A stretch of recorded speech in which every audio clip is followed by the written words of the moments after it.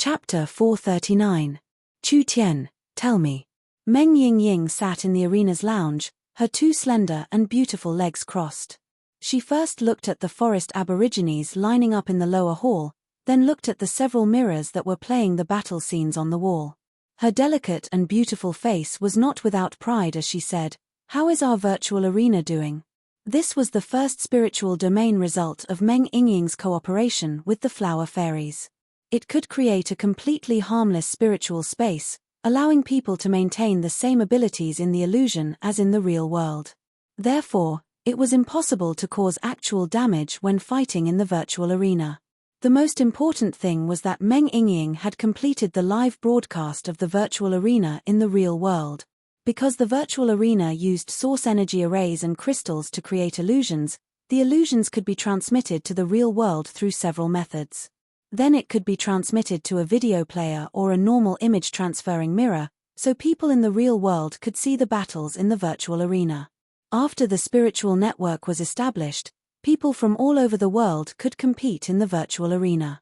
This kind of battle would not result in casualties or enmity, nor would it cause severe damage because of the battle.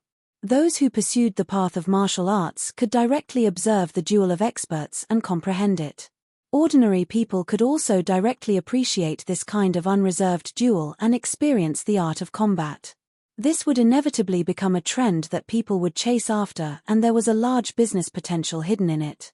When the virtual arena became popular in the future, even if it was just a small fee, it would be enough to make a large profit. Nangong Yun was even more whimsical. She wanted to open a casino, she wanted to hold competitions, and she wanted to turn the virtual arena into a culture. Nangong Yun was a very combative person. This kind of virtual arena was simply the best place for her to relax. She imagined that whether it was for combative people, gamblers, or ordinary people, the virtual arena would have a broad market. Meng Qingwu also expressed her support for this proposal. Chu Tian deliberately poured cold water on her. "You're satisfied with this? I'm telling you, with this virtual arena of yours, I can find at least a dozen flaws." "Impossible."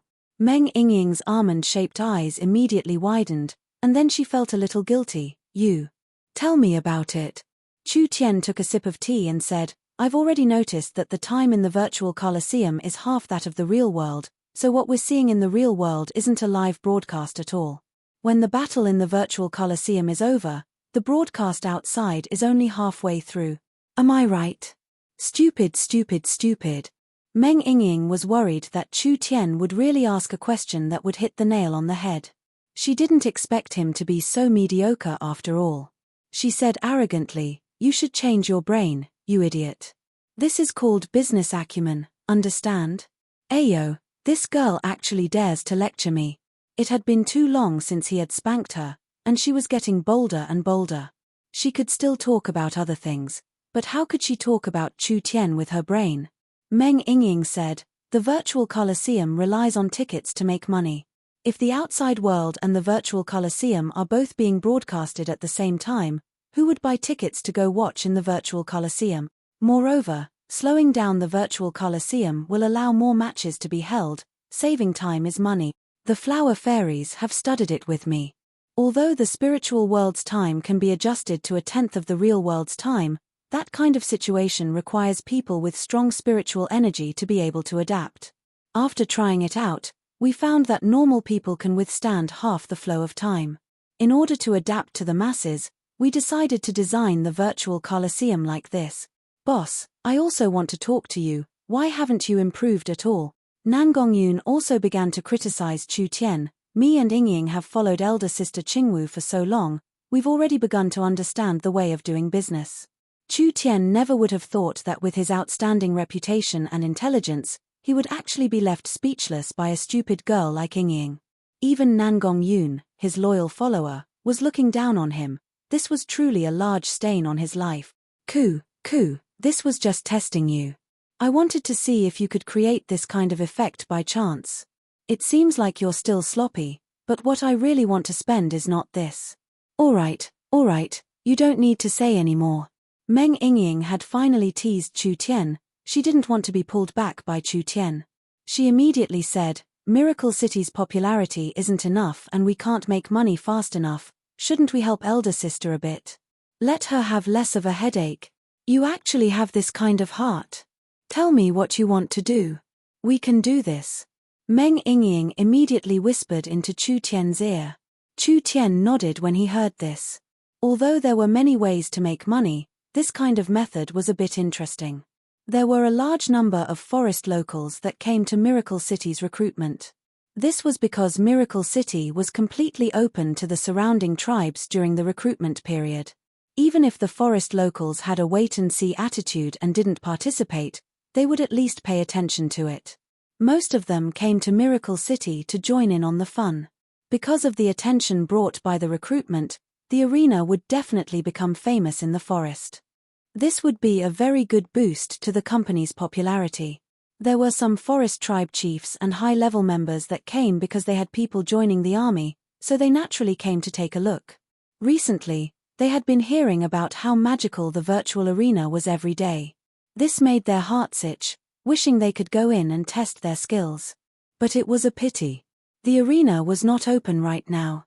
It was impossible for these people to join the army, so they could only suppress their curiosity and ask about the situation of the arena every day. But when they were bored, Miracle City released another piece of news.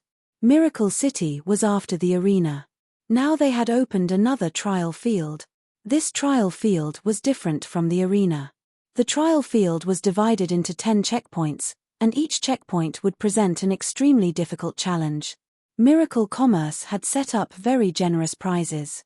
It said that whoever could break through to the 5th stage would be rewarded with 100 low-grade source stones. Whoever could break through to the 8th stage would be rewarded with 1,000 low-grade source stones, and whoever could break through to the 10th stage would be rewarded with 10,000 low-grade source stone. Other than the generous source stone rewards, each stage would have a random gift. They were all top products of Miracle Commerce or unexpected surprises. They couldn't be miss. Of course the trial field wasn't free. Each challenge required 2 source stones and one had to be at least in the true spirit realm to have the qualifications to challenge. This was simply made for the forest experts. Recently, these people's hearts had been itched by Miracle City's arena. Now that there was another trial field, how could they miss it? Wasn't it just 2 source stones? Even if these true spirit experts were poor, they wouldn't be unable to take out a trivial 2 source stones. This news had only been released for a few hours. 7-8 chiefs led 50-60 tribe experts to the trial field. The Minotaur chief Arnold was one of them. He anxiously shouted as soon as he arrived, "How do I play in the trial field? Quickly tell me, I want to earn 10,000 source stones." "Ha, ha, Arnold, with your brain, you still want to earn 10,000 source stones? Let me do it." The reason why these people were filled with confidence was because Miracle City's advertisement clearly stated that in the 10 stages of the trial field, the monsters and demon beasts that appeared were not strong. As long as they used the right method, even a first true spirit layer expert could easily pass them. How could these chiefs who were proud of themselves not be moved? The weakest among them was in the 3rd true spirit layer. They could earn 10,000 source stones by passing all 10 stages. This kind of temptation was just too big. Meng Yingying stood at the entrance of the trial field and politely said to everyone, "Respected warriors, because the trial field is still being tested, the space isn't that big. It can only hold 10 people at most, so warriors that want to challenge must first pay the fee. I'll go first." Arnold took out 2 prime val stones and gave them to Meng Yingying, who was collecting the money. His 2 large nostrils breathed out roughly as he looked at the other chiefs with a face full of anger. "Just wait and see, I will definitely succeed." When Arnold entered the trial field, he immediately appeared in an illusion. This was a small hall. After a few minutes, there were sharp howls in his ears as a large group of ghosts appeared in the hall.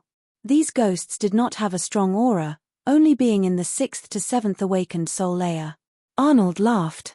This kind of trash wanted to deal with father. This money was a bit too easy to earn. Arnold raised his massive axe and condensed energy on the axe's edge. In an instant, the spectre's corporeal body was destroyed. Then a second, a third, a fourth. Although there were many spectres, these monsters were not very powerful. Arnold used 10 minutes to completely destroy them. When Arnold thought he could easily pass the stage, he was suddenly surprised to find that the ghosts he cut apart gathered together again. There wasn't a single one missing. What is going on? Arnold stared with wide eyes, not understanding why this kind of situation had occurred. However, the Minotaurs would not use their brains to solve things that they could use their muscles to solve. He wildly charged around and finally killed all of the specters. Countless fragments gathered again. The ghosts all recovered. Damn, could he have been tricked? This was simply a dead end, how could he pass it? When Arnold killed all the ghosts for the third time, he felt like he had used up most of his strength, but what made him feel despair was that the ghosts gathered together again. This time, Arnold did not have the strength to kill them all. When Arnold calmed down and observed, he finally found something fishy. The statues in this palace all had some kind of formation supporting them. It was this power that allowed the specters to revive. If Arnold had found a way to destroy the statues from the start, he could have easily killed all the specters. Damn it! Why am I so stupid? I didn't even notice such an obvious mechanism. Arnold did not have any strength left.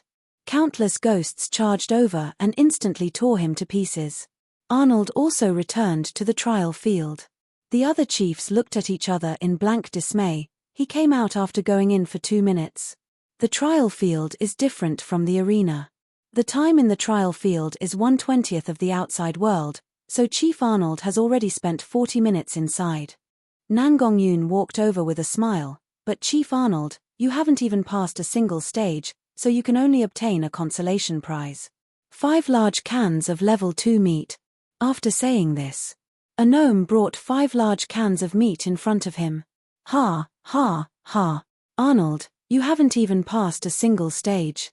These people immediately began to unscrupulously laugh at him. Arnold's bull face immediately turned red. He angrily argued, fuck, I was just careless. I want to play again. Arnold once again entered the trial space. In the end, Arnold came out in less than 30 seconds. Arnold's bull face twitched a few times. Damn, the statues can't be blindly destroyed. They have a certain pattern and have to be destroyed in order. Come again, come again. This Minotaur chief was clearly losing impatiently. He entered the trial space again and again, but most of the time, he didn't even last 2 minutes before leaving. This repeated over and over again. He had played a dozen rounds and used up more than 30 low-grade source stones. I've definitely found the pattern.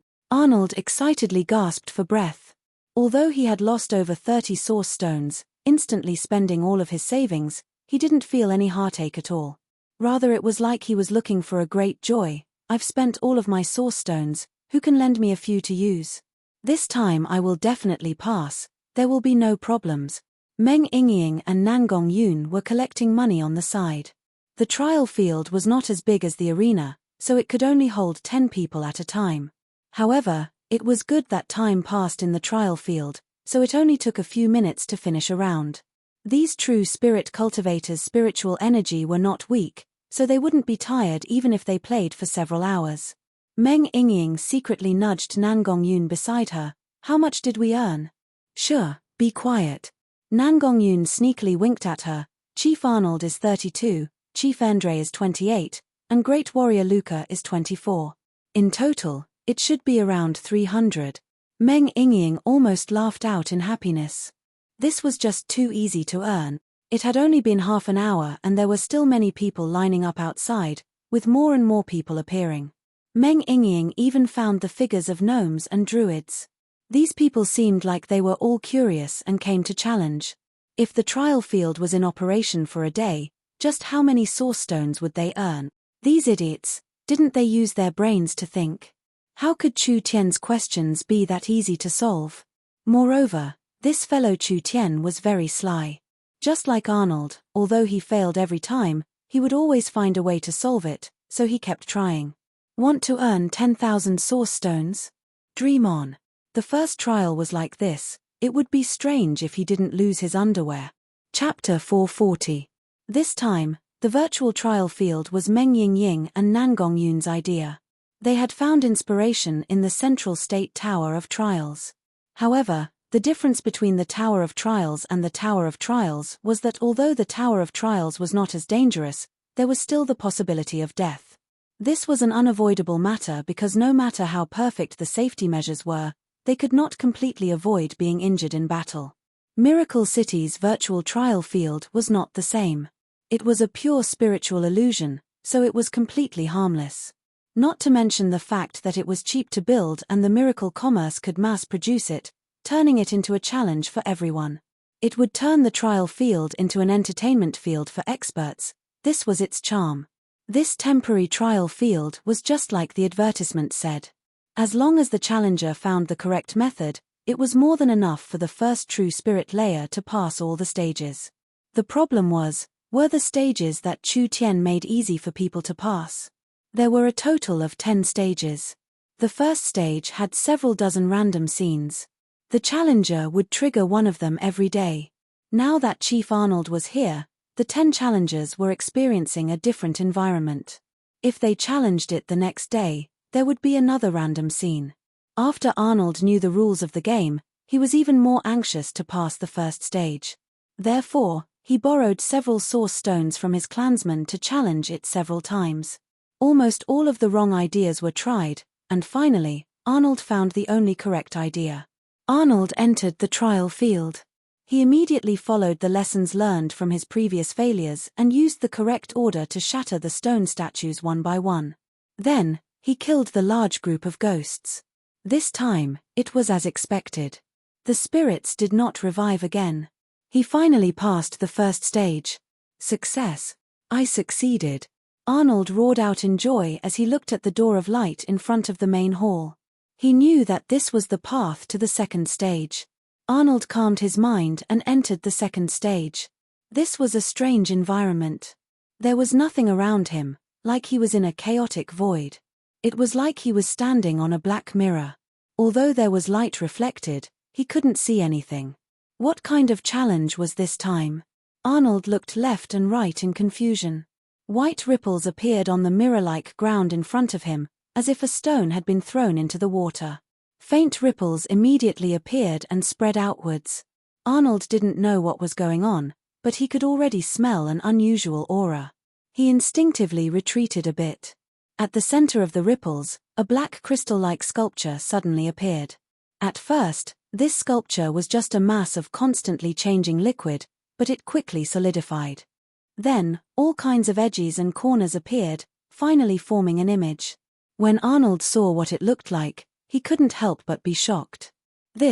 Wasn't that him? This was a mirror image that looked exactly like Arnold. However, Arnold was very clear that this was definitely not an ordinary mirror image, because he could only feel coldness from the other party's eyes. It was an absolutely calm and emotionless gaze. Arnold immediately understood. The second stage of the trial was to defeat himself. Interesting. Arnold had fought with countless forest experts, but he had never fought with himself before. He never thought that he would be able to experience the feeling of fighting with himself here.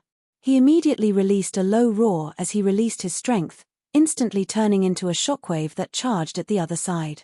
The Minotaurs most commonly used charge. The Minotaurs used their powerful bodies and spirit energy to charge at the opponent, breaking down their defenses. Although it was a direct attack without any technique, there was no need to doubt its destructive power. The mirror image seemed to have expected that it would encounter this kind of attack, and immediately dodged sideways, sending out an axe light that directly swept away Arnold. Arnold was shocked to find a terrifying problem. This mirror image was not just like him, it had a deep understanding of him. Whether it was strength, cultivation technique, or martial skills, they were all the same. But the two of them had a deep understanding of him. Compared to Arnold, the mirror image was much calmer. Therefore, it could find Arnold's flaws and launch the most effective attack. Too powerful. Arnold already understood the meaning of the trial.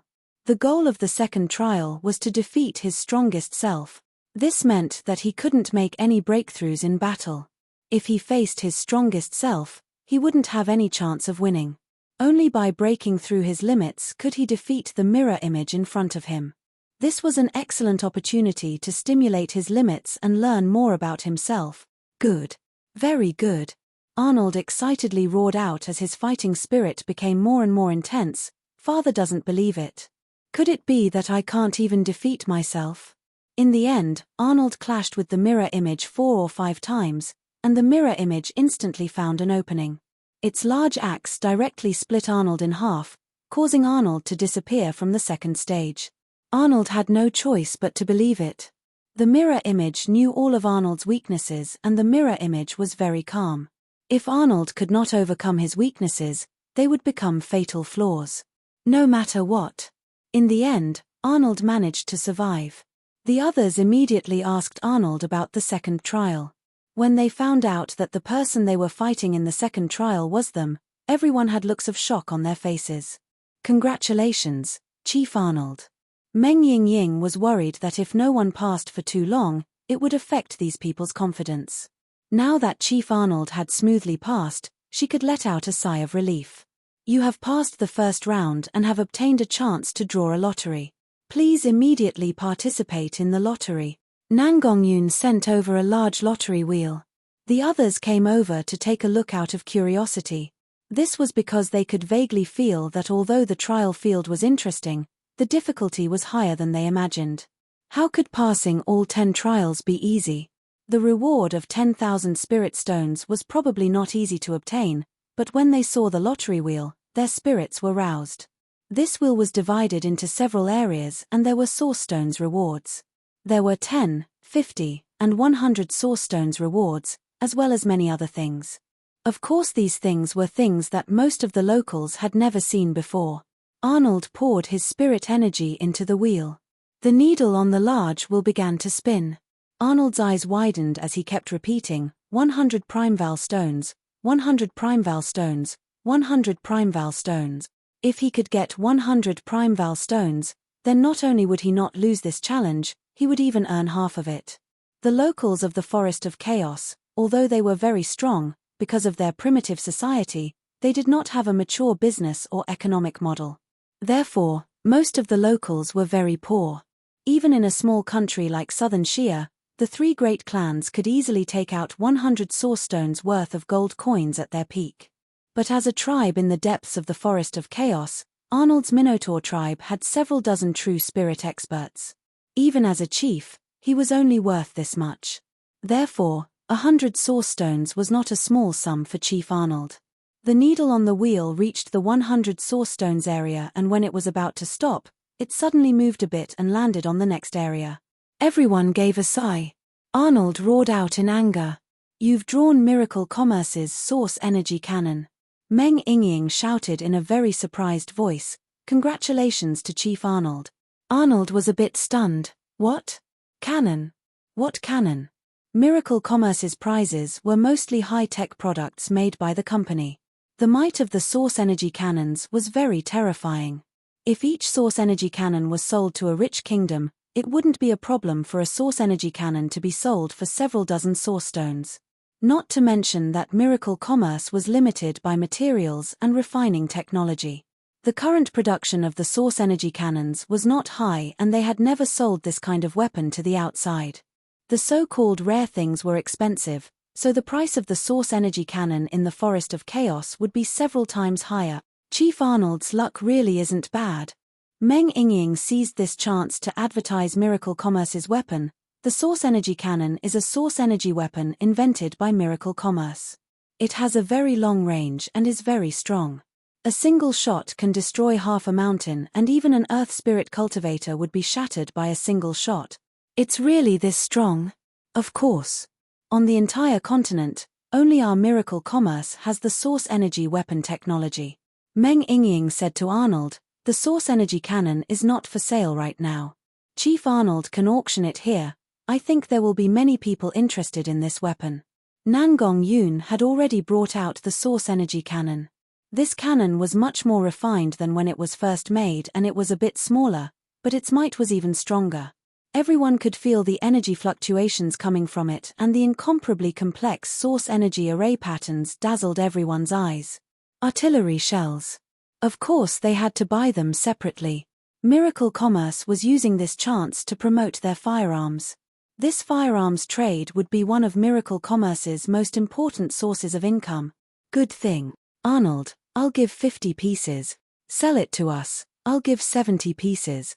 Arnold didn't want to sell it at first because he could see that this thing had shocking might. If it was placed in the Minotaur Valley, it would increase the defenses of the Minotaur Valley by a large amount. But as the bids became higher and higher, Arnold was moved in the end. He sold it to a forest merchant for 120 low-grade primeval stones. Arnold never would have thought that not only would he not suffer a loss, he would even earn back the cost, even earning double the amount of source stones. This was not just a matter of reward, it was also a matter of dignity and face. Arnold was the only one of the challengers to pass the test. This trial field is too fun. Interesting, it's a bit interesting. Arnold put the source stones in his pocket and said with a laugh, "But I'm tired from playing today, I'll go back and sleep before continuing." Because time flowed very slowly in the trial field, this kind of spiritual illusion could easily cause fatigue. Arnold had only played for an hour on the surface, but his mind had been fighting for close to 20 hours. The continuous mental fatigue stacked on top of each other, and even a minotaur like Arnold felt a bit tired. Arnold had picked up a large bargain. The others couldn't sit still again. When they found out about the second trial, everyone felt like their hearts were being scratched by a cat. The trial field's business was very good from start to finish. After an entire day, there were more and more people lining up. The trial field was never empty from start to finish. Nangong Yun and Meng Yingying's hands were almost sore from collecting money. Chapter 441. Meng Yingying and Nangong Yun happily handed over their spoils to Chu Tian. It was a large bag of source stones and the three of them carefully counted it. There was a total of 3,500 low-grade source stones. When this number appeared in front of them, the three of them were still very shocked. Although they had used the conscription to attract many forest experts, it was still too exaggerated to have this kind of result. Chu Tian thought of the rough valuation that Meng Qingwu had done today. Miracle Commerce's total assets converted into source stones was less than 200,000 low-grade source stones. As for the money in the warehouse, it was around 30–40,000 low-grade source stones. Miracle Commerce had been established for over a year. This was all their harvest. Although Meng Qingwu and Chu Tian were a bit dissatisfied, this was not a small number for any power or family. Chu Tian and Meng Qingwu had started from scratch, and they had started from scratch in a small country. Being able to do this in a year was a matter to be proud of. Looking at it now, it really was too little. They had built a small trial field together and they had earned a large income of 10% of Miracle Commerce's cash in a single day. This also showed the huge commercial potential of the virtual spiritual technology. This was definitely a good thing to make quick money with. Meng Yingying said in a very emotional voice, "You don't know since you weren't there, but those locals were too crazy. Don't look at how poor they are normally, it was like they picked up money from the ground. Those fellows that didn't get a chance to line up almost started fighting with each other. I'm very puzzled, is it really that fun? The Forest of Chaos is rich in resources and the locals do not lack cultivation resources. The environment here is very closed and there aren't any foreign goods, so there aren't many places to spend money. Source stones are not omnipotent in the Forest of Chaos, so their desire for source stones is not like the outside world." Chu Tian thought about it and said, "Of course, the main reason is because their lives are too boring and empty. It was hard to find a place to have fun, and although we know that it is hard to earn money from the trial field, we still couldn't resist the itch to try it out. Who cares?" Nangong Yun excitedly said, "Excluding the cost of operating the spiritual space and the prizes for them, we can earn at least 3,000. 10 days is 30,000. We'll first slaughter these fellows and solve Miracle City's financial crisis. We have to cast a long line to catch a big fish. It's not enough to just focus on these people. We have to make a name for ourselves and attract more people." Chu Tian shook his head. "This trial field is too simple. It won't take more than 10 days to half a month for people to get bored with it. At that time, the profits will naturally drop. Since we want to ruthlessly slaughter these guys, we need to create better and better attractions." Meng Yingying asked, "What do you want to do?" "Simple," Chu Tian chuckled. "Let's make a bigger, more fun, and more interesting trial field. In the next few days, on one side was the fiery recruitment and on the other side was the virtual trial field's popularity. There were some shaman priests and green religion priests that came to line up. Everyone gathered together to discuss strategies and how to deal with their own mirror images, but most of them were complaining that the trial field was too small, making them line up for a long time without being able to play a single round. Just as the people were waiting in line and feeling very annoyed, someone suddenly said, "Hey, do you know? I've heard the latest news. The city lord has brought people to create a new trial field and the trial content here will be moved over. At that time, even if 1,000 people start at the same time, it will be more than enough." Really? Arnold and the others revealed looks of joy. If there really was a trial field that could hold 1,000 people, would they still need to line up like this? I've also heard of it. The new trial field is different from this one. Not only will it have individual challenges, it will also have group challenges.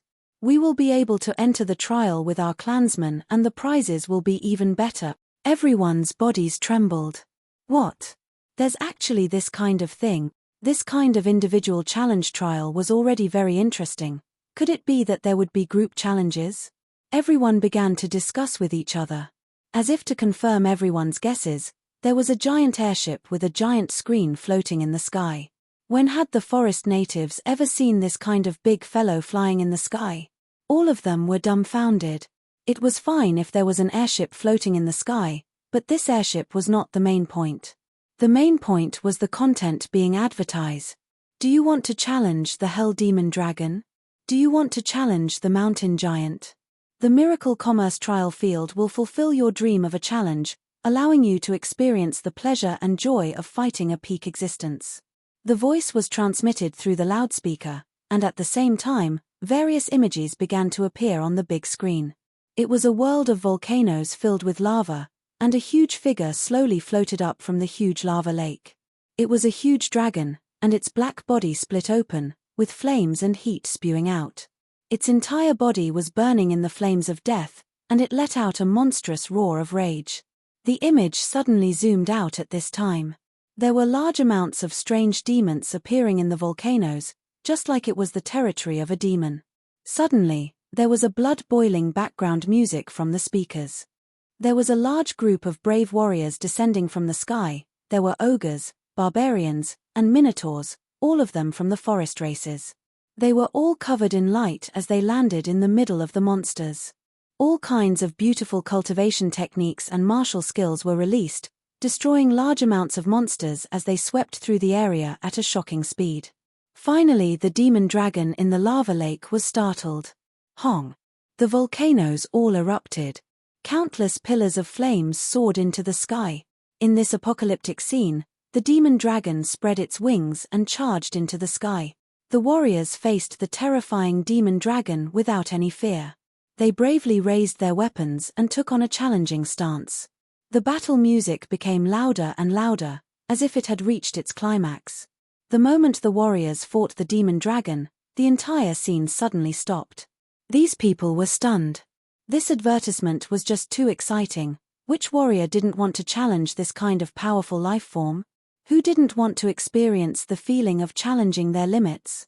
But they only had one life in the real world. No one would do something stupid like sending themselves to death. Moreover, even if they wanted to slay a dragon, the dragon might not care about them. The locals all felt a wave of anger in their chests. They wanted to excitedly shout out and immediately rush to the trial field to experience it. Even if they had to spend more source stones, they had to try it. How many times would they have this kind of chance in their lives? Not to mention that the airship would only cost 5 low-grade source stones each time.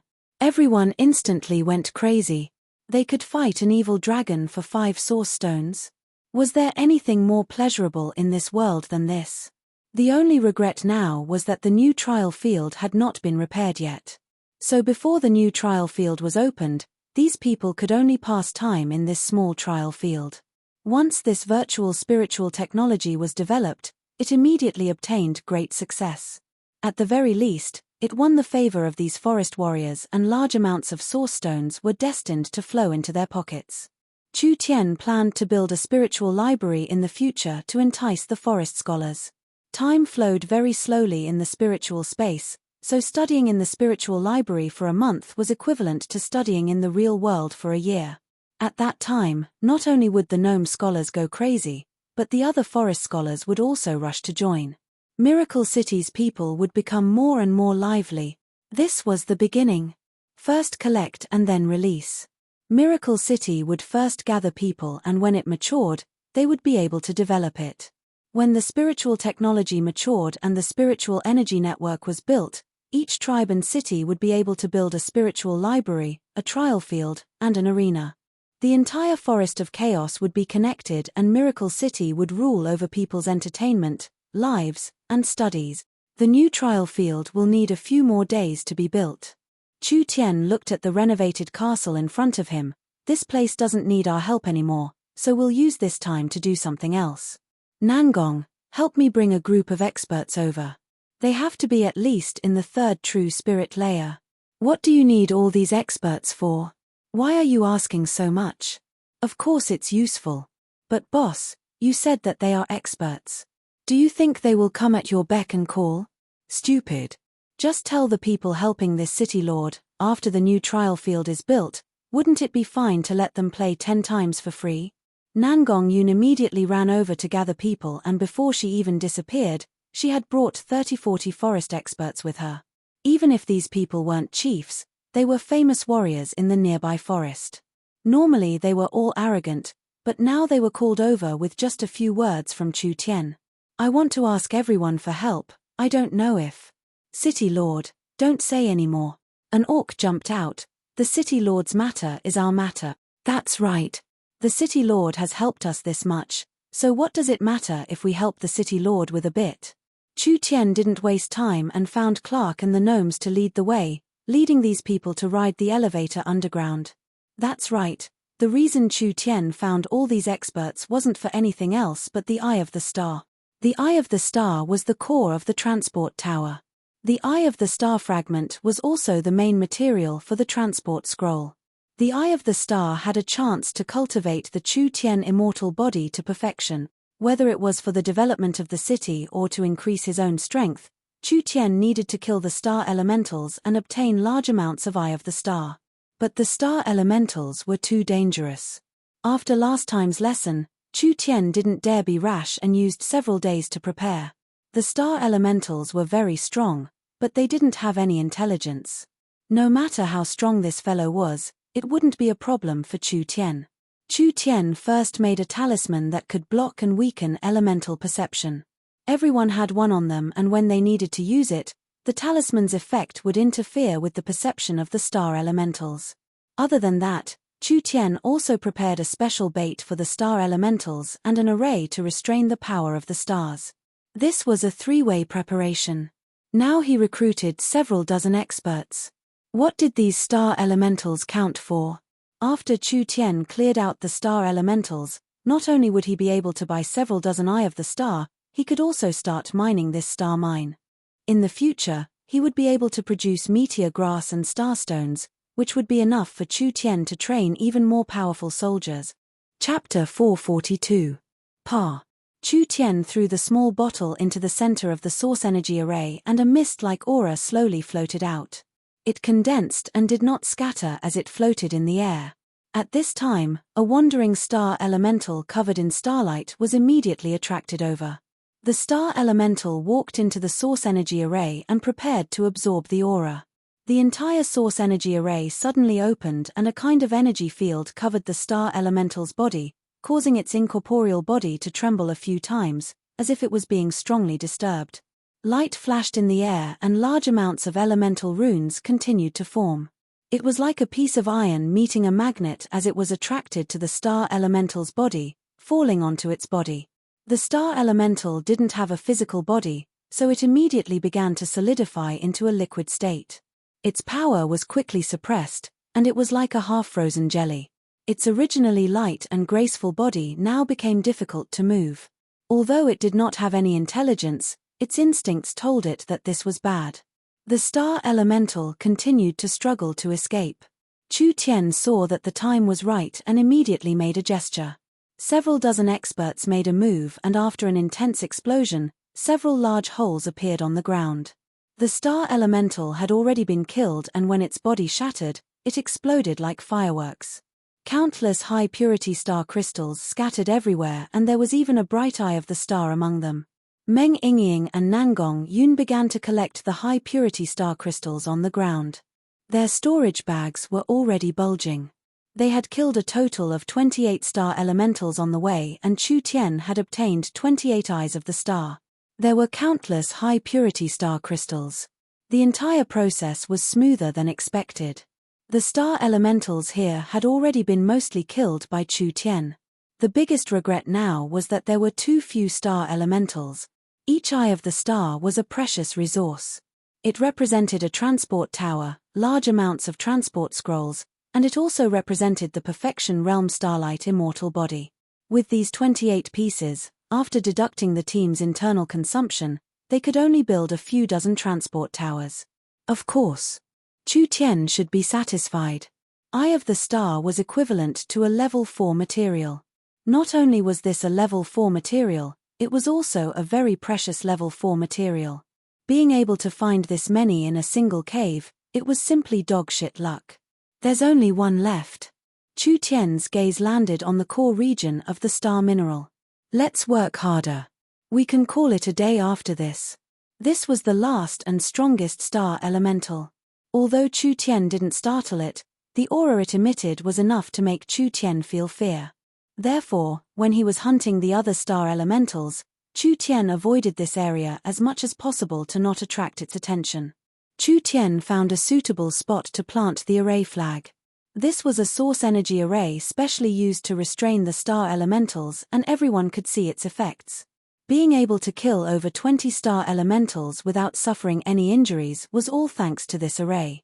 Once those dangerous astral elementals entered the formation, they were immediately suppressed. They couldn't resist at all and could only wait to be slaughtered.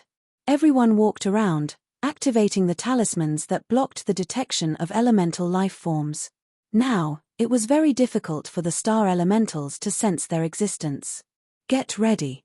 Begin. Chu Tian threw a small bottle into the center of the array.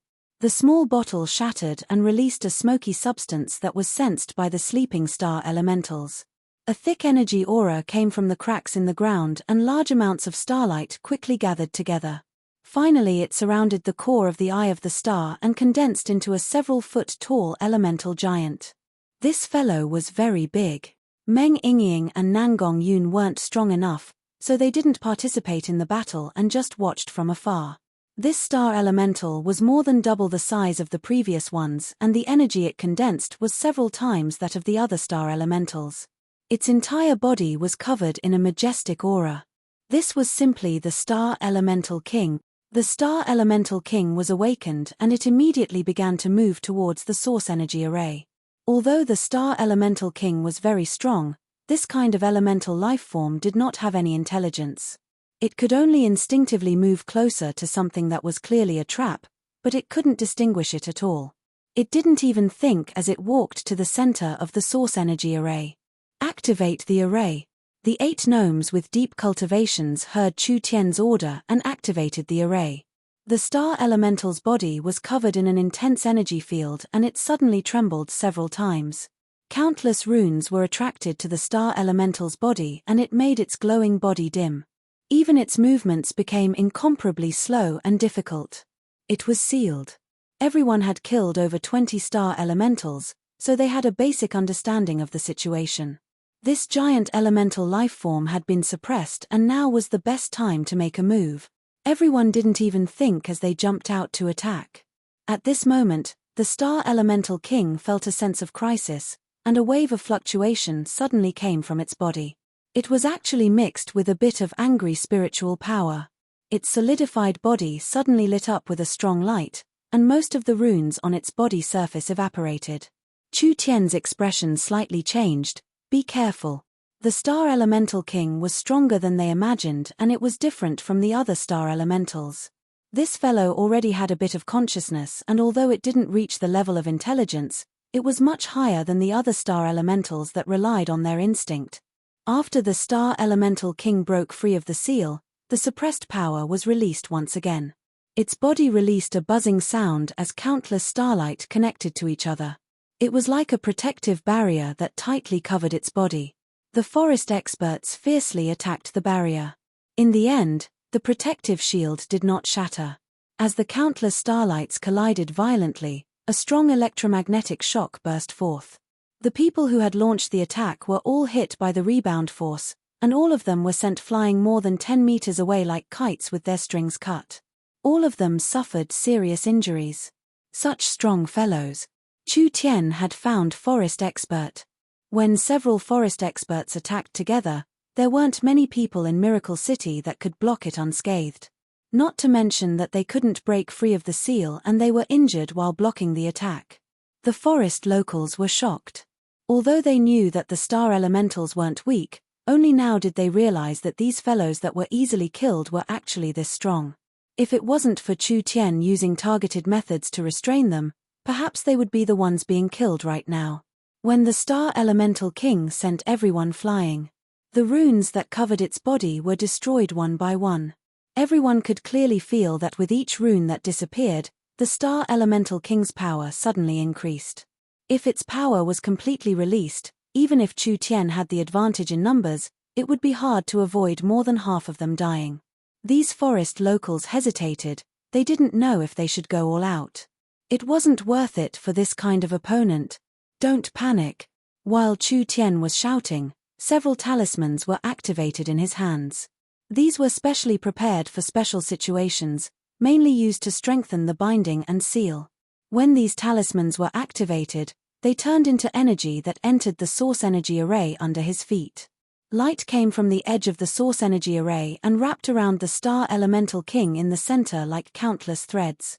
The power of the seal doubled. The star elemental king couldn't fight back for now. This kind of suppression was too short, it could only last 2-3 seconds at most. The star barrier released by the star elemental king hadn't been broken. This layer of defense was enough to protect it before it recovered its mobility and strength. Everyone had seen the might of this defense. Although the attacks of several forest experts had weakened the defense a bit, it was still very strong and it couldn't be easily broken. Chu Tian activated the starlight immortal body. He had to make a move in this situation. The demon god's sword source spirit was released. Chu Tian communicated with the netherworld artifact spirit and flames quickly covered his body. His sword art was released to the peak and he took a step forward, turning into 8 clones that released an overbearing sword glow that slammed into the star elemental's defensive barrier. A deafening explosion sounded out. Chu Tian's strength couldn't compare to the forest experts working together, but Chu Tian's demon god's sword source spirit had a strong destructive attribute and the netherworld flame that had evolved many times was the nemesis of defensive cultivation techniques. The 2 attacks caused the star elemental king's defense to explode. There was a rebound that was like an avalanche that came crashing down. The flames covering Chu Tian's body were shattered, and a large number of cracks appeared on the starlight protecting his body. He was instantly bounced dozens of feet away and fell to the ground like a cannonball, creating a large pit with a loud bang. A good chance. The demon god's sword source spirit was close to a god-level source spirit. Its destructive power destroyed the star elemental's protective barrier and created a precious opportunity for the others. The others all attacked together and the star elemental king was violently attacked, finally shattering into pieces. Chu Tian, are you all right? Meng Yingying and Nangong Yun helped Chu Tian up. I'm fine. Chu Tian waved his hand. Although his cultivation base wasn't high, he still had the large success immortal body, so this rebound wouldn't be fatal. Collect the spoils of war. The star elemental king was truly worthy of being the strongest star elemental. There were 4-5 times more high-purity star crystals than before and the quality of the eye of the star was also a level higher. This kind of eye of the star could kill several of them. This area is basically safe because the ferocious astral elementals have always occupied this area. Other crypt monsters have not been active nearby. We can build this area into the Devil's Mouth's outpost to prepare for future exploration of the deeper underworld. Chu Tian said to Clark, Other than that, the resources here are very important to Miracle City's future development, so quickly gather people to arrange the defenses. When Chu Tian finished his task and was prepared to leave, Nan Gongyun suddenly said, "There seems to be something here." After the Star Elemental King was destroyed, other than the large amount of star crystal fragments and the Eye of the Star, there were still some other things left. Chapter 443. Chu Tian followed Nan Gongyun's direction and saw that where the Star Elemental King was killed, there was a glowing liquid substance. This thing looked like mercury, and it was hard to find in this environment if one didn't look carefully, so it's star marrow. This is a very rare recovery sacred medicine. It's just a sacred medicine? Nan Gongyun thought she had found some treasure.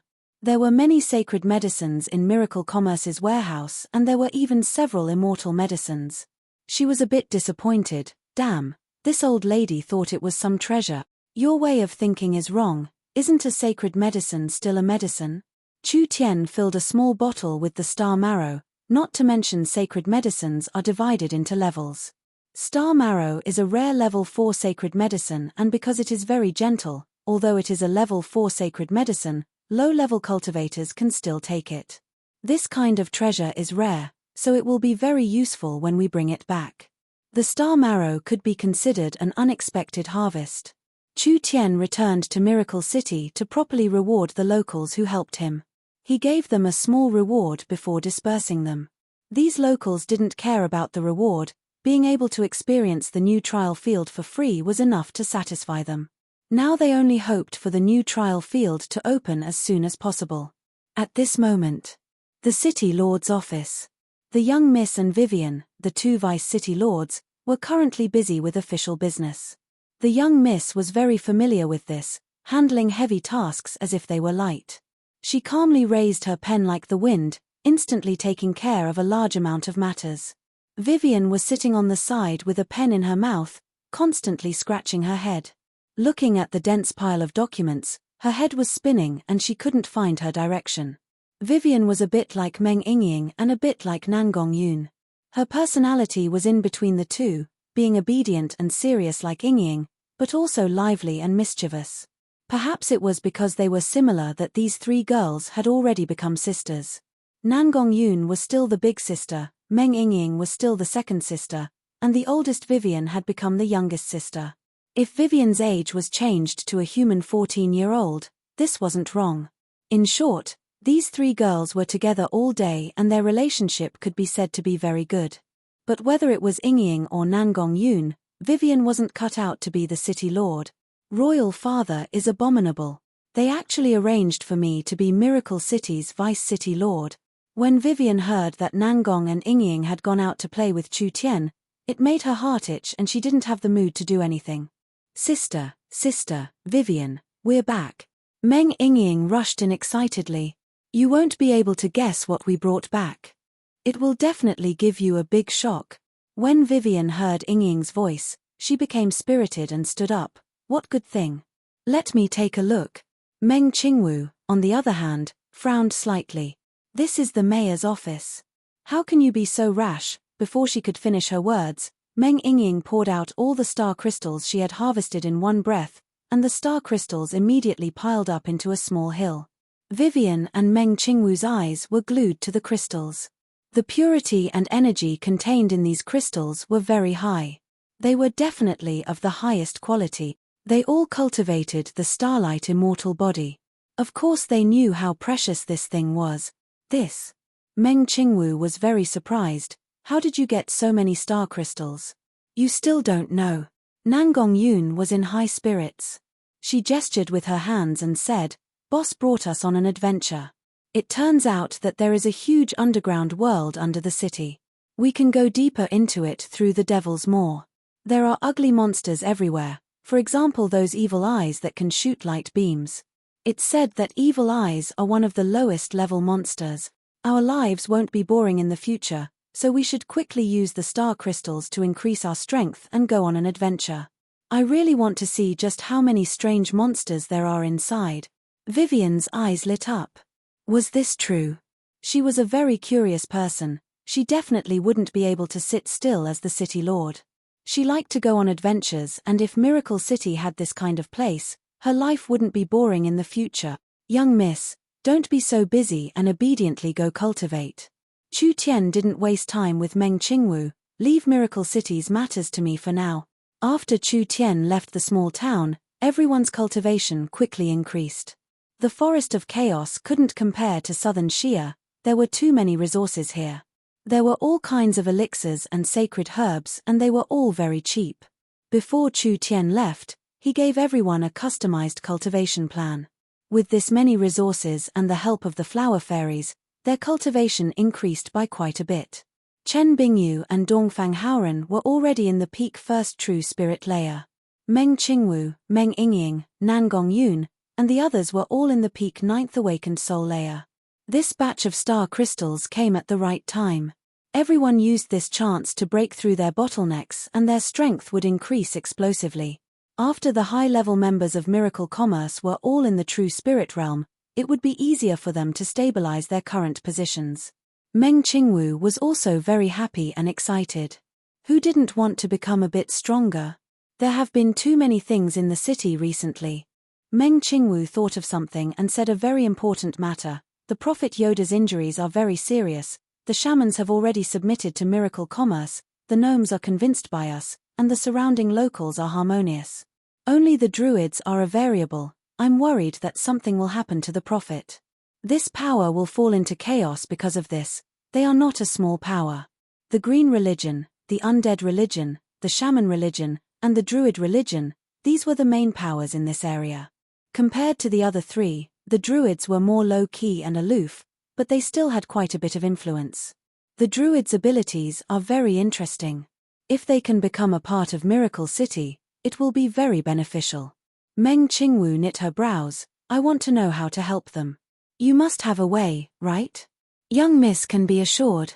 Chu Tian said to Vivian beside him, I'll bring Vivian over. This small problem will be easily solved. That's right. Vivian didn't want to sit in the office for a long time. Elder sister can be assured of going into closed-door cultivation. There's still us. Chu Tian cut in. The young miss is too weak. I am the respected Miracle City's Vice City Lord. How could my trivial awakened soul realm cultivation be enough? This is too outrageous. Meng Qingwu snappily said, then we've really lost face for Sir City Lord. It's fine, it's fine. Chu Tian said with a giggle.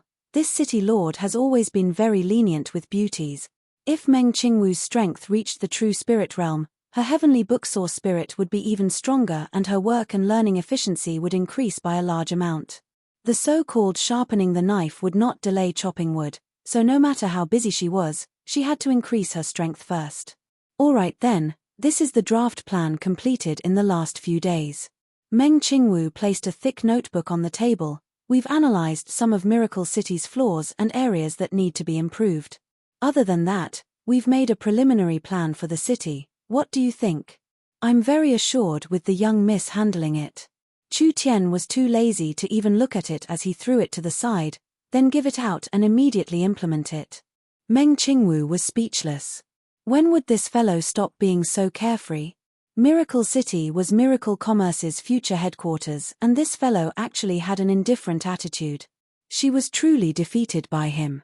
Although she was very dissatisfied with Chu Tian's sloppy appearance, Meng Qingwu could feel his trust in her, which made her feel a bit satisfied. Meng Qingwu brought Yingying, Nangong, and the others into closed-door cultivation. Chu Tian needed to solve the druid problem, so he ran to the alchemy room to refine several star marrow pills. It was hard for Chu Tian to process level 4 materials with his current strength because level 4 alchemy arrays couldn't be used by true spirit cultivators and level 4 and below alchemy arrays couldn't refine level 4 materials. But the star marrow was very gentle, so it could be used without any refining. Chu Tian could completely merge the star marrow with level 3 materials. He could make several star marrow pills like this and their effects wouldn't lose to level 4 recovery sacred pills. Chu Tian took one first and the star marrow pill's effects filled his body, immediately showing its effects.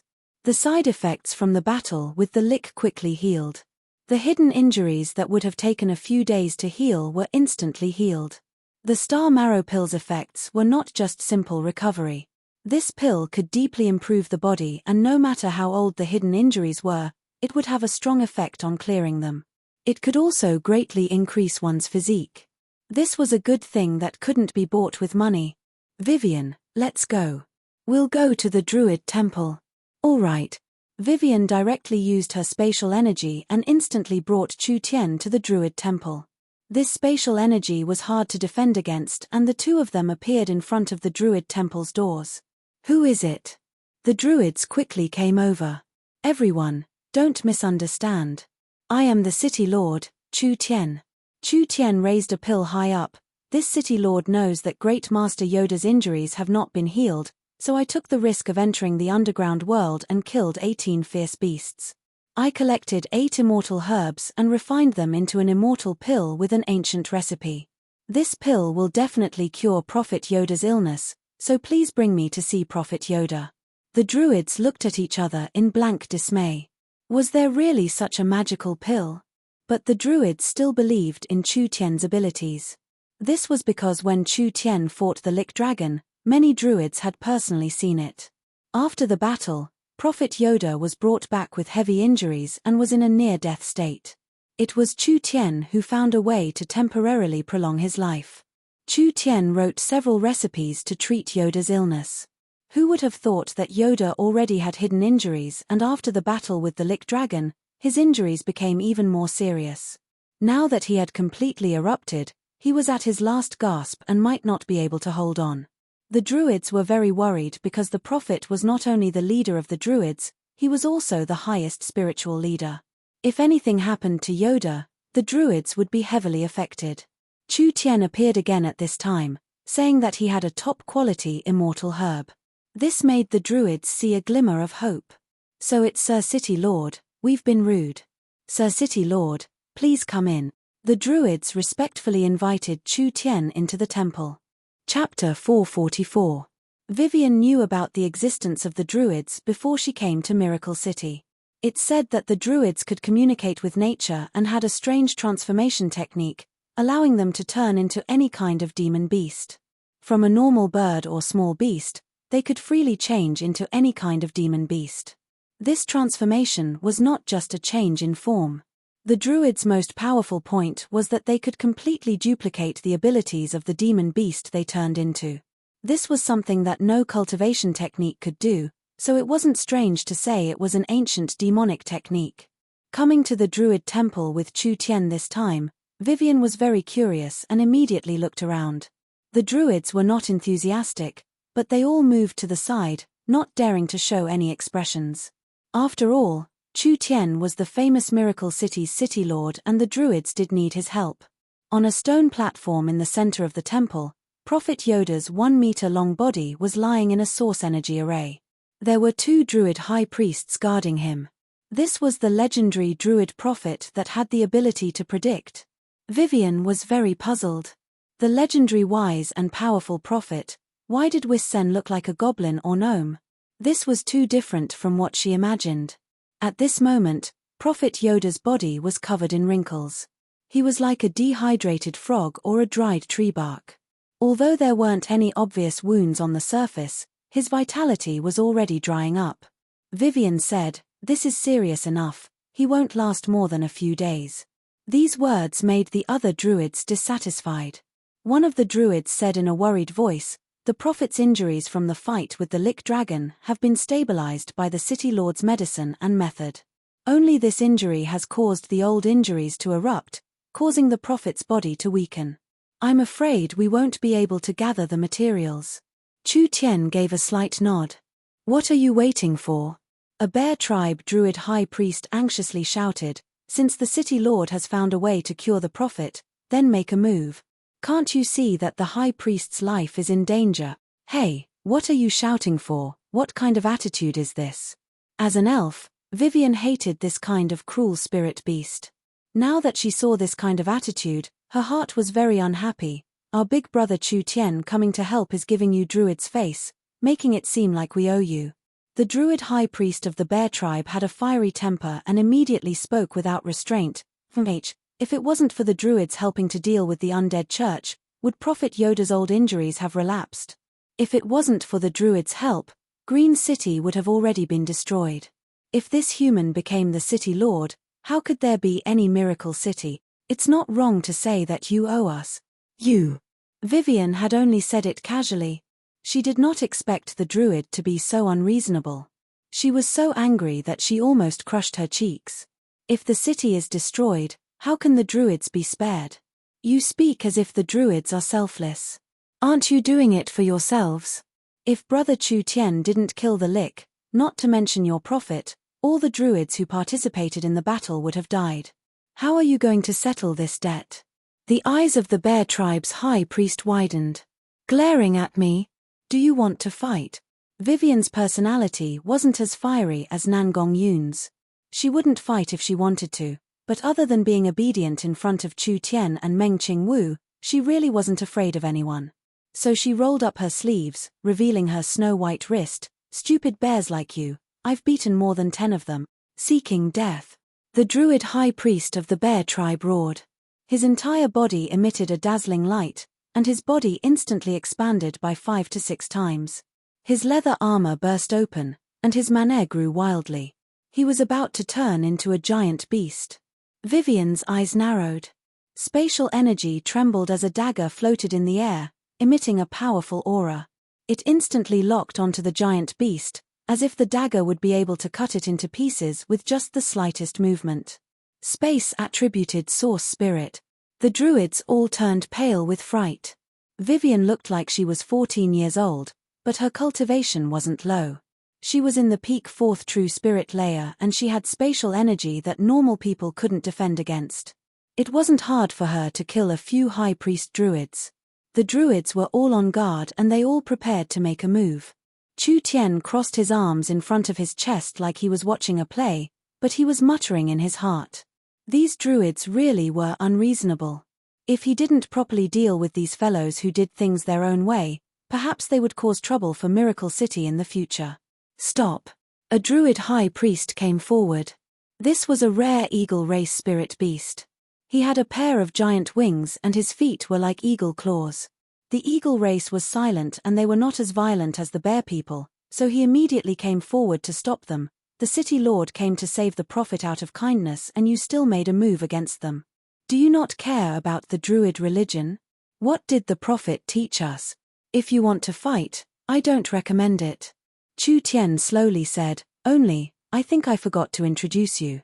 This is Vivian from the Eternal Forest. She is Miracle City's Vice City Lord, the Eternal Forest's Elven King's youngest daughter, as well as the Eternal Forest's most talented elven wings.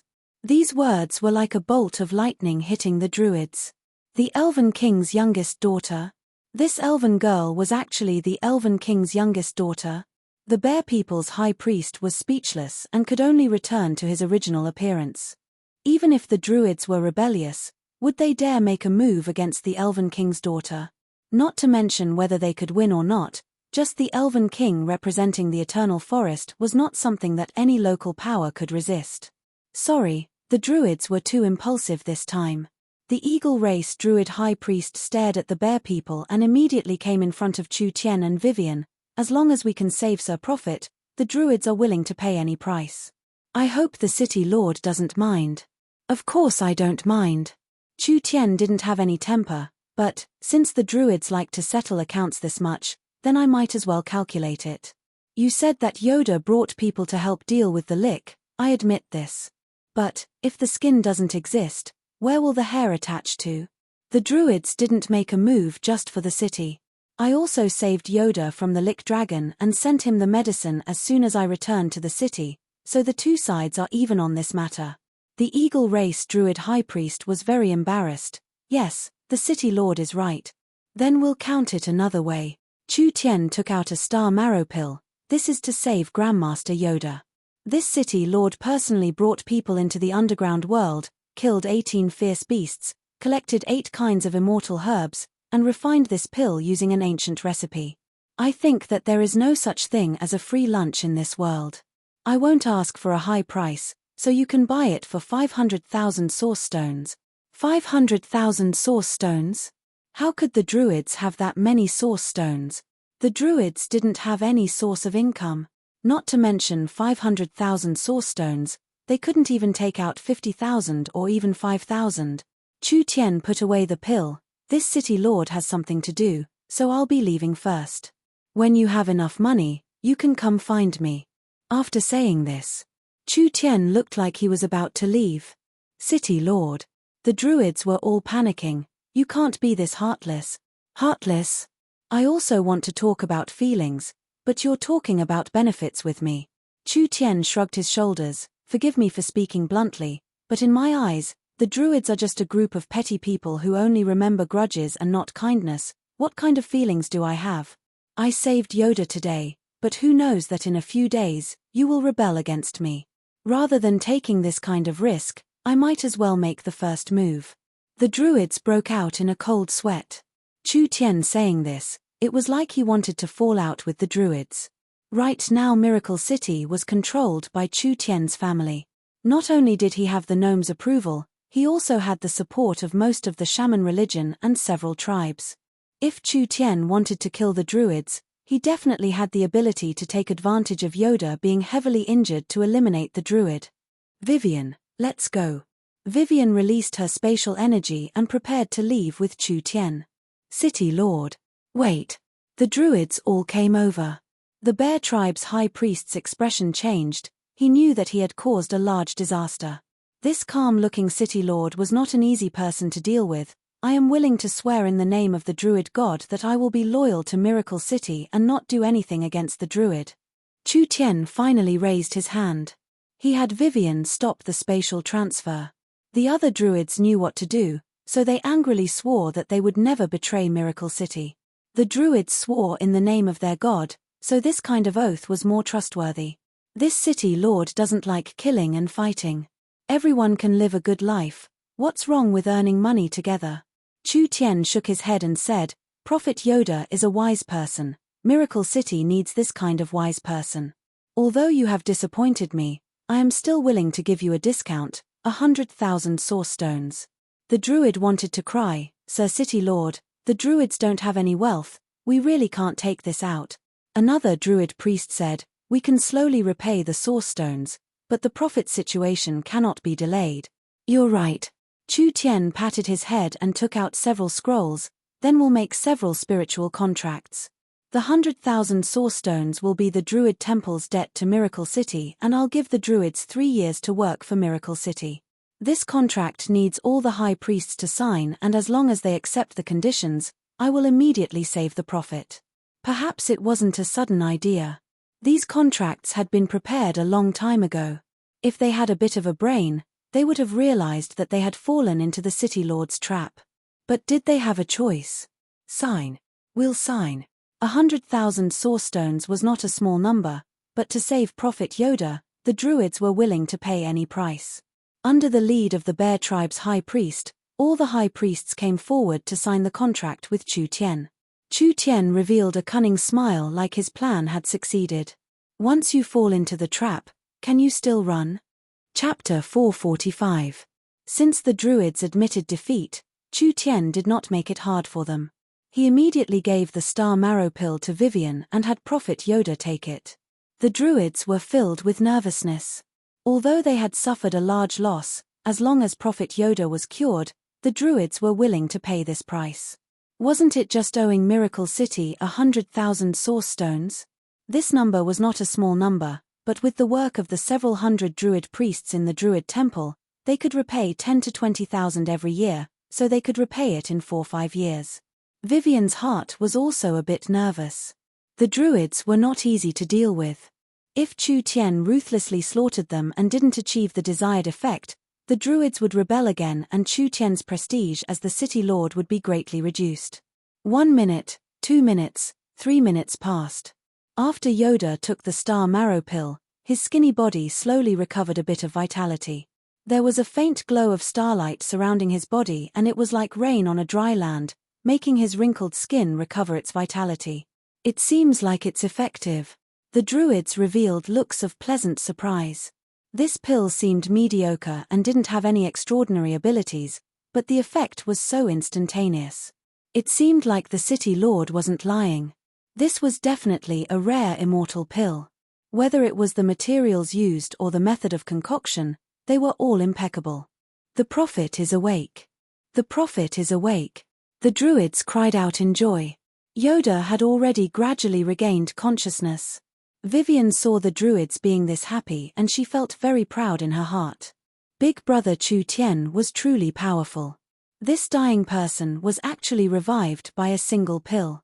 Chu Tian nodded in satisfaction. Prophet Yoda, how do you feel? Yoda was the spiritual pillar of the Druid religion. Although the Druid religion had several high priests, just the high priest's power alone couldn't stabilize the religion.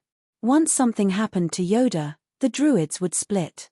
It wouldn't just be the Druid religion's problem, but rather the entire Miracle City's problem. Chu Tian didn't want Miracle City's conscription to go wrong. Yoda woke up and was stunned for half a second. He was surprised to find that his body had changed. The injuries from my battle with the Lick Dragon have completely recovered and the old injuries are clearly improving.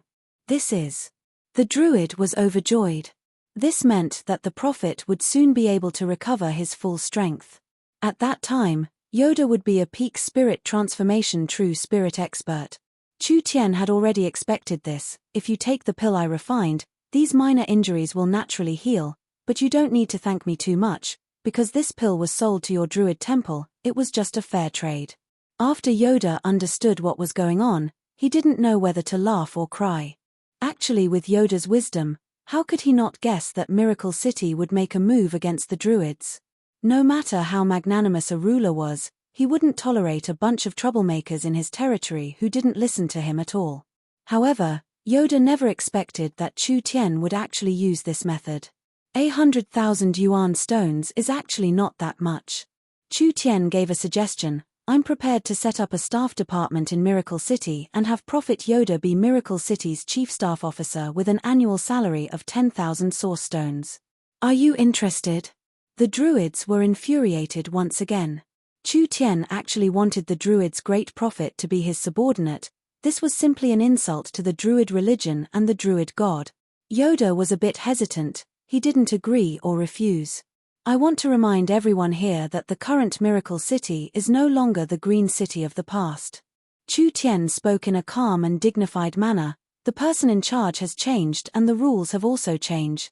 I respect the Druid culture, so I can create an autonomous region in the city.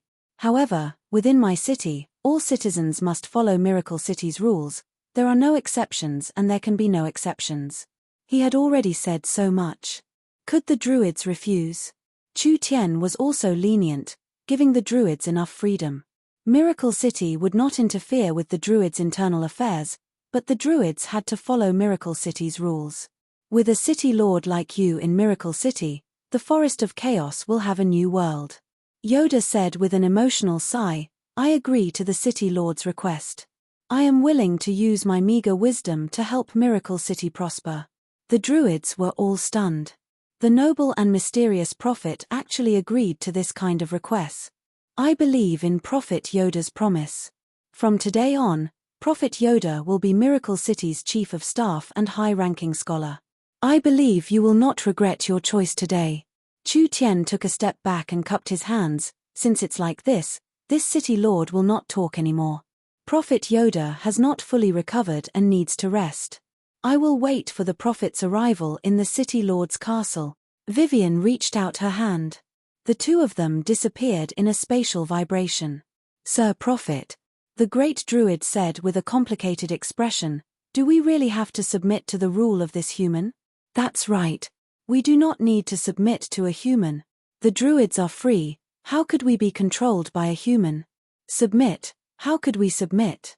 Yoda sat down on the platform. I can't see Miracle City's future, but I can say with certainty that this city will undergo an earth-shattering change. The Druids have been wandering around the forest and have never had a true home, so I think we should find a stable place to live in. From today on, the Druids will not only have to follow Miracle City's rules, they will also have to actively enter the world. The great Druid high priests were very shocked. The Druids always had a neutral attitude. Unless their lives were threatened, they would not participate in any disputes. Yoda wanted everyone to actively enter the world. This was completely different from the Druids' teachings. But the Druids never doubted the prophet's words. If Prophet Yoda said this, then it must be reasonable and it would be beneficial to the Druids. These great Druids never doubted the prophet, not to mention the other Druids. Although they were a bit confused, everyone accepted it. Yoda's clear eyes flashed with light before he slowly closed them. Vivian brought Chu Tian to a prairie with a fast-flowing stream and hundreds of flowers blooming. Butterflies flew through the bushes, there were wild deer and rabbits running away, and there were mountains all around that reached into the clouds. How did this look like a city? It was simply a quiet forest park. If they walked forward another 10 miles, they would reach the arena for the recruitment. This kind of city was too spacious and too big, it was almost like a small country. It was enough for humans to build several large cities. Big brother, is that dwarf very strong? Vivian thought about it. When he just woke up, I felt like I didn't have a chance of winning against him. If he recovers his strength, perhaps he would be a spirit transformation expert. Vivian was basically the second strongest expert in Miracle City. At least with the void escaping and the spatial dagger's offensive power, there weren't many Heaven Spirit Realm experts that could fight her, but there was nothing she could do if she met a spirit transformation expert. Miracle City still needs a strong enough person to oversee it, not to mention that Yoda has enough wisdom and knowledge. Whether it is managing the city or participating in the laboratory research, he can become an important person. If you do this and make the Druids submit, once Big Sister Meng Qingwu finds out, she will definitely be very happy. The last obstacle in Miracle City had been swept away. From now on, it was time for the city to truly develop. At this time, Chu Tian's communication device rang. It was actually Delores calling. Chu Tian hadn't seen this coquettish fox girl in several days and he didn't know where she ran off to. It was said that she was sent out by Meng Qingwu to do something, but it seemed like she had already returned to Miracle City. Let's go to the City Lord's castle. Vivian used her spatial energy without saying anything else. Delores was in the magnificent hall of the City Lord's castle, playing with the communication device in her hand. Although she didn't know the principle behind it, the thing Chu Tian made was just too easy to use. No matter where the other party was, she could immediately contact them without any hindrance. There was a spatial fluctuation. Vivian brought Chu Tian back here. Chu Tian looked at the travel-worn Delores. I haven't seen you in so many days, where did you run off to? You're still talking? A respected city lord doesn't even know what his subordinates are doing. Delores helplessly rolled her eyes at him. I've mobilized over 500 clansmen and have already formed a fox caravan, heading off in different directions to open a trade route for Miracle City. The gnome period. This was basically an isolated city. The gnomes were good at studying, but they weren't good at doing business. The city's income came from the taxes of foreign merchants. Now that the master had changed, Miracle Commerce was a business organization and there was a vice city lord with a merchant background like Meng Qingwu. Naturally they would use Miracle City's superior location to do business. It was expected that Meng Qingwu would use the fox people to do this. Chu Tian had also considered this before. The fox people were natural merchants. I came back with a city returning scroll to report some matters. Delores patted her waist where there were 2 scrolls, but speaking of this thing is really easy to use. Nonsense. Do you know how precious a scroll is now? Miracle Commerce only had a few transport scrolls. Although Chu Tian had obtained a large amount of Eyes of the Star, he didn't have time to make them yet. It seemed like Meng Qingwu had given the remaining scrolls to Delores so that she could report back to the city at any time. Delores didn't beat around the bush and directly said, "We have already contacted many powerful tribes, towns, and even cities far away. Almost all of them are very interested in our product. This is a good thing, but we've also encountered a problem." Delores gave a slight sigh. I came back to discuss this matter, but the Vice City Lord is in closed-door cultivation. Although I'm very unwilling, I can only discuss it with you. Fuck. You're saying it like I'm very willing. Chu Tian found that something was wrong. He first fought the shaman and then the undead, establishing his prestige and image. The young miss had only been here for a few days and she had already become the center of everyone's attention.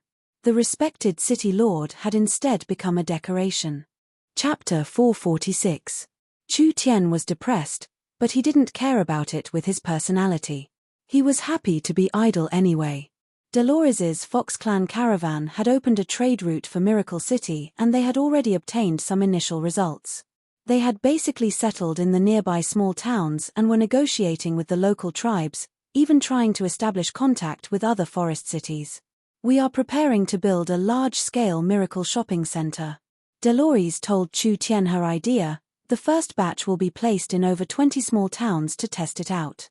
We will be working with over 100 tribes this time, selling Miracle City's products and sharing the forest's resources, creating the largest supermarket in the forest. Miracle Shopping Center concept. Meng Qingwu had already mentioned it in southern Xia's South Sky City. The Miracle Shopping Center was a large-scale general merchandise platform and a supermarket built by the company. With Miracle Commerce's products as the main product, it would be clearly priced and sold on the shelves, allowing them to be sold in chains all over the country. This platform would also bring in the products of powerful companies from all over the city, making the shopping center more complete and competitive. Meng Qingwu's idea was very far-sighted, and she indeed had a lot of potential. The only mistake was the Miracle Commerce's development speed. Miracle Commerce's rise from South Sky City to jumping out of southern Xia had only taken a year. There were also canned food, magnetic sound machines, source energy weapons, and other products with great potential. The Miracle Shopping Center's development speed couldn't keep up with the company's development speed, so Miracle Commerce's revenue wasn't that large. Therefore, it was quite useless in southern Xia. Meng Qingwu once again mentioned the concept of the forest supermarket. This wasn't just because Miracle Commerce's position wasn't the same as before, Miracle Commerce itself wasn't the same as before. Miracle Commerce's spatial technology had made large progress over the past few months. The Miracle Shopping Center would change in a way that surpassed people's imaginations, becoming the largest supermarket chain in the forest. The Forest of Chaos was this big and rich in resources. Why were the forest races so poor? Why were there so few merchants from outside the forest that came to do business? The main reason was that the forest environment was too complicated and dangerous. There were ferocious aborigines everywhere, and bandits who blocked the road were everywhere. 90% of the powers in the forest followed the Dark Forest law and did not dare show themselves. Every time the forest merchants came to the Forest of Chaos to do business, it was a 9 out of 10 gamble. These contradictions affected the development of the Forest of Chaos, and it was because of these contradictions that Meng Qingwu saw a large opportunity. The Miracle Shopping Center could change this situation. The Miracle Shopping Center was no longer the large physical shopping center of South Sky City, rather it was a higher level, more suitable, more convenient, and more flexible existence. It combined the already mature Miracle Commerce communication technology, sound and image transmission, air transportation technology, as well as the beginning, but already beginning to be used space and spiritual technology. Dolores gave an example. We are prepared to open the virtual shopping centers in 20 small towns, using image transferring mirrors to display products.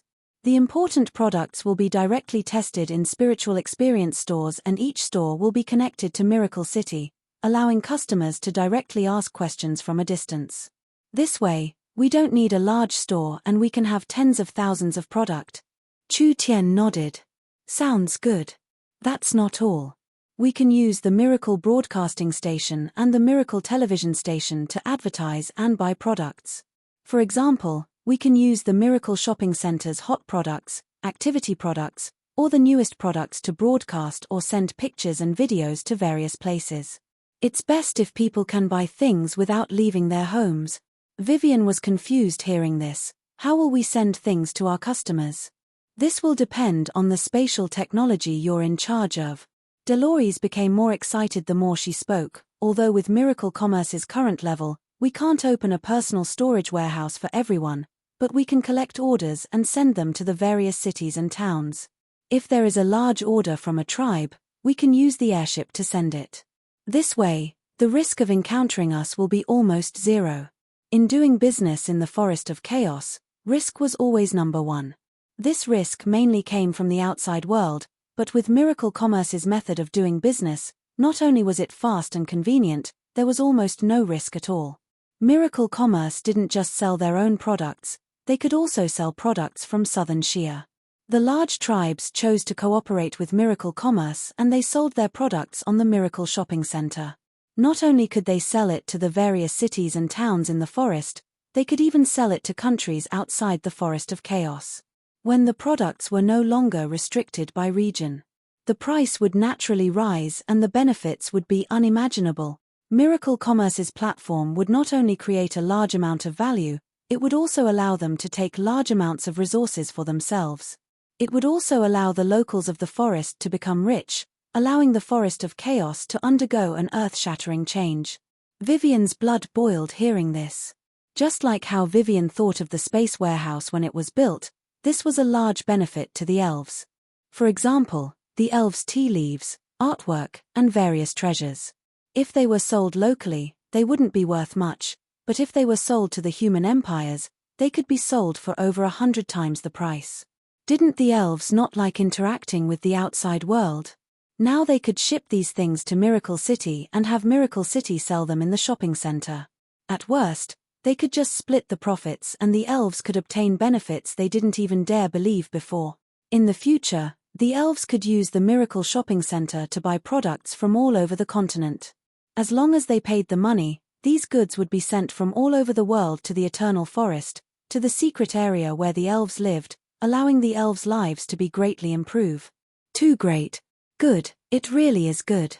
Chu Tian rubbed his chin in a puzzled voice. What trouble do you have?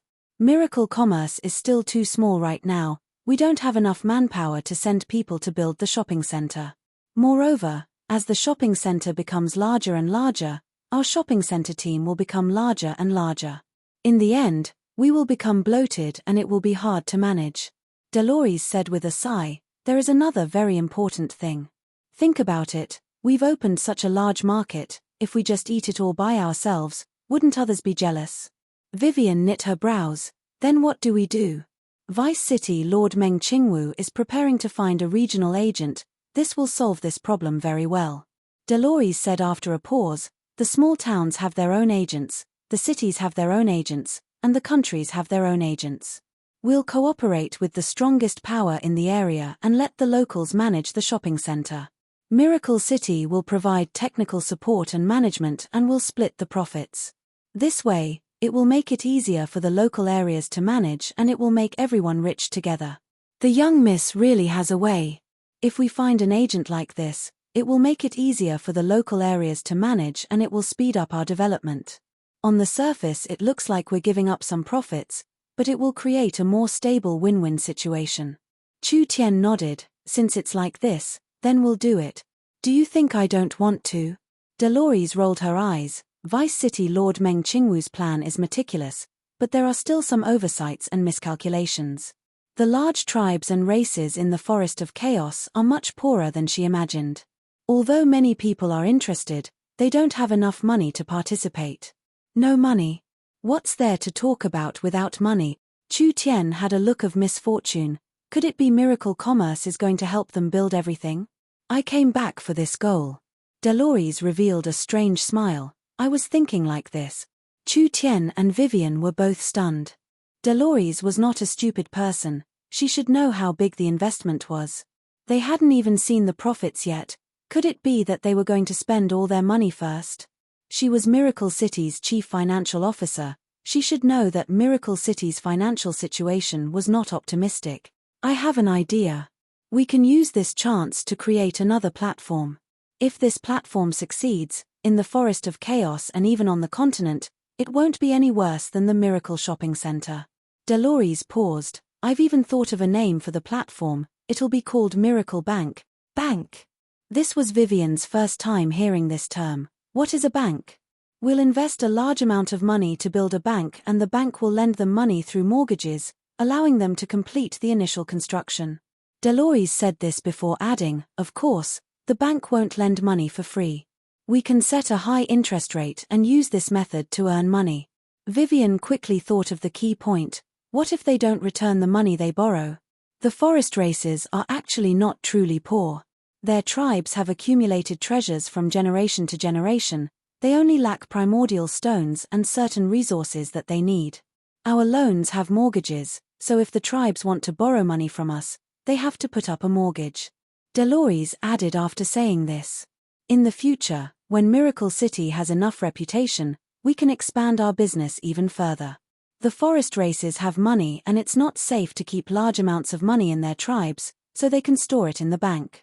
Not only will we not charge them a storage fee, we'll even give them a certain amount of interest.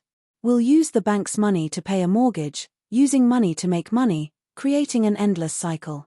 Good. Chu Tian was very excited. Very good. Dolores did not disappoint Chu Tian, actually thinking of this method. This fellow was destined to be recorded in history. She would become the founding ancestor of the continent's financial world. This is a detailed plan. Dolores gave a scroll to Chu Tian. I hope that the bank can open as soon as possible, giving Miracle City and Miracle Commerce a stronger motivation. Chapter 447. Miracle Bank's future was limitless. Not only would it increase Miracle City's influence in the future, it would allow Miracle City to control the economy of the entire forest, finally becoming the continent's business and financial center. Coming back to the modern world from the future allowed Chu Tian to have incomparably advanced knowledge. Therefore, he could clearly understand that Miracle Bank had great potential. If this idea came from Chu Tian's head, it wouldn't be strange at all. Dolores was a native that grew up in the forest, so for her to think of this was a very incredible matter. Chu Tian asked, "How much money do you think is appropriate to take from the company's treasury?" Dolores decisively replied, "All of it. All of it." "That's right." Dolores said in a very confident voice, "The Miracle Shopping Center has just started, so it will only be a trial with 20 small towns and a few large tribes, but I think the amount of loans won't be small. But after these powers borrow source stones, they will have to buy equipment, materials, technology, and agent fees from the company. They will also have to pay maintenance and technicians, so most of the source stones will flow back to Miracle City. Miracle Bank's source stones will circulate once and then flow back into Miracle City's pockets." Vivian was a bit confused. "We've opened our business, sold our products, increased our influence, and developed the Miracle Shopping Center and the bank, but in the end, we've obtained a large amount of debt. We've eaten up all the benefits. How could there be this kind of good thing in this world?" Dolores blinked. "This is just this kind of good thing." Truly a large merchant, the cunning of the Fox clan was vividly displayed. With this Fox clan merchant team in Miracle City, how could they worry about not being able to make a lot of money in the future? After a few days, the young Miss, Yingying, and Nangong had all smoothly broken through. Their starlight immortal bodies had reached the large success realm and they had broken through to the true spirit realm. When Meng Qingwu came out, she learned that Dolores was planning to build Miracle Bank. This made Meng Qingwu very surprised, but with her outstanding mind and intelligence, she instantly understood the benefits. Not simple. Truly not simple. This Fox clan woman was indeed a talent that could handle things alone. On the other hand, Miracle City's conscription was coming to an end. Chu Tian was the city lord and the one who started the conscription, so of course he had to personally take a look. The people in charge of the recruitment were Dongfang Haoren and Chen Bingyu. These two had low-key personalities, so they weren't very active in the upper echelons of Miracle Commerce. However, they were very direct and efficient, so the recruitment had been completed without any problems. Of course their contributions could not go unnoticed. 30,000 natives of the forest who had gone through layers of selection were standing neatly on the empty ground. They were arranged according to their size and race. Although their clothes and weapons were different, they already looked like a military unit. Not only were there recruits from Miracle City, the various tribes gathered around to join in the fun. This kind of scene was rarely seen in the forest. This was the first regular army in the Forest of Chaos and the first batch of professional soldiers. "Sister Bing, Haoren, you've worked hard." Before Chu Tian went on stage, he shook hands with the two of them. Chen Bingyu's style didn't change at all, always wearing a black mask and keeping a low profile. Dongfang Haoren was different. Dongfang Haoren's tall and strong body was covered in armor, looking like a veteran general on the battlefield. This made Chu Tian feel very satisfied. Dongfang Haoren had grown very quickly in this period of time, so Chu Tian wanted to train him into a general of Miracle City's army. I believe that the soldiers participating in Miracle City's conscription are the strongest and most elite warriors of the forest. Chu Tian took a loudspeaker and went on stage. You are all elites picked out of 10, you are all warriors among warriors. Miracle City is in need of people, so we welcome you to become Miracle City's glorious soldiers. The eyes of the 30,000 recruits revealed looks of pride. The soldiers here had fought countless battles in the virtual arena and they had passed a series of tests before finally becoming Miracle City's soldiers. For them to be able to stand here, it was the pride of a soldier. Not to mention that becoming a Miracle City soldier not only meant finding a good job for themselves, it also meant gaining quite a bit of glory and benefits for their tribe. I can clearly tell everyone that from the moment you chose Miracle City, you will welcome a different life. This is a once-in-a-thousand-years opportunity. Everyone will have a fair starting point. Wealth, power, and glory, it is inexhaustible. Chu Tian gave a passionate shout. From today onwards, we will carry the glory of Miracle City and fight for Miracle City. Let us create Miracle City's glory together. Roar, roar, roar. The recruits all roared out. The tribes of the forest were simple-minded, therefore it didn't take much brainpower to lead this kind of army. As long as they were treated well, as long as they were given enough respect, as long as they were given a future they could look forward to, there would be many soldiers willing to work for Miracle City. Other than that, this city lord will use this chance to announce a large matter. Chu Tian loudly shouted, in order to give Miracle City's citizens better benefits, Miracle Commerce will establish Miracle Bank and open a savings account for the citizens. Every idle source stone in the hands of a Miracle City citizen can be used to open a savings account in Miracle City. You can deposit and withdraw as you wish, there are no restrictions. We will provide the safest financial protection for the citizens, and not only will we not charge any fees, we will also give interest to the citizens. 1% interest for a full month, 8% interest for half a year, and 20% interest for a full year. The Miracle City people were stunned. They all had strange expressions as they whispered in each other's ears. More and more source stones could be stored. This was just too incredible. A full year's interest was 20%. If 100 source stones were stored for a year, wouldn't it become 120 source stones? The gnomes had very long lifespans. If they stored source stones in Miracle Bank for 50 to 100 years, how much wealth would it become with the annual interest? Chu Tian chose to announce the establishment of Miracle Bank at the recruit ceremony to attract more people's attention. Miracle Bank's savings account was only open to citizens for now. This was mainly because Chu Tian was clear that Miracle Commerce's influence wasn't enough. Why would the forest locals and outside powers believe him? Not to mention that the Forest of Chaos would suddenly change. If Miracle City was destroyed one day, where would these people's wealth go? So Miracle Bank's savings account was a kind of welfare, opening it to the official citizens of Miracle City. When the time was right, they would expand it. But it was clear that even in Miracle City, most people didn't believe it. How could there be such an incredible matter? Miracle Commerce would take care of the source stones and the source stones could be multiplied with interest, producing even more source stones. The results of Miracle Bank's opening were not good. Chu Tian used his status as the city lord to promote it and used Miracle Commerce's strength as a guarantee. He also showed the citizens that the space warehouse was safe and convenient, but the citizens maintained a wait-and-see attitude and had no interest. Chu Tian was very depressed. This was not a good sign. Although haste makes waste for this kind of business and he had to take it slow, if everyone didn't have confidence in Miracle City and Chu Tian, how would they develop in the future? Chu Tian discussed it with Meng Qingwu and Delores. Who cares? They would start lending in the forest first. Delores led the fox race merchants around to negotiate. Finally, several strong local powers decided to use treasures of enough value as collateral, taking out a large amount of source stones from Miracle Bank to start a big business. Miracle Bank was 100% a high-interest loan. The treasures the locals used as collateral were valued at the market price of the forest, which was around double the value of the loan. The annual interest on the loan was 100%. Even like this, when the leaders appeared, the other tribes and large locals followed suit and were all willing to accept this harsh loan. This was because they understood that if they didn't take the loan, someone else would. If they didn't grasp this kind of good opportunity and someone else took it, it would be too late to regret it later.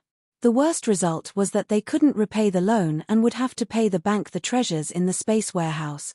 Miracle Bank's successful loans gradually increased and Meng Qingwu and Delores began to have headaches. This was troublesome. They didn't have enough source stones. These people were more enthusiastic about taking loans than they imagined. The treasures of the tribes were like trash. They all rushed to use them as collateral. These things were valued high in the forest market, so if Miracle Commerce shipped them out, wouldn't it be worth several times more? Therefore, no matter if the locals could repay the loan or not, this business was not a loss for Miracle Commerce. Moreover, giving the source stones to the locals would quickly improve the business system around Miracle City. The one who would benefit in the end would be Miracle City, so of course the company would do their best to lend.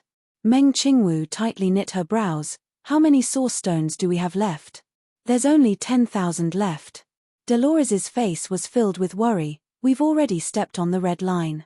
If we keep taking loans, the city's operations will be in danger and the gnome's research base will be affected. But there are several important areas that haven't received loans yet. The gnome Great Elder Clark requests an audience. Clark. Invite him in. Clark brought several clansmen with him, carrying several boxes as he walked in. Meng Qingwu looked at the gnomes in a puzzled manner. Elder Clark, you are. The gnome Great Elder Clark waved his hand and the gnome priests immediately opened the boxes, revealing large amounts of source stones in front of them. These 50,000 source stones are the source stones the gnomes haven't used for a long time. I'm prepared to deposit them in Miracle Bank for a year in the name of the gnomes. Meng Qingwu and Delores were surprised before being filled with joy. This was truly an unexpected pleasant surprise. The gnomes would provide this large deposit, providing a large amount of support for Miracle Bank. Clark was not stupid. The gnomes would do this because the gnomes and Miracle City's benefits were linked. If Miracle City became prosperous, they would also benefit. The other reason was that the gnomes had seen Miracle Bank's stable profit model, so they had enough confidence in Miracle Bank. Miracle Bank's appearance would not only earn large amounts of money for Miracle City, it would also be a catalyst for the development of the entire area. Finally, Meng Qingwu signed a special agreement with Clark. The monthly and half-year interest on these 50,000 source stones were eliminated. As long as they were deposited for a year, they would provide 40% interest. To encourage and support the gnomes, they would double the interest. The gnomes were also very happy. A year wasn't considered much to the gnomes. 50,000 source stones in Miracle Bank would double in value in a year. This was something they didn't even dare think about in the past. The matter of the gnomes having a large deposit in Miracle Bank was immediately spread through Miracle Commerce's channels in Miracle City. This caused a large stir and there were many powers and individuals that came to deposit, making the stagnant deposit business become more active. Miracle Bank obtained enough capital, continuing to lend and invest in the forest. While Miracle Bank was becoming more prosperous. At this time, there was a piece of news that came from southern Xia that made Chu Tian pay attention to it. Chapter 448. The Southern Summer Central State Laboratory had a piece of exciting news. The source energy computer had made a breakthrough. This was the most exciting thing for Chu Tian recently. Miracle Commerce had experienced several breakthroughs in its development over the past year, creating the source energy weapons, the space warehouse, and the spiritual world. Now whether it was technology or production, it was facing a bottleneck.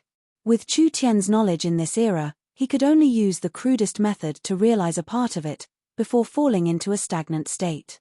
Now that the source energy computer had been successfully developed, it would instantly break the current ceiling and increase the potential of Miracle Commerce by a large amount, so it could be said that this was a very important matter. The source energy matrix is not stable, so we can't move it for now. What do you plan on doing? Meng Qingwu had participated in the source energy computer research before. Although she didn't know what use the source energy computer had, the source energy computer project could be said to be the project that took the longest time in Miracle Commerce. This was also one of the projects that Chu Tian had prepared the earliest. This complicated, troublesome, and strenuous project. If it wasn't worth it, Chu Tian would never do it. Young miss, go to the gnome's laboratory. I want to borrow their remaining spatial crystals. Chu Tian made his decision. Nangong will contact Yun Tianhe and Jiyu Chenqiu. I will send the blueprints and materials for the transport tower to the warehouse and have them prepare it in Central State City. Vivian will personally make a trip there and reach Central State as soon as possible. She will build the transport tower for Southern Xia, making it easier for me to go there. All right. The transport tower was very convenient. Once there was a transport tower, the two places would be very close and they could teleport at any time. However, the transport tower not only needed the incomparably precious eyes of the star, it also needed large amounts of spatial materials. Miracle Commerce didn't have many of these rare materials, and even the gnomes didn't have many in their several hundred years of storage. When Miracle City's transport tower was built, Chu Tian had already used most of the gnomes' spatial attributed materials. Now that he was in a rush to build the second transport tower, Chu Tian had no choice but to borrow the gnomes' spatial crystals. If these things were left in the hands of the gnomes, they would at most be used to make some storage equipment. It would be better to lend them to Chu Tian, and Chu Tian would just give them a space warehouse in the future. Everyone immediately began to carry out the order. Not good. Meng Yingying hurriedly ran in. The forest tribe is causing trouble in the city. Their leader is Arnold. We don't know how to deal with them. Quickly go and take a look. What were these guys doing? Under the Miracle Castle, several chiefs brought a large group of people to protest. The newly recruited guards of the City Lord's castle were in a dilemma. On one hand, many of these people were from their tribes, so it wasn't good to directly fall out with them. Arnold, King dare to rebel? Arnold saw the angry Chu Tian and immediately shrunk his neck. He never thought that he would draw out Chu Tian. After hesitating for a few seconds, he loudly said, "We are not rebelling, we are only fighting for our legal rights. We want to see Miracle Bank's chairman." Miracle Bank was established and Meng Qingwu was the chairman and Delores was the vice chairman. Arnold and the others did not want to see Meng Qingwu, rather they wanted to ask Delores for an explanation. "Why do you want to see her?" "Because that seductive fox Delores is unfair." Arnold's large nostrils released steam. He looked very angry. "Recently, she has been giving large amounts of Primeval stones from the bank to the people outside, but she is not willing to lend us a single Primeval stone. Why is that?" "It's just because we had some grudges before. This is clearly using her position to take revenge. We don't accept this." "That's right. Outsiders can borrow money from the bank, but we can't. Our tribe will send out 500 elites to become Miracle City's regular soldiers." The chiefs were all filled with excitement, like they had suffered a large loss. This made Chu Tian feel like his head was about to explode. The so-called not worrying about scarcity, but worrying about inequality. Before miracle banking was established, everyone didn't think much of it, but now that miracle banking was established, several tens of thousands of source stones were used to lend money, but they were all sent to distant tribes and small towns. These locals tried to apply, but they were all rejected. The brains of the forest natives weren't that good, so Dolores's attitude was immediately suspected of having ulterior motives. They remembered that the Fox clan would often clash with the nearby Minotaurs and Tiger people, so they naturally thought that Delores was abusing her position to take revenge. They didn't know the city lord was in trouble. Actually, it wasn't just the locals that were complaining, even the citizens were feeling dissatisfied. For example, Chu Tian had recruited large amounts of elites from the forest to form an army, giving them special treatment and giving them stable positions. On the other hand, the citizens didn't receive the same treatment, so there were many gnomes that were dissatisfied with the city lord. Could this be blamed on Delores and Chu Tian? The surrounding tribes were born around Miracle City, so they were all in the same sphere of influence. Delores' large amounts of loans was not only to develop the bank, but also to create a larger commercial area, allowing the Miracle Shopping Center to cover a part of the area. Chu Tian's conscription was to stabilize the surrounding tribes and locals, letting everyone have a stable life. He also gave the locals large amounts of jobs to stabilize their lives, which was beneficial to the development of the area. But facing the dissatisfaction of the citizens, Chu Tian could only announce a large conscription. The citizens had to make up a certain proportion of the conscripted soldiers. Chu Tian asked, "What are you taking loans for? What else can we do?" Arnold confidently said, "The new area is about to open, we need to save money to fight the evil dragon. There have been more and more advertisements recently and we can see the evil dragon's abilities. It doesn't seem like a fellow that is easy to deal with, so what's wrong with preparing a bit more source stones?" Did the locals only pursue this much? Chu Tian almost spat out a mouthful of blood. What did he think they needed source stones for? Chu Tian asked, "Do you know that loans need to be mortgaged? Miracle Bank will give out source stones with interest, and if you can't pay it back, the item will be confiscated. Isn't it just mortgaging? We can take it out," several rich tribes said without any hesitation. "We're not afraid, we just want source stones." These locals had to take out a loan. "Everyone, please listen to me." Chu Tian knit his brows and thought about it. Then he suddenly said, "Miracle Bank was not created to earn a large sum of money, rather it was created to promote the development of the forest.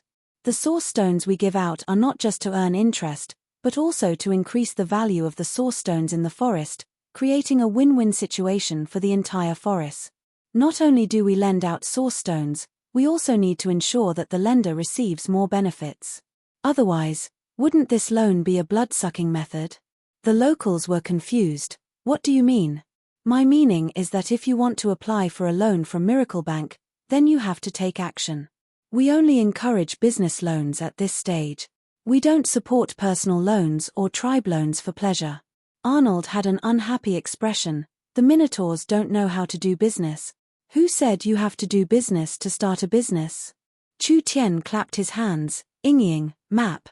Meng Yingying quickly opened a large forest map. Chu Tian stood in front of the large map and pointed at the Minotaur Valley as he said, "The Minotaur Valley is rich in ore deposits and the Minotaurs are strong, so why don't they make a mine? Miracle City will welcome a period of rapid development, and not only will the ore sell well, the price will also increase. Isn't this a business opportunity? The Minotaurs can use the ore as an excuse to bring in Miracle Commerce's investment. We can make a Minotaur mine together, and wouldn't the Minotaurs have an endless source of income like this?" Arnold felt this was reasonable. Borrowing money wasn't a long-term plan. The Minotaurs were already so poor that they only had their underwear left, so they would only become poorer the more they borrowed, never having a day to turn around. It was better to teach a man to fish than to fish. Miracle Commerce would work with the Minotaurs to make a mine. Miracle Commerce would provide transportation, mining tools, various technologies, and sales channels. The Minotaurs would only need to be in charge of mining and refining, so they would have a large income in the future. Chu Tian pointed at another area and said, "There is a very rare wood near this ogre tribe. This wood itself is a level 3 material and the entire forest is filled with it. You really don't know the treasure in front of you. We can also work with the ogres to make a lumberyard. This place is suitable for farming. This place is suitable for farming." The center of the Forest of Chaos was rich in resources. Even if Chu Tian randomly dug a hole, he could find a crystal mine that could be mined for 50 years. The rich resources were enough to make the entire forest rich. "Look, this forest is rich in resources, there are treasures everywhere. Why do you need to worry about a few source stones in the bank?" Chu Tian pointed out a large area on the map. "I plan to open a forest industrial park here and the various tribes can invest with Miracle Commerce.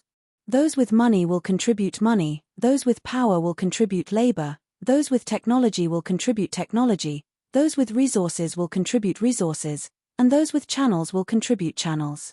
We will all split the profits and everyone will become rich together, so why do we need to harm each other over a small matter?"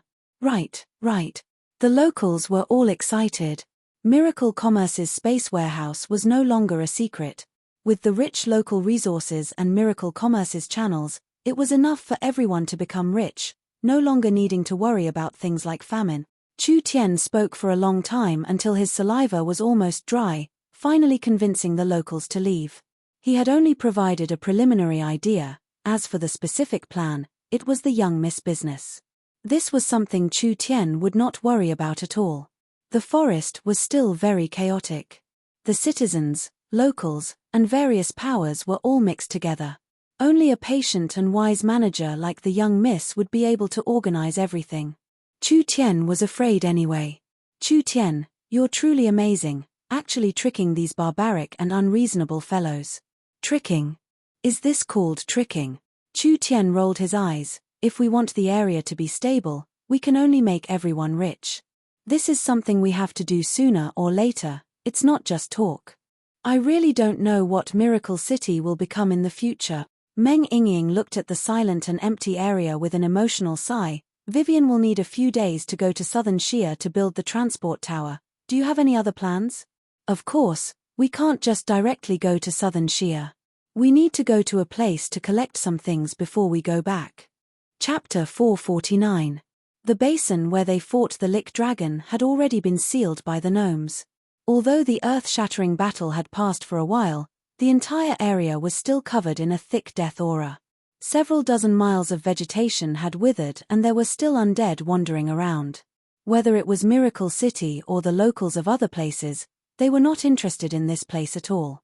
The gnome Great Elder Clark had brought people in to dig, finally finding a space filled with strong death energy. This should be an ancient undead ruin.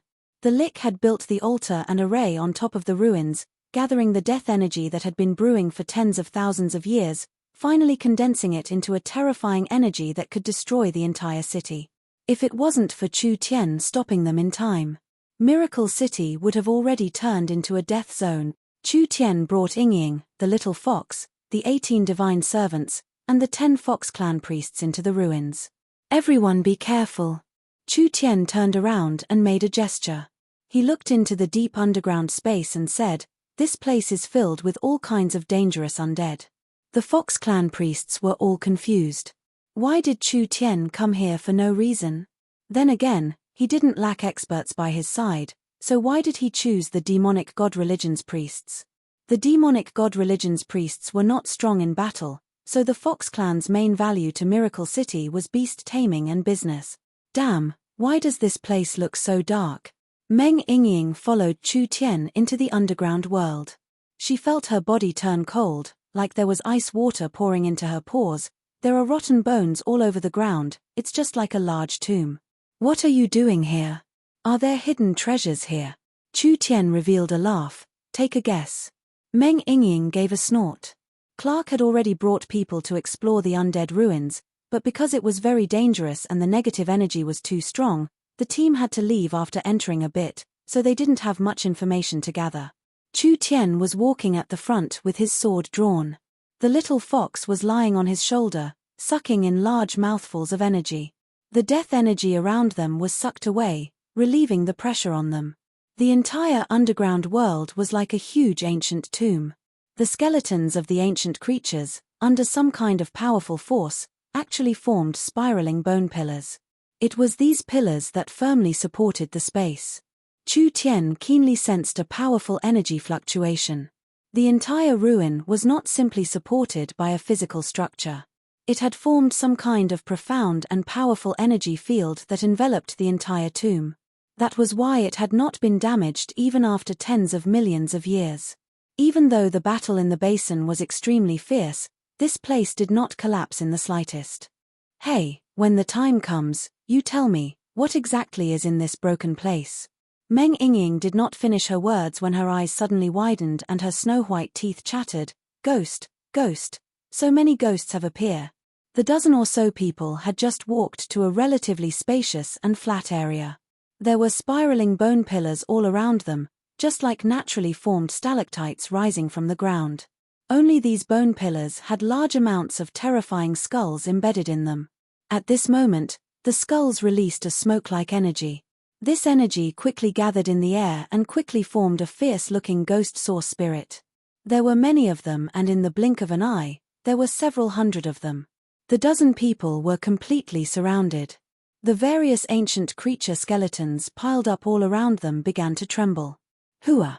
A bone arm reached out. Meng Yingying's slender leg was grabbed. She who was already frightened gave a sharp cry as she quickly kicked out. Meng Yingying's battle strength was not high, but she was still a true spirit cultivator. True spirit cultivator spirit energy erupted and the bones were instantly shattered. Meng Yingying was still in shock as she found that the place where the bones touched her was smoking. It was a good thing she had the starlight immortal body to protect her, otherwise with this kind of strong death energy entering her body, her leg would have been mostly crippled. Hua, la, la. The entire world turned into a sea of bones. Countless strange skeletons slowly crawled out. There were so many of them that it was hard to imagine. There were quite a few complete ancient beast skeletons and their bodies released an aura that was not inferior to a level 3 demon beast. Meng Yingying was scared silly. Run. Run your head. Chu Tian directly knocked her head, truly useless. Don't tell others that you're with me in the future. Meng Yingying was very unconvinced. There were over 2,000 undead monsters awakened this time. These undead monsters had been sleeping in this tomb for who knows how long and they were all very strong now. There were even some that were not inferior to true spirit expert. Meng Yingying was raised by Chu Tian and she had never participated in any battles before. Although her cultivation was high, she was actually pitifully weak. How could she have seen this kind of scene before? Chu Tian patted the little fox. Let's go. The little fox immediately moved. Its figure flickered and in an instant, it passed over the strongest undead monsters. Although the little fox's body looked like a normal little thing to them, it was like a bullet hitting its prey. These strong undead monsters collapsed with a single touch. They were monsters without intelligence in the end. The little fox could easily swallow their soul flames. Chu Tian waved his hand and the demonic god priests began to summon. Several dozen summoned beasts surrounded them and the divine servants formed a barrier to block the attacks of these undead monsters. A skeleton bird quickly charged over. The divine servants shattered it with a single punch. Meng Yingying was stunned. Yi, when did these things become this strong? Nonsense, how could the puppets I refined be ordinary? Chu Tian gave an order to the demonic god priests. Do you see these undead souls? I need large amounts of these spiritual bodies. If you help me collect more, this city lord will greatly reward you. The Fox clan priests finally understood. It was no wonder Chu Tian would find the demonic god priests. Chu Tian's main goal in coming here was actually to collect these undead spirits. In the entire Miracle City, only the demonic god religion was proficient in preserving souls. This was the basis of their summoning techniques. The little fox completely suppressed the strongest undead. The summoned beasts, Chu Tian, and Meng Yingying blocked the other undead and the demonic god priests took out bottles filled with strange runes. They used some unknown demonic technique to suck in the undead spirits. Meng Yingying wasn't afraid after getting used to it. Although there were countless undead monsters, they couldn't do anything to them for now. Not to mention that they had city return scrolls, so they didn't need to worry about their safety at all. She asked in a strange voice, "Why are you collecting so many spirits? Don't ask so much, just work properly." The undead monsters in this place seemed like they could never be killed.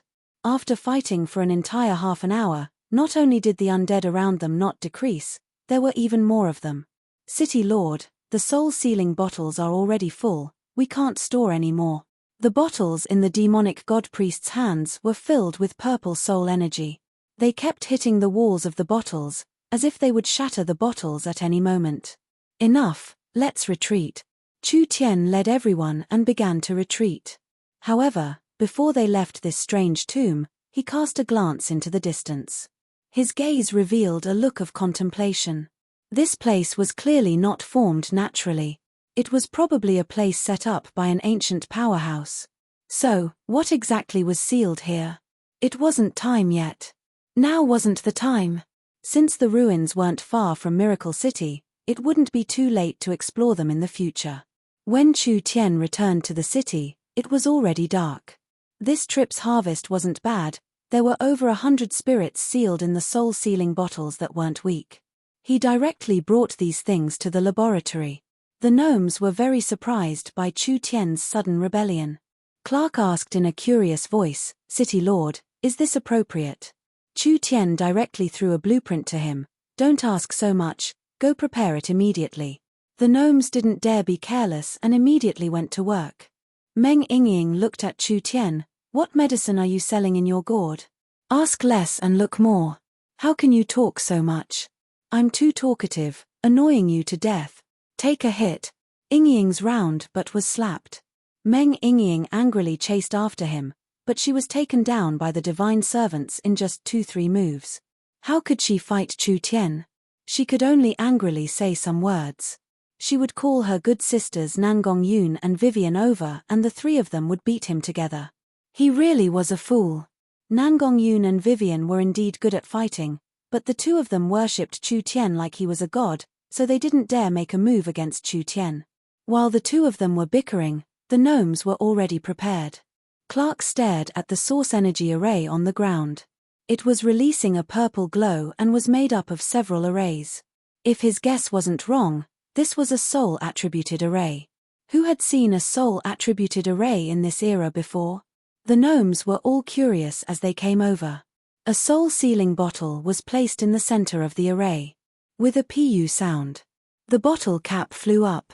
A dozen or so evil spirits rushed out, baring their fangs and brandishing their claws.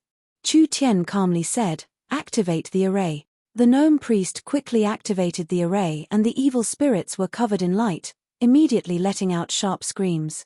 These spirits were naturally formed vengeful spirits, so their resentment, hatred, and killing intent were too strong. Chu Tian's array could purify them one by one without killing them. Clark was very shocked. Resentment and hatred were the source of resentment, so they were good at spiritual attacks.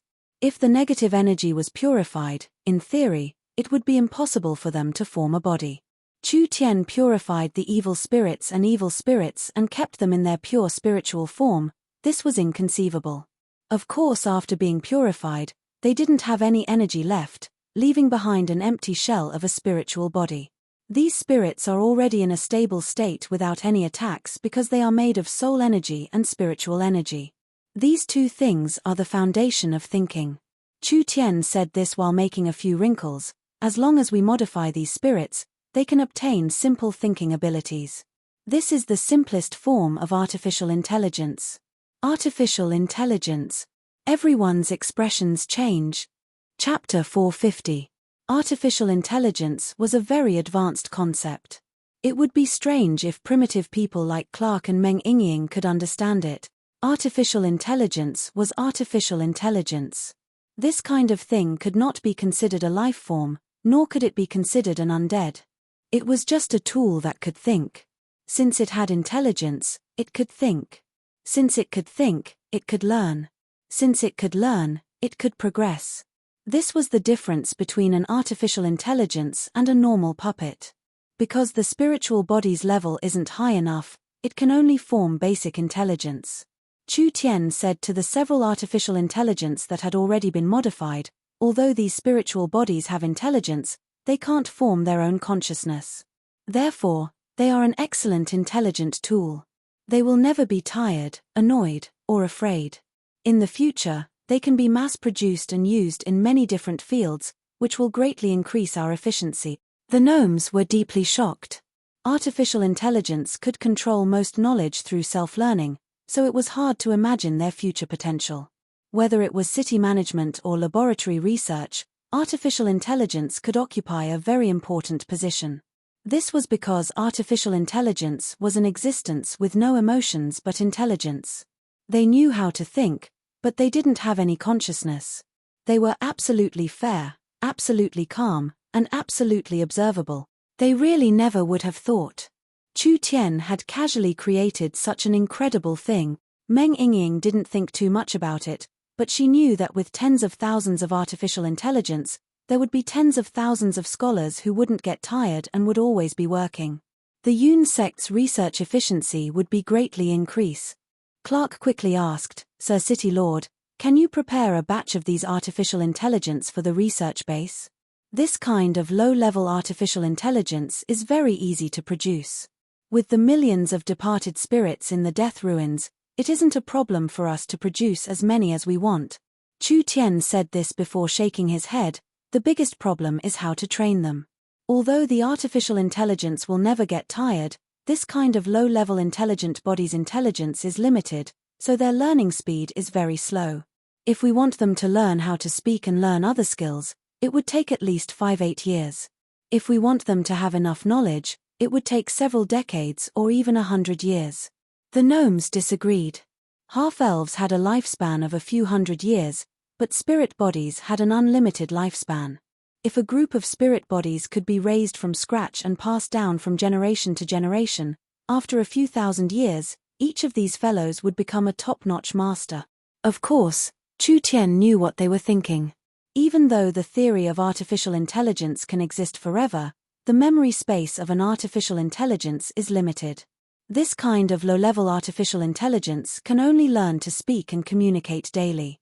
At most, they can master some basic knowledge. When their memory space is filled, they can no longer improve. There's a growth limit. Clark frowned. Then what should we do? If it was just ordinary daily communication and assistant work, it would at most free up a lot of manual labor and unskilled brain work. The invention of artificial intelligence could save people a lot of trouble, but there was no way to create more value. There are two ways to change it. The first is to create a more advanced artificial intelligence. Chu Tian tossed something to Clark. Here, purify this thing first. That's the soul fire of a lick. Clark recognized it with a single glance. This was the licker's soul fire found in the remains of the lick dragon after Chu Tian fought with it. It contained all of the licker's memories and wisdom. Clark was very curious why Chu Tian kept it, but now Clark finally understood. This soul fire could also be used to create an artificial intelligence. The soul fire needed a carrier. Chu Tian disassembled 10 spirits and used an array to refine them into one. Then he purified the licker's soul fire. Although this lick had lived for over 2,000 years, it had already lost the ability to feel anything. However, its consciousness had not been completely eliminated. Chu Tian did not need an artificial intelligence that still had its own consciousness. Combine. The licker's soul fire was poured into the new body. The spirit body's appearance immediately changed, turning into the licker's appearance from before. A large robe covered its body, and a pair of glowing red eyes could be seen from within the hood. However, unlike the lick from before, this was a spectre in the form of a spirit. The licker's power had completely disappeared, but its memories and intelligence remained. From today onwards, your name will be 0. Understood, Sir City Lord. There was a fluctuation around 0 and the sound of the air vibrating was transmitted to everyone's ears. This voice was very mechanical, without any emotions or consciousness at all. This was completely different from the spirit body he had just created. This was a high-level artificial intelligence. Whether it was its current knowledge or future learning potential, it was not something a low-level artificial intelligence could compare to. Chu Tian asked, Clark, what do you think? This is truly a wonderful technology. Clark's words were not false. He never would have dreamed that Chu Tian would turn the lick into an intelligent puppet. From now on, the licker's 2,000 years of accumulated wisdom and memories could all be used by Chu Tian, only Sir City Lord. This kind of artificial intelligence is very hard to make. What is the City Lord's second method? The second method. Chu Tian deliberately dragged out his voice, that is to use the artificial intelligence as the core of the computer and implant it into the supersource energy computer. Even if it is a low-level artificial intelligence, as long as it is combined with the source energy computer's powerful calculation, storage, and analysis abilities, it will become an unimaginable existence. The gnomes were stunned. What was Sir City Lord saying? Why couldn't they understand at all? At this time, Vivian used the communication device to contact Chu Tian. She told Chu Tian that she had arrived in southern Xia's central state and that the transport tower was currently being constructed. It would only take half a day before it could be used. Chu Tian's eyes lit up. I'm too lazy to explain, it's better to see it with my own eyes than to say it. Clark, come with me to southern Xia. Sir City Lord, you. What did you say? Clark has lived in the forest for 380 years and has never left the forest before. He never thought he would leave the forest one day because the forest of chaos is just too big. There are enough resources and space inside, enough for the gnomes to live and reproduce. Go to southern Xia. A human country? That's right, Vice City Lord Vivian has already prepared transport towers, it won't take long to connect the two sides. Clark never dreamed that he would be able to leave the Forest of Chaos one day and head to a human country. When Vivian finished building the transport tower in Central State City, Chu Tian brought a large group of people to Miracle City's transport tower. He first tested the other side's spatial coordinates and confirmed that the transport could be completed. Chu Tian did not waste time. Everyone prepare yourselves, the spatial journey is about to begin. As soon as his voice fell, Chu Tian activated the transport array. The space began to slightly tremble as invisible energy quickly gathered, condensing into a hard-to-see spatial force field. When the spatial structure began to change, the elements in the air were pushed away, finally releasing a dazzling white light. It was unknown how long it had been since he had experienced this feeling. When Chu Tian lived in the future 30,000 years in the future, there were transport towers and spatial gates everywhere. He even needed to use one to pee, so after transmigrating to this era, these things were especially precious. The light disappeared. Chu Tian's surroundings completely changed. There were no more green mountains, no more waterfalls, no more forests, and what replaced it was a large human-style palace. Yun Tianhe, Jiyu Qianqiu, the countless Yun sect scholars, as well as the Southern Summer King, Shen Fenghu, the Golden Arrow Marquis, and the others, they were all gathered here, witnessing this miracle together. Success! Jiyu Qianqiu and Yun Tianhe roared out. Each scholar began to cheer.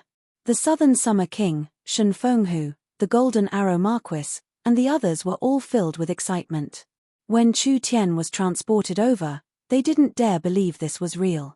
How could there be such a magical technique in this world? Now they were told that there was nothing impossible in this world. At least it was like this for Chu Tian. Greetings to the country guarding ruler. Greetings to the country guarding ruler. Greetings to the Cloud Dream Marquis. A white light flashed around Chu Tian. Meng Qingwu, Meng Yingying, and Nangong Yun, these people that had been separated for a long time, all returned to Southern Xia. These people were simply legends of Southern Xia, especially Chu Tian. He was simply like a god. All of Southern Xia worshipped him and his status was not inferior to the Southern Summer Kings. Chu Tian walked over with a smile. Everyone, long time no see. Greetings to the Southern Summer King. The Southern Summer King gave a bitter laugh, not knowing what to say. The white light flashed again. Clark was transported over. When everyone saw him, they all revealed shocked expressions. The gnomes rarely came in contact with humans, and this was a race that had only been seen in books. They never thought that they would see one in front of them. But compared to the humans' shock, Clark's brain had simply short-circuited. When he appeared in the royal palace of Southern Xia, when he saw the various humans around him, when he felt the different environment, he almost suspected that he had not woken up yet. This is the gnome Great Elder Clark. Although he does not have the title of a scholar, he is very knowledgeable. It is entirely possible for him to become a country scholar or even a country scholar. Chu Tian gave a simple introduction. Elder Clark, this is Southern Xia, a small human kingdom to the north of the Forest of Chaos. Everyone was filled with deep respect. So it's an expert from the Forest of Chaos. The Southern Summer King nodded. Since you are honored guests, Southern Summer will not neglect you. We will immediately hold a banquet to welcome our guests and also to welcome the country guarding ruler and the Cloud Dream Marquis. There's no need for a banquet. Chu Tian did not come back to eat and drink. I want to see the source energy computer. Yun Tianhe and Jiyu Qianqiu were interested. Yes, Chairman, please come with us. Chapter 451. There was a large change in Southern Xia. Central State City's population had increased by a third compared to when Chu Tian left, and it was twice as prosperous as before. This was not only because Central State City had become the imperial city of Southern Summer, but also because it was the birthplace of miracle commerce. Miracle Commerce had a large laboratory in Central State City and a large industrial park, which directly boosted Central State City's growth. Especially after the Miracle Commerce Space Warehouse was opened, Miracle Commerce often sold resources from the Forest of Chaos to Southern Xia, which greatly increased Southern Xia's strength. At this moment, people like Shen Fenghu, the Golden Arrow Marquis, and the others had all broken through their bottlenecks. The two of them were now experts in the first true spirit layer. The barbarian berserkers trained in Southern State's Berserker training camp had been hired by Southern Shia to form an army. They had also bought large amounts of source energy weapons through Miracle Commerce's factory and used the Four States Lake as a natural barrier, so it was hard for the Warhound's kingdom to gain any advantage. Now that Southern Shia had recovered its strength, it was not weaker than before. Southern Shia quickly became famous in a short period of time. There were caravans coming to Southern Shia from the surrounding countries in order to buy products from Miracle Commerce. Therefore, although Southern Shia's citizens still used Southern Summer gold coins, they had already begun to use source stones for large transactions. This was a sign of connecting to the international market. Southern Shia becoming the Great Summer Country was just around the corner. Clark walked on the streets of Central State City and felt like he was in another world. There were several dozen airships flying back and forth in the sky. There were tall buildings and various large screens, all showing all kinds of eye-catching advertisements and the sound of horns coming from the streets. There were fewer beast carriages on the streets. Most likely because of Miracle Commerce's culture, Central State had become a very innovative place. There were already prototype source energy hover cars powered by source energy batteries. Now there were many people using this new convenient transportation tool, traveling through the city like beetles. This was truly too shocking. How could a small country like Southern Shia develop to such an extent? The prosperity and affluence of the human city far surpassed Clark's imagination. He did not dare believe that this was only the capital of a small country. The rapid rise of the humans in the last few hundred years was not without reason. Perhaps in another few thousand years, the elves and spirit beasts' limelight would be suppressed by the humans. The Central State Laboratory had also changed greatly. After Chu Tian left Central State, he took a part of the business with him and placed it in the Southern State Laboratory. The Central State Laboratory focused on the source energy computer, and after several expansions, it was doubled in size. There were over 2,000 people working on the source energy computer. With the core technology and ideas provided by Chu Tian, the research team of more than 2,000 people went through more than 135,000 adjustments and experiments before they finally completed something that was ahead of the times. When the members of the Central State Laboratory knew that Chu Tian was coming, they immediately ran out to welcome him. Chu Tian saw several familiar figures among them. For example, the Lin Xian siblings, the two founders of the Heavens Alliance. Now that they had joined Miracle Commerce and had become official researchers of the Yun sect, they were young and promising, making people envious. They were walking on the road to realizing their dreams. Greetings to the chairman and vice chairman. Everyone excitedly bowed down, almost kneeling down to Chu Tian and Lin Xian. These were scholars from all over the world, and a portion of them had never seen Chu Tian before. They could only understand this person through Chu Tian's image and deeds. Now that Chu Tian had become a god worshipped by the people of Southern Shia, with this legendary person appearing in front of them, how could these people not be excited? Chu Tian was very surprised. How many people have come? That's natural. Jiyu Qianqiu had already broken through to the true spirit realm, and he looked much younger than before. Perhaps it was because his life was more fulfilling and filled with energy. Not only are there scholars from Southern Shia, there are also many people who didn't hesitate to travel thousands of miles from other countries to study in Southern Shia. They have all become Yun sect scholars, and there are even 4 great scholars. Chu Tian nodded. Not bad, not bad. The Yun sect can be considered strong. With the Yun sect becoming stronger, the happiest person was of course old man Yun Tianhe. The Yun sect originated from the Central State Yun family. The Yun family was a small country's family, but now they were able to use this method to become famous, and they could participate in the Yun sect's research. This was truly a breakthrough. The Yun sect's current strength was not that strong. Among the gnomes that Chu Tian had allied with, there were at least several hundred great scholars in terms of academic level. However, the geographical separation would cause academic isolation, so the human and gnome scholars' research methods were different. The two needed to communicate with each other to integrate. Not to mention the fact that the Yun sect was established by Chu Tian. Jiyu Qianqiu, Yun Tianhe, and the other Yun sect scholars had been studying with Chu Tian for an entire year, and they had grasped large amounts of Miracle Commerce's core technology.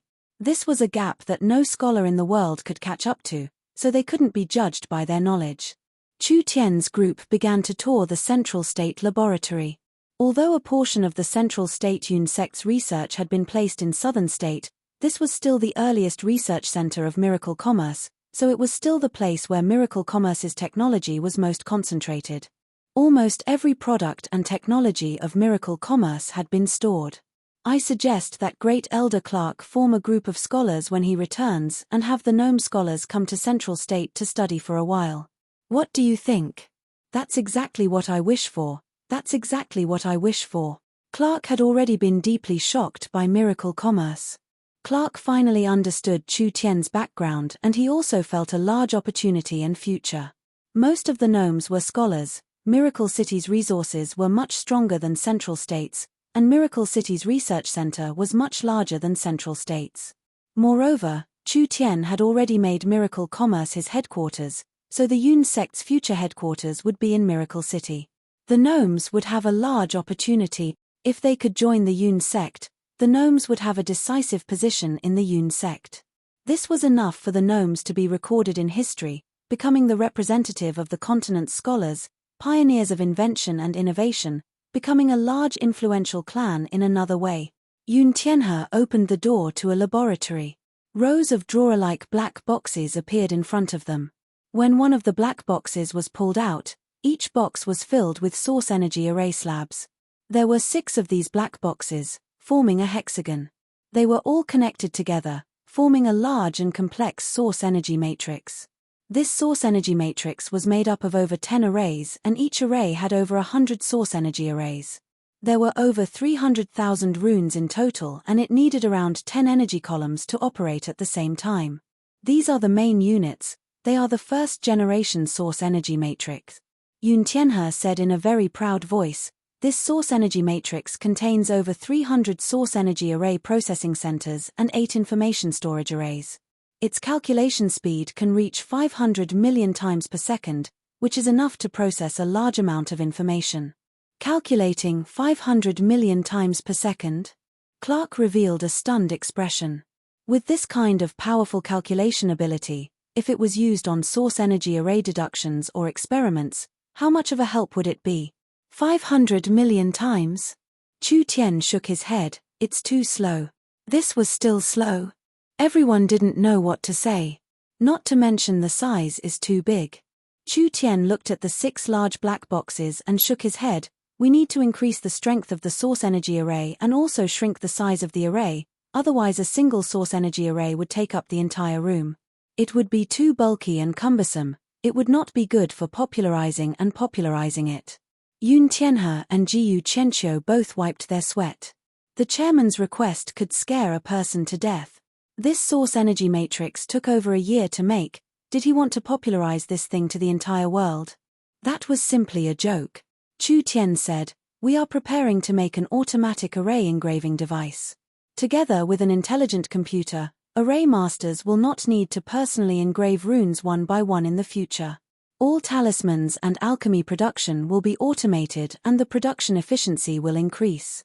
The automatic array engraving device needed source stones to operate. Because the source energy contained in source stones was the closest to the human body, it could be used to create source energy arrays. Source energy batteries were an industrial energy source that could maintain source energy arrays, but it could not be used to create source energy arrays. So, the array engraving device would cost a lot, but it would free up large amounts of labor, allowing them to increase their technology. Jiyu Qianqiu said, this source energy matrix is still missing a core. There's no need for you to say it, I've brought it. Chu Tian gently waved his hand and the artificial intelligence 0 was released. 0, begin the fusion. Zero's illusory body floated to the center of the giant source energy matrix. There was a crystal there and Zero's body melted into it. Almost in an instant, an invisible energy spread out and the entire source energy matrix was activated. Chu Tian directly asked, Zero, how do you feel? Zero's voice came from the matrix, the entire array has been connected to me. Is Zero really that strong? Meng Yingying was a bit in disbelief. You shouldn't be bragging, right? Chu Tian snappily said, if you don't believe me, you can test him. Test me. Meng Yingying loudly asked a series of questions. Zero, let me ask you, 252, 5413 times 434, 2342 times 21,343 times 43,543 times 654,245 times 143,432. What is the final result? Zero didn't hesitate to answer in half a second. Meng Yingying spent several minutes to calculate it and found that it wasn't wrong at all. The several hundred decimal places were all calculated, and she instantly revealed a look of admiration. Chu Tian was amused by Meng Yingying. You want to ask Zero this kind of child's play question? Meng Qingwu never thought that the combination of the artificial intelligence and the source energy matrix would have such a shocking effect. If this source energy computer is brought to Miracle City, it can be used to manage Miracle City's accounts, bank data, citizens' information, and even city planning. I think it will be very convenient. How could it be just like that? Chu Tian said with a smile. The source energy matrix system's calculation speed cannot be compared to the human brain. Using it to create a spiritual space will be more stable, using it to invent new source energy arrays will be more outstanding, using it to control source energy weapons will be more terrifying, and using it to control production will be more precise. In the future, when the computing power increases by several hundred or thousand times, we can even use it to calculate various changes. In short, its functions are not something you can imagine. That's right. Zero was the continent's first super source energy computer. Although it couldn't compare to humans in terms of invention and creation, it was something no mortal could compare to in terms of logic and calculation. It had already reached the realm of spiritual gods. Chu Tian ordered, "Young miss, send Zero to Miracle City. You will be the only person with the highest authority other than me. From now on, Zero will be Miracle City's management system.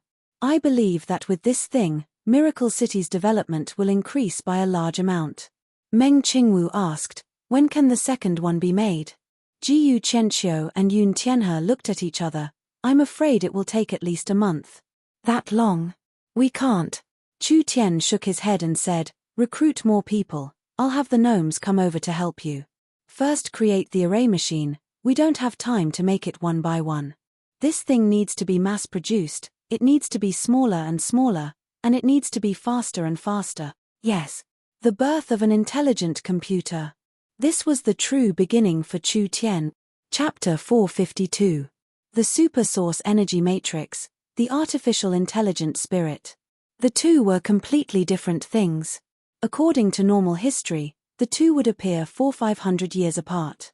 First there was the source energy matrix and then there was the artificial intelligent spirit. Therefore, the source energy matrix in the history books was controlled by humans at first, so it could only be used for normal calculations and statistics. After all, a living person couldn't merge with the matrix and the matrix itself didn't have any intelligence.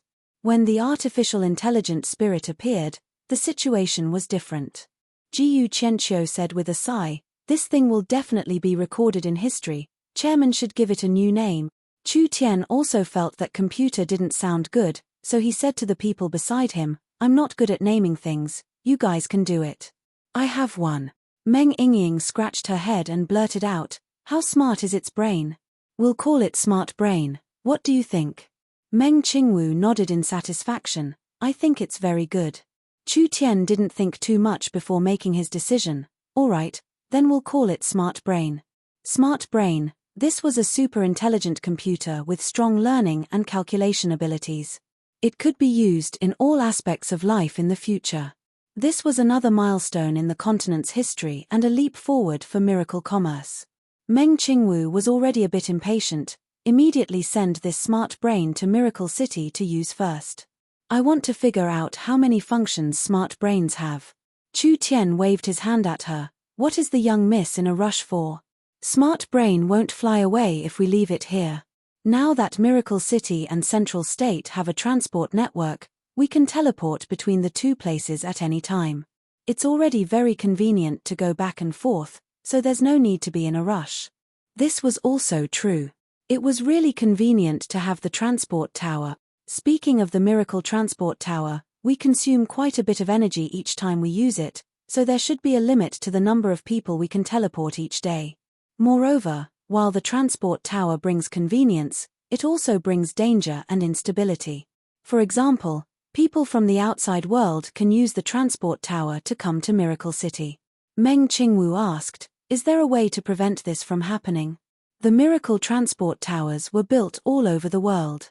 It was impossible for Miracle Commerce to guard every transport tower tightly.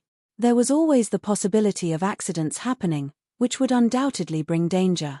When the Miracle transport tower is connected to the smart brain in the future, we will be able to control everything, so we don't need to worry about this. Chu Tian paused for a moment. As for now, we can only raise the threshold to limit the abuse of the teleportation function. Meng Qingwu nodded. The two of them drafted a Miracle Commerce Transport Tower usage regulations and guidelines. This set of rules clearly wrote, before using the Miracle Transport Tower, one had to first apply for a Transport Tower use permit from Miracle Commerce and also a Transport Pass permit to the destination. The former was the right to use the local transport tower and the latter was the right to reach the destination. Unless it was a person with special authority in the upper echelons of Miracle Commerce, every teleportation had to be submitted to the relevant department of Miracle Commerce one day in advance. The teleportation time and teleportation intent had to be reported clearly.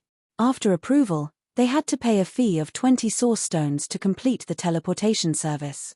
After going around in circles, in the end, they still had to spend 20 low-grade source stones.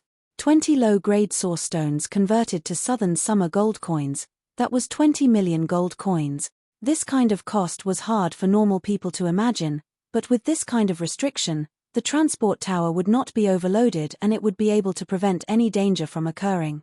Meng Qingwu nodded in satisfaction. It was much safer this way. Not only did the transport tower become safer, it was also a foundation for commercialization.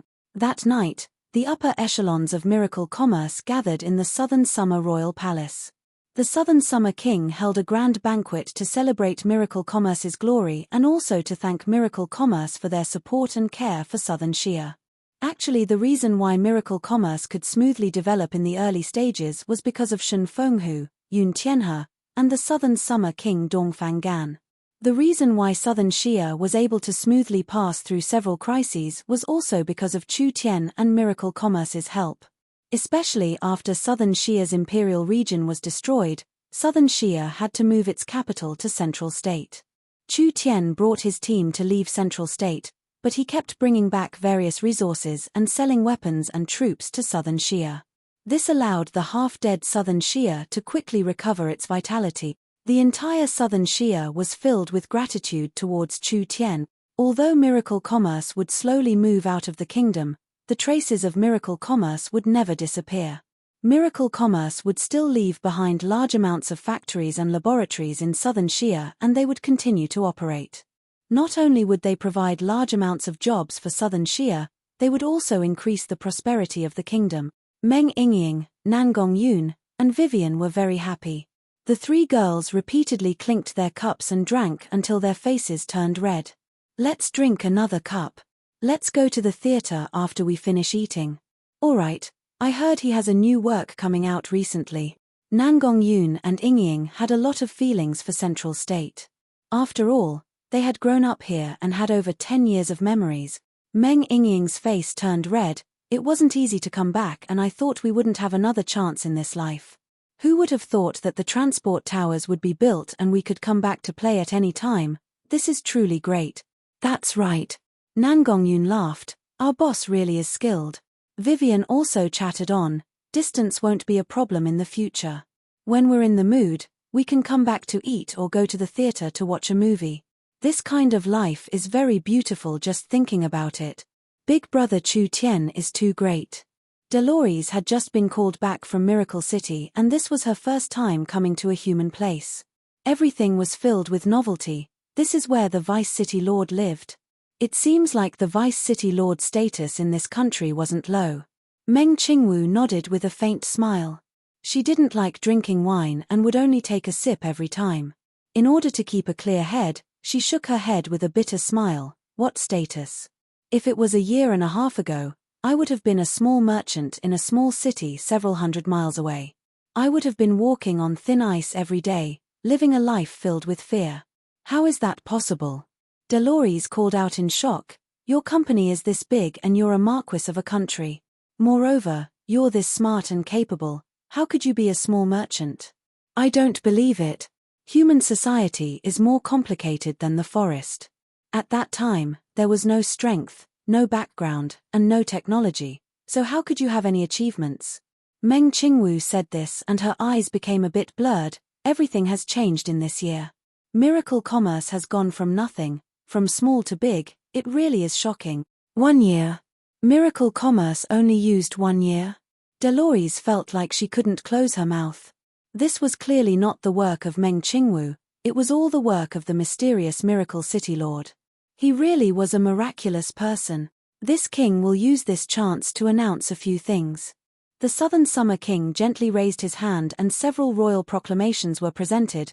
Miracle commerce has given Southern Xia a new lease of life, so the Cloud Dream Marquis is now given the title Cloud Dream Ruler, Nangong Yun is given the title Phoenix Marquis, and Meng Yingying is given the title Marquis Ying. Southern Xia is small and has no land to give, so although it is an empty title, it represents the friendship of Southern Xia. Whether it was Nangong Yun or Yingying, they did not care about the Marquis title. They had the resources in their hands. How could a title compare to them, not to mention an empty title? But being able to become a marquis in their homeland was still a matter worth celebrating. While everyone was feeling happy, suddenly, a communication device on the Southern Summer King's side rang. Portable communication devices were very common in Central State and most people with a bit of status were equipped with them. How could the Southern Summer King not have one as the king? The Southern Summer King did not say much before his brows knit together. There is a situation in the northern defense line. This king cannot accompany everyone. I've been rude. What did you say? Could it be that the northern spirit beasts are attacking again? Nangong Yun almost flipped the table. How preposterous. Are you done? It's not a full-scale attack. The Southern Summer King shook his head and said, it's just harassment. Everyone doesn't know. Yun Tianhe said from the side, when you left Southern Summer, the war hounds have already harassed Southern Summer 5-6 times. Although they returned without any success, they still brought quite a bit of trouble. Southern Xia can block the war hounds' attacks, but they do not have enough military strength to counterattack, so the north and south are currently in a state of separation. Chu Tian knit his brows. How is the war hounds' battle strength? After the Battle of the Four States Lake, the Fang King and his army were completely annihilated. The Warhounds have gathered another 300,000 elites on the Warhounds Plains and the Eagle Burial Warring Kingdom has added another 300,000, with around 600,000 troops stationed in the fortress. Although there are more and more troops stationed here, they have only been harassing us, which means that they are still accumulating strength. As long as their army reaches a certain level, they will launch another large battle against Southern Summer. It's too troublesome to have a ticking time bomb by our side. Chu Tian looked at the young miss beside him. How about we take advantage of this time to eliminate them in one go? Eliminate them in one go? The Southern Summer King and the others all stared with wide eyes. Chu Tian said this in an incomparably relaxed tone. How was this like destroying a large kingdom? It was as simple as drinking a cup of water in front of him. Who would have thought that Meng Qingwu would not be surprised by Chu Tian's suggestion? After thinking about it for a minute, she nodded and said, "This is also good. Miracle Commerce's business in Central State is not small, and if it is exposed to the enemy's army, it will be like a fishbone stuck in our throat. It is better to eliminate it as soon as possible. This can be considered taking revenge for the old Marshal Dongfang Zhon and the other heroes who died in Southern Xia." Chapter 453. The Warhounds' kingdom was a large kingdom no matter what, and the Warhounds' plains were filled with soldiers. How could they be destroyed so easily? Miracle Commerce had left Southern Xia for a long time. When did they become this arrogant? It was fine if Chu Tian was like this, but had Meng Qingwu also been assimilated by this fellow? Southern Summer's strength is slowly recovering, but we still don't have enough battle strength. We can protect ourselves, but we can't counterattack. The Southern Summer King gave a sigh, not to mention that even if we can destroy the main force of the Warhounds' kingdom, there are still several tens of millions of fierce spirit beasts in the Warhounds' plains. There is also the incomparably strong Eagle Burial Kingdom behind the Warhound's plains. This was the truth. A warring kingdom was not a small matter. The Eagle Burial Kingdom's experts could not compare to the giants of the Forest of Chaos, but the Eagle Burial Kingdom was a large kingdom with over 1.5 billion people, and it was a spirit beast kingdom. The difference between the spirit beast kingdom and the human kingdom was very big. The human kingdoms were rich, prosperous, and civilized, while the spirit beast kingdoms were loose, barbaric, and warlike. If the human kingdoms and the spirit beast kingdoms fought on the same level, they would not be able to win. A warhound's plains with a population of several tens of millions could form a warhound's kingdom. A warhound's kingdom with a population of several tens of millions could form an army of 1 million, and a warhound's kingdom with a population of several tens of millions could beat the 200 million southern Shia half to death. This was a spirit beast kingdom where every citizen was a soldier. The Eagle Burial Kingdom's population was estimated at 1.5 billion. This was considered a large kingdom on the continent. Moreover, with the characteristics of a spirit beast kingdom, the proportion of their army was very high, especially for a warring kingdom that fought all over. Therefore, the Eagle Burial Kingdom had a large army of over 10 million, plundering all over the place. They lived by fighting, and wherever they went, they were shrewd, using tributes from subordinate countries to support their army. The Eagle Burial Kingdom had been fighting all over the place, increasing their population and army. This was a kingdom that was constantly expanding, and southern Shia was just one of the countries the Eagle Burial Kingdom conquered, so their strength could not be underestimated. Even if the Eagle Burial Kingdom is strong, they are fighting all over and cannot gather their forces. It is impossible for them to send their army to southern Summer. Meng Qingwu was not worried about the Eagle Burial Kingdom. If the Eagle Burial Kingdom had enough troops, what did they do for the past half year? Dilly-dallying for this long and only sending 300,000 to the Warhounds, this meant that the Eagle Burial Kingdom couldn't send too many troops. Once the north is attacked, we will have a buffer zone and Central State won't need to constantly face the Spirit Beast army. Chu Tian slapped the table, in for a penny, in for a pound. We'll just rule the Warhound Plains and establish a northern militant kingdom. Everyone was speechless. This was becoming more and more ridiculous. Was the Warhounds a country that could be easily destroyed? Was the Warhounds prairie that easy to rule? The tens of millions of spirit beasts there were all nomads. In the vast grasslands that stretched for tens of thousands of miles, they were elusive and hard to track, so how could it be easy to find? Meng Qingwu did not comment, but she began to deploy. The new generation of source energy weapons have been developed, so we'll use this chance to test their power. Have Dongfang Haoran bring over the reserve berserker army that Miracle Commerce has in southern state. Jiyu Qianqiu quickly said, "To Chairman, you have to think this over. The reserve army in southern state is an army that Miracle Commerce spent over 1 billion gold coins to train for several months. Once the war begins, the soldiers' pay, the merit rewards, and all sorts of other expenses will not be a joke." Yun Tianhe also said, "This kind of large-scale war will consume a lot of resources and will drag down Miracle Commerce's development. It's better to bide our time and wait for the kingdom and company to work together. Our Miracle Commerce can't even afford this bit of money." Chu Tian had already made his decision. Central State City doesn't need to interfere. Miracle Commerce's strength is enough.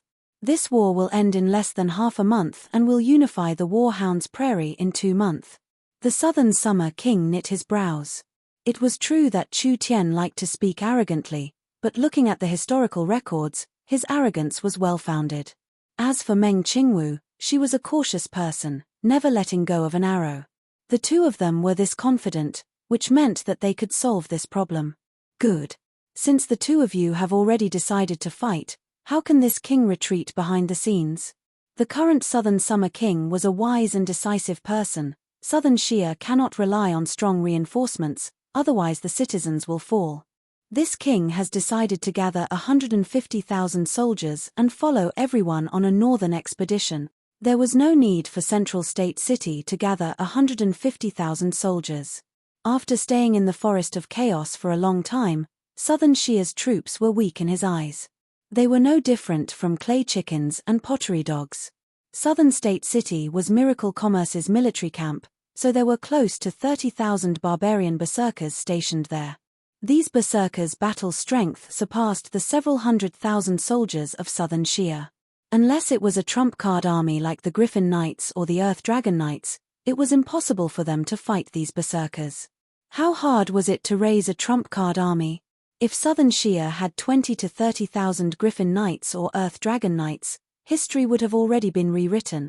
Miracle Commerce's most terrifying part was not their special army, rather the terrifying part was that this terrifying army had terrifying equipment. The source energy weapons were enough to raise the army's strength by several levels, so they were not inferior to the elites of a warring kingdom. Miracle Commerce's main commander was Dongfang Haoran. This former Southern Summer King's prince was now the calm martial ruler of the Southern Summer country. He had made large progress in this half a year, but he had never commanded a large-scale battle before, so he could use this chance to sharpen himself. After several hours, the Central State Transport Tower continued to shine. The Minotaur Chief Arnold, the Shaman Priest Luz, the Ogre Chief Nathaniel, the Tiger Chief Endre. There were several dozen people in the Forest of Chaos. The most powerful local warriors all gathered here. Whether it was the Southern Summer King, Shen Fenghu, or the Golden Arrow Marquis, their faces all twitched. They had never seen so many different races and different foreign races. What shocked the Southern Summer King and Shen Fenghu the most was that these people were all experts in the peak 3rd True Spirit layer, with the strongest people almost reaching the 4th True Spirit layer. This was several dozen True Spirit experts. This was a lineup the small Southern Summer country didn't even dare think about. If any one of these people came out, they would be invincible in the south.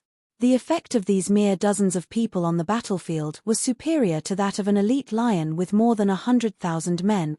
If these people caused trouble in Central State, the consequences would be unimaginable. There was no one in Central State City that could stop them. City Lord. Arnold's nostrils flared. How did we get sent here all of a sudden? Where is this? The others didn't react in shock. They were all looking around in shock. The huge ogre's gaze swept across the other humans. That ferocious glint in his eyes and his imposing aura made it hard for them to breathe. All of you listen well. Chu Tian walked in front of them with his hands behind his back. Although he was facing several dozen fierce forest locals, he was not intimidated by the other side's aura at all. Don't say that the City Lord didn't give you a chance. This is a country outside of the Forest of Chaos. There is a vast plain in the north that has large amounts of food and land to steal. I didn't bring you here for anything else but to steal territory and food. The eyes of these locals lit up. They actually came to the Forest of Chaos to steal territory and food. This kind of matter was very strange to them. The people there are pitifully weak. You have to properly grasp this chance. Yes, City Lord. Everyone rubbed their fists in excitement. Chu Tian waved his hand, indicating for everyone to be quiet. This is the king of Southern Shia. The Southern Summer King slightly recovered and immediately had people prepare food. These brave warriors have come from afar and Southern Shia has rushed to prepare. I'm afraid we didn't take good care of them. Someone, come and receive the warriors. These country bumpkins had never left the forest in their lives. This group of country bumpkins, when had they ever enjoyed the luxurious life of humans? The Southern Summer King and the high-level members of Southern Shia all attached great importance to this. They were fortunate enough to visit Southern Shia. This was something they never dared think about in their entire lives. In the next 2 days, whether it was eating, drinking, or living, they would all be served. This was an unprecedented experience.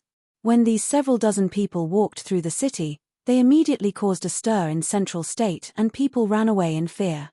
However, when the radio stations and the media announced their identities, everyone's attitudes changed. These strange fellows had actually found reinforcements from the endless southern forests. These were warriors that had defeated the war hounds for Southern Shia. Each one of them was a true expert.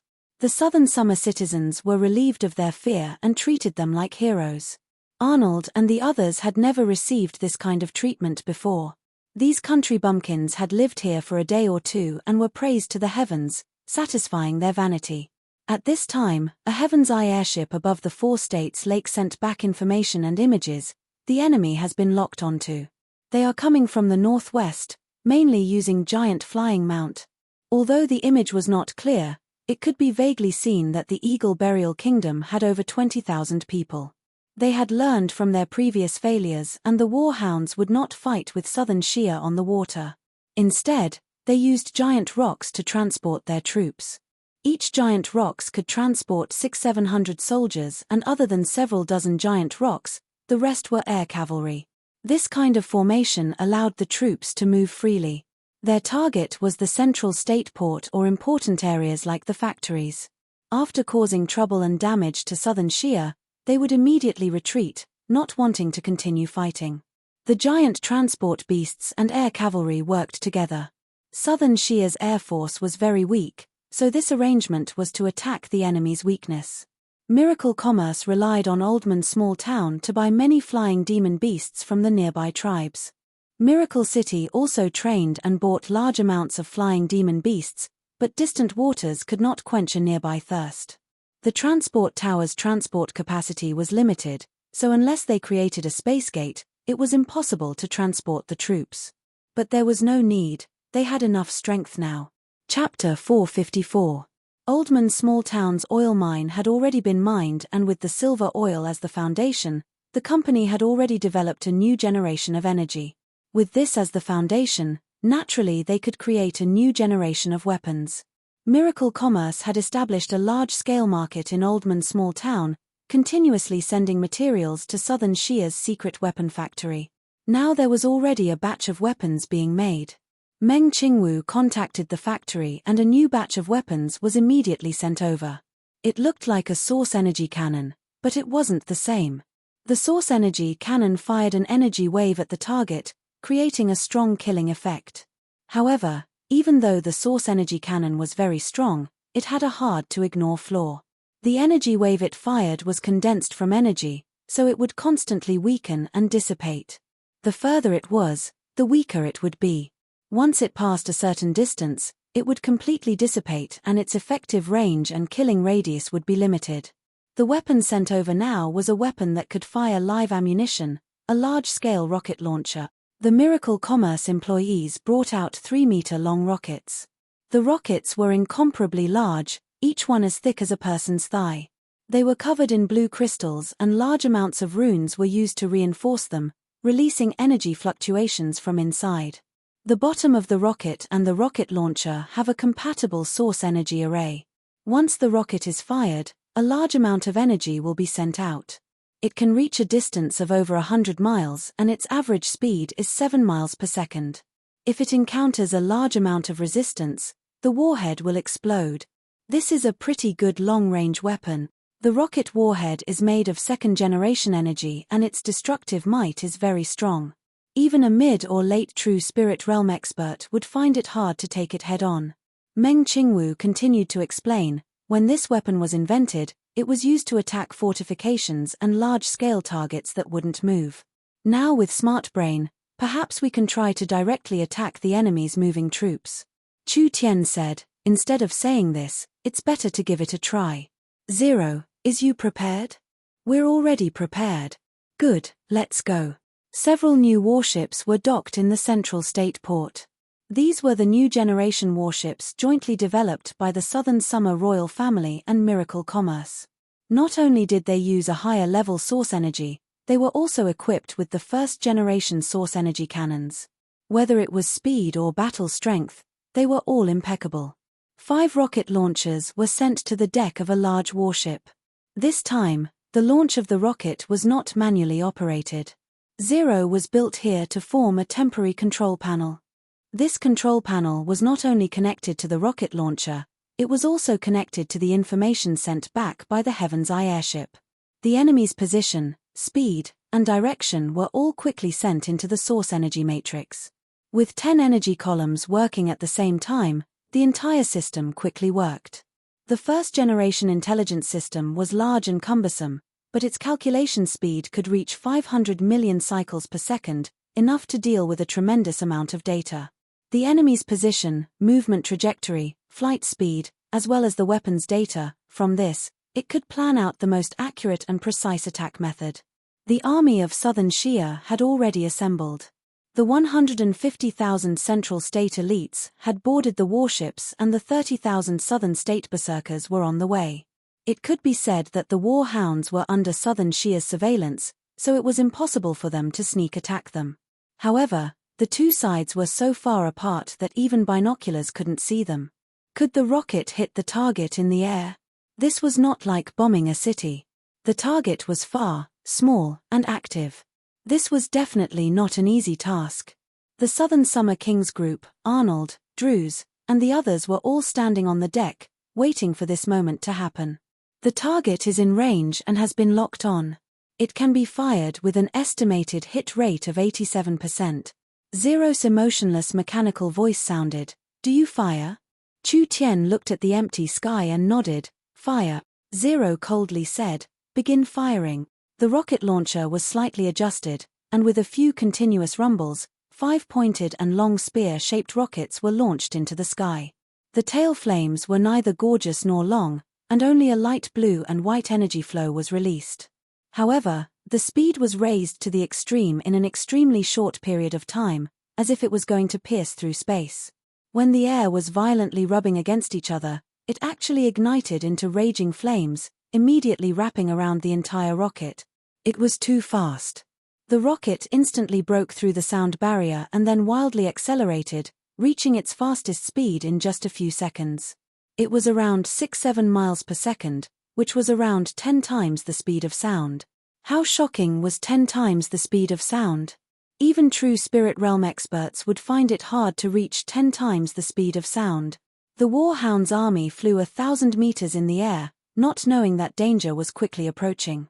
When they vaguely discovered that there were several beams of light in the sky, it was already too late. The rocket was much faster than the speed of sound. Therefore, it was already too late when they heard the sound of air braking. The 5 rockets burned as they rubbed against the air, turning into 5 meteors falling from the sky. They flew across tens of thousands of miles, breaking through everything as they flew forward. The Warhound's generals did not even have time to shout out before the 5 missiles hit the giant rock. There was no explosion. It was a storm. Shockingly, it was an energy storm that was expanding. The giant rock was instantly swallowed by the energy storm and its body was instantly turned into minced meat. Several hundred Warhound's elites were instantly torn apart by the energy, not even leaving a corpse behind. Terrifying. Too terrifying. Everyone could see the energy storm in the sky from afar. Even if they weren't killed by the explosion, with such a terrifying energy storm, it would be hard for them to escape unscathed. It can't be. Nangong Yun's eyes went wide. How could this power be this strong? Chu Tian nodded in satisfaction. This weapon isn't bad, we need to mass produce it in the future. This kind of solid missile weapon and pure energy weapon had their own strengths. The source energy cannon had a short range, but it was very strong in its effective killing radius and it was almost impossible to intercept. After all, it was just a wave of energy and the weakness was that it had a high requirement on the barrel. For this kind of dense energy, how could normal materials withstand it? Therefore, strong materials were the prerequisites for producing high-level source energy cannons. The rockets and missiles had a long range. In the future, when miracle commerce entered the information age and automated smart brain era, it would have a terrifying killing range and deterrence. Because it was a solid weapon, the missile would not be consumed before it exploded. Of course, the weakness was that it was easier to intercept and its destructive power was weaker than the source energy cannons. Chu Tian said, "How many more of these rockets do we have?" Meng Qingwu shook her head and said, "This is the newest weapon and this is the first time we are using it, so we don't have much in stock. This is just a test." "What? Truly disappointing." Chu Tian said with a sigh, "The company's production is too weak, we need to strengthen it and strengthen it. All right, listen to my orders, we will immediately move forward and take care of the fish that escaped the net." Although there were no more rockets, their goal had been achieved. Several giant rocks were directly killed and the Warhounds suffered heavy casualties. They had suffered such a heavy defeat before even reaching Central State, it could be imagined how much of a blow this was to the Warhounds. Even if the remaining survivors still had battle strength, they would not have any fighting spirit left. The 150,000 Southern Summer soldiers started their warships and several hundred warships moved across the lake, creating a spectacular scene. Everyone only had one goal, which was to head to the Kang State port on the northern shore of the Four States Lake and attack the Warhounds' fortress. The defeated Warhounds did not need Southern Shia to chase them at all. The giant shark gang intercepted them while they were retreating, catching all the survivors of the Warhounds' ambush in one fell swoop. After Chu Tian left, the giant shark gang underwent earth-shattering changes. Boss Yu had already become a true spirit cultivator and the giant shark gang had doubled their numbers in just half a year, becoming the #1 gang in Southern Shia. This was a power that no one dared to ignore, especially in the Four States Lake. At this time, a ship from Southern State filled with berserkers arrived. After the Southern Shia army gathered, they immediately headed to the northern shore's Kang State port. The Southern Shia soldiers had been waiting for this counterattack for a long time. The grudges between the Southern Summer Country and the Warhounds were too deep, especially after Imperial City was taken and the northern states fell. Countless Southern Summer citizens were slaughtered and plundered, causing the Southern citizens to be filled with rage. Only facing the Warhounds' aggressive stance, Southern Shia could not turn the situation around. Chu Tian once again raised the morale of the Southern Summer soldiers. Miracle Commerce was participating in this battle, so it would definitely be a success. Everyone's aura was like a rainbow, swallowing 10,000 miles like a tiger. They charged forward, not stopping for a single moment. The Warhounds never would have thought that the Southern Summer Country would suddenly have a decisive battle. Southern Shia wanted to take advantage of the Warhounds' lack of reaction and destroy their foundations, taking back the land that Southern Shia had lost. Chu Tian said, "This kind of direct attack will cause too many casualties, we'll go first and do something behind their backs." "All right." Vivian immediately brought Chu Tian and began to move through space. Vivian's innate spatial energy was not bad, she could teleport several hundred kilometers with each teleportation. Although Chu Tian also had innate spatial energy, he could only teleport short distances. "We're here." The two of them arrived at Kang State a day earlier than the fleet. This was the junction between Kang State and the Imperial region, with several ports in Kang State. It was a very prosperous place for Southern Shia's shipping trade, but after it was occupied by the Warhound spirit beasts, this place had changed greatly.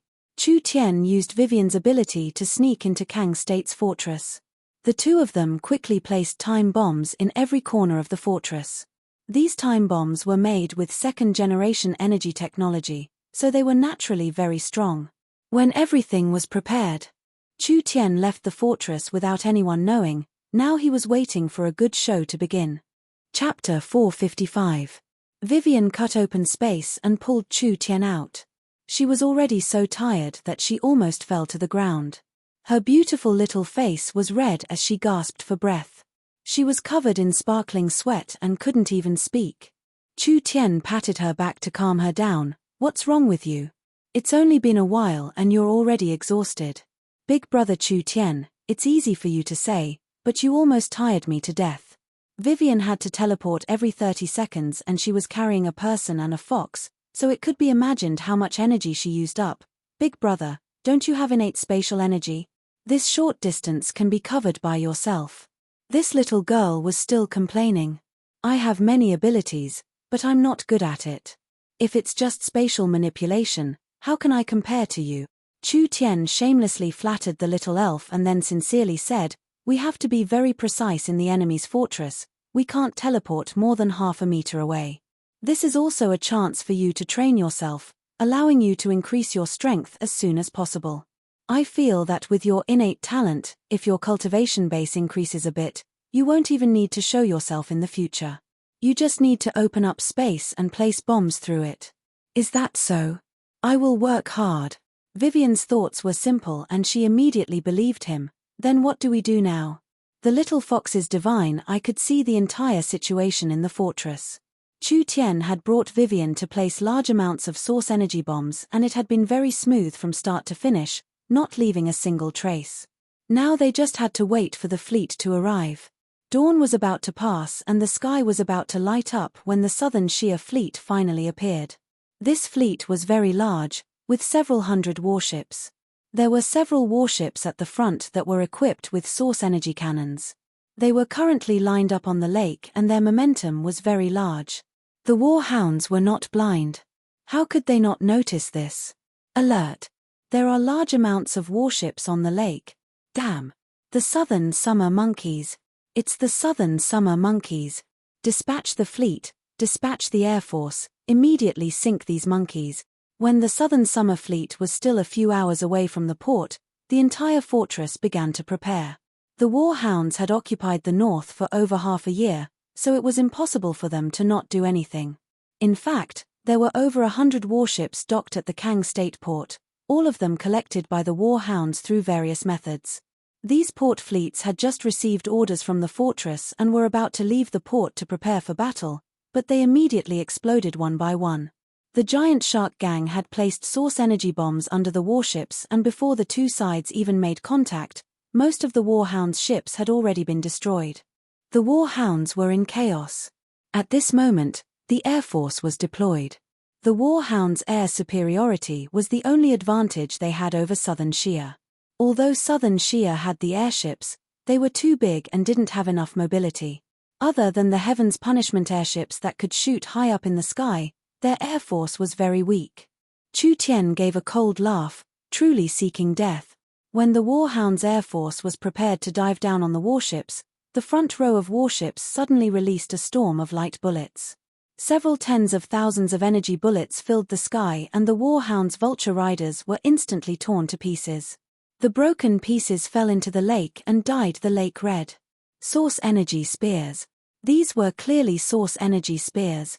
The warhound spirit beasts knew that Southern Shia's army was equipped with quite a few of these weapons and were prepared to be attacked by them, but they thought that as long as they charged forward, the threat of these weapons would be a joke. In the end, they never would have thought that Southern Shia's attack would be 10 times stronger than they had imagined. Southern State's 30,000 reserve army had arrived. This was an army that Miracle Commerce had trained for themselves.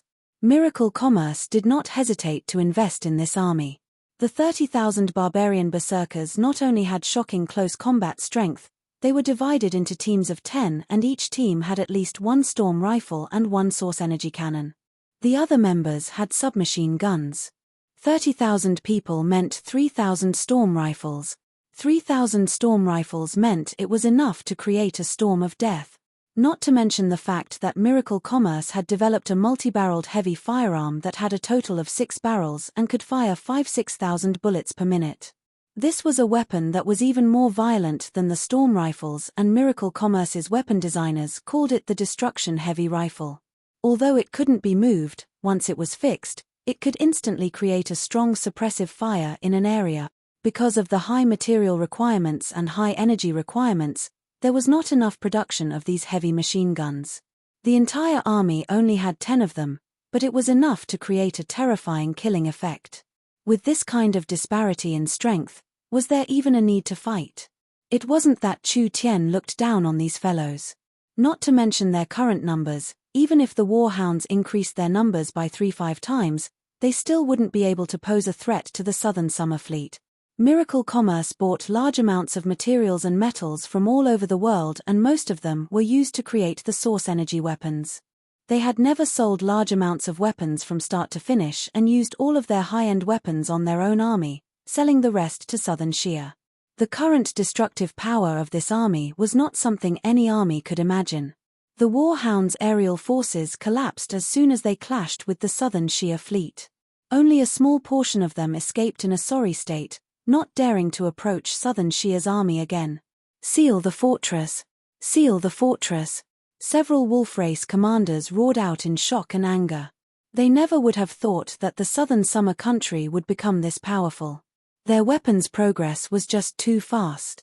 It hadn't even been a year since the Imperial City battle and their firepower had increased by more than 10 times. The warhounds' fortress soldiers were busy preparing their defenses. Several dozen earth-shattering explosions came from the fortress. The source energy bombs that Chu Tian and Vivian had secretly placed had all exploded. Although it was just several dozen source energy bombs, even if they were the most powerful bombs, it was not enough to destroy the several 100,000 soldiers. However, Not killing them did not mean they had no effect.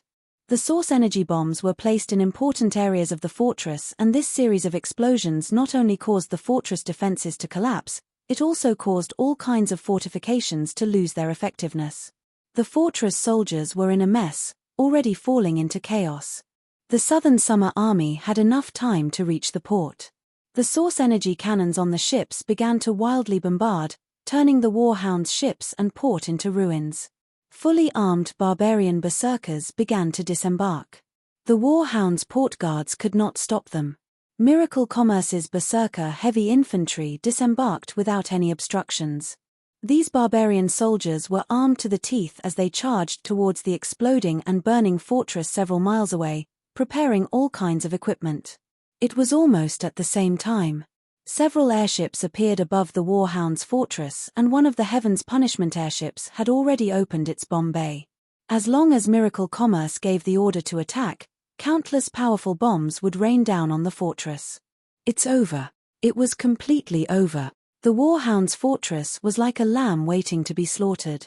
Whether it was the berserker army, the bombing airships, or the over 100,000 soldiers of southern Shia, the fortress was in chaos and there was no way to stop them at all. Although the spirit beasts were fierce by nature, facing this absolute disadvantage, they were filled with despair. They couldn't even display the spirit of a trapped beast. Chu Tian saw that the situation was about right. He picked up a communication device and opened the public channel. Everyone pay attention, stop attacking. Everyone pay attention, stop attacking. All the attacking forces stopped attacking. But the air, land, and water forces were already suppressing the fortress. Countless weapons were still aimed at the fortress, and the warhounds did not have any leeway to fight back. Connect to the airship loudspeakers. Chu Tian's communication device was connected to the loudspeakers on the airships. His voice could be transmitted to the entire fortress through these loudspeakers, allowing every soldier in the fortress to hear him clearly. Good friends, I am called Chu Tian. I think everyone knows me, so I'm too lazy to introduce myself. With the current situation, you have no chance of winning. I'll give you a chance to live. Kill the Eagle Burial Kingdom's commander, put down your weapons, and surrender. I swear on my honor that I will not kill or mistreat any captives. Don't believe them. The expressions of the two commanders from the Eagle Burial Kingdom fell. Humans are despicable and cunning. They can't be trusted. We have already displayed our strength. There is no chance for us in this battle. Even if the Eagle Burial Kingdom personally comes, Miracle Commerce and Southern Shia are not afraid at all. Since there is no need to fight this battle, why do you need to make pointless sacrifices for the Eagle Burial Kingdom? I'll give you 5 minutes. If the reply I want doesn't appear, I can only turn this place into scorched earth and set the entire warhound plains on fire. I'll slaughter your entire tribe. This was a blatant threat. Did the warhounds people have a choice? The spirit beasts were fierce by nature. They knew that with the current situation, it was impossible to take down Southern Shia. Under the survival instincts of wild beasts, there was an uproar in the fortress. Not long passed. This uproar calmed down. The 2 Eagle Burial Kingdom commanders and several dozen high-ranking Eagle Burial Kingdom generals were killed. The several 100,000 fortress soldiers threw down their weapons and raised their hands in surrender. The Southern Shia people were a bit confused. Southern Shia clearly had the advantage, so why did they let go of these forces? If these several 100,000 people were killed, the warhounds would be heavily injured and it would be hard for them to recover. Our true enemy is the Eagle Burial Kingdom, and the warhounds' plains are the buffer between the Eagle Burial Kingdom and the Southern Summer Kingdom. As long as we force the warhounds to betray the Eagle Burial Kingdom, the warhounds' plains will automatically become our buffer against the Eagle Burial Kingdom. Not only can we not kill these warhounds' plains soldiers, we must release them when necessary and even provide them with some equipment and help. Chu Tian said this before adding another point. Other than that, with this example of not killing captives, it will be much easier for us to recover later on. It was like what Chu Tian said. Not only did the Southern Summer Kingdom not kill these several 100,000 soldiers, they even fed them well. When Southern Shia sent out 3 armies to recover the Imperial region, Furnace State, and Kang State, they were unobstructed. The The warhounds already had no confidence and their morale was low. Now that their main force of several 100,000 had been defeated, what reason did they have to put up a desperate resistance? The southern Shia army opened up 1,000 miles and finally regained all the land they lost half a year ago. Chapter 456. The warhound's southern fortress was effortlessly captured by the southern summer country. The general situation was set in stone and there was no other way to change it. So what if the warhound's plains had tens of millions of spirit beasts as soldiers? Fighting in this world was never about numbers. Miracle Commerce's 30,000 berserkers could kill hundreds of thousands of enemies as easily as drinking water.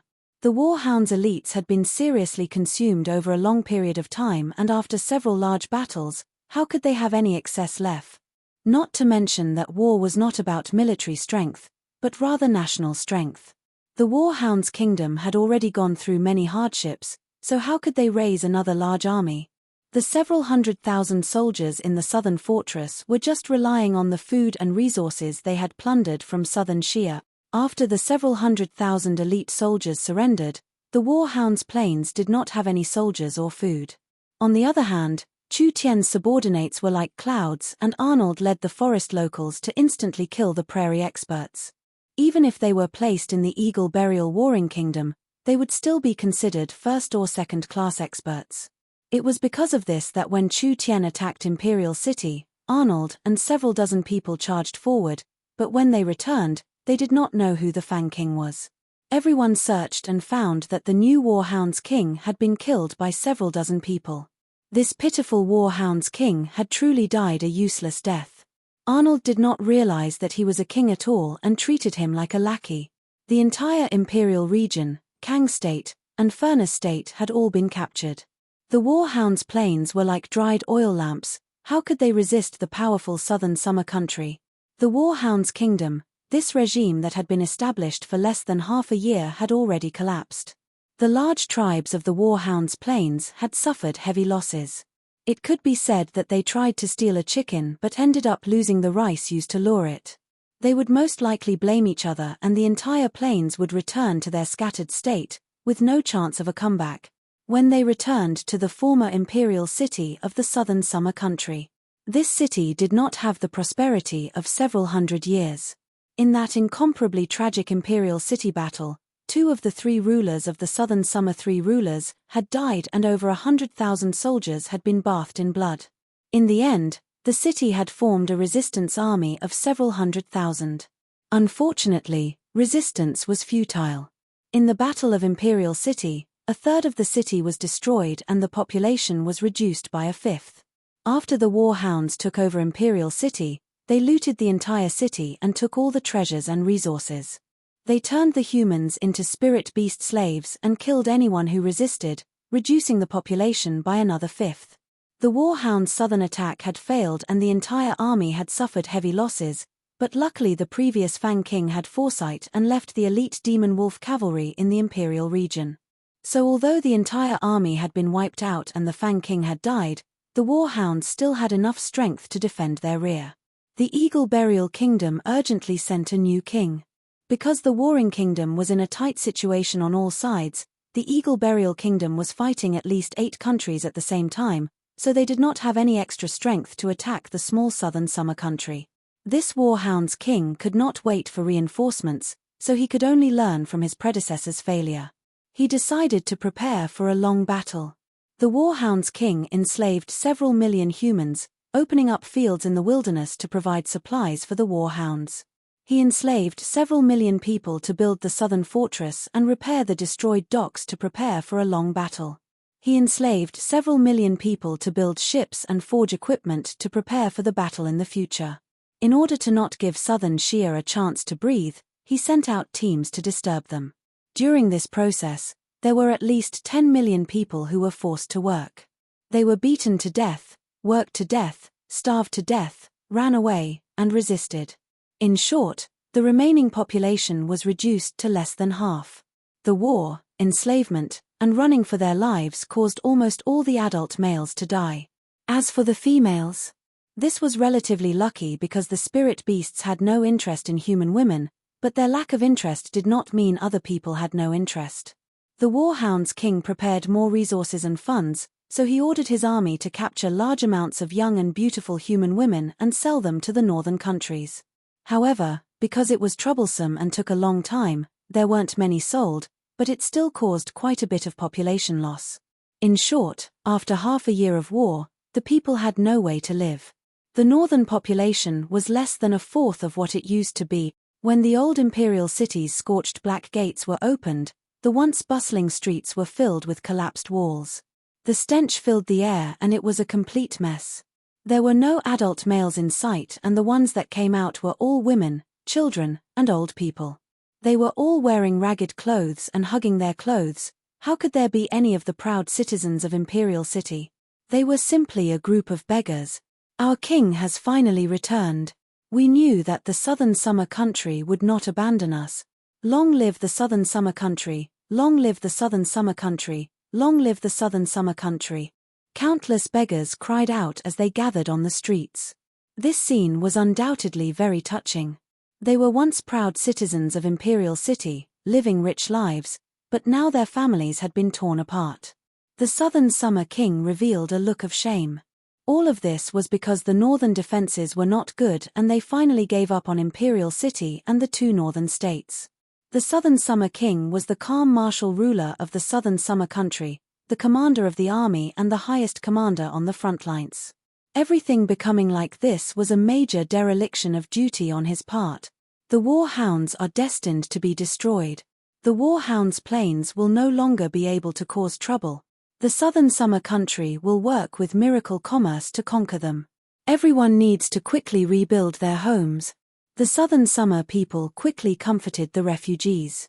The Meng Qingwu sisters, Nangong Yun, Vivian, and the others all revealed pained expressions, especially the emotional Meng Yingying. She simply did not dare believe that in just half a year, Imperial City had turned into a ghost city. The citizens were all skin and bones from starvation, living like lonely ghosts in the ruins. Was this the cruelty of war? Meng Yingying felt a strong sense of guilt. Southern Xia's northern side had fallen and the tens of millions of people were suffering, but she still lived a rich life, almost forgetting about this place. Thinking about it, if this world did not have Chu Tian, perhaps all of southern Xia would not have been able to escape.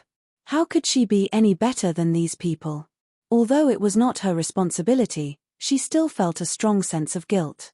Meng Yingying pulled on Chu Tian's clothes. Let's help them rebuild the city.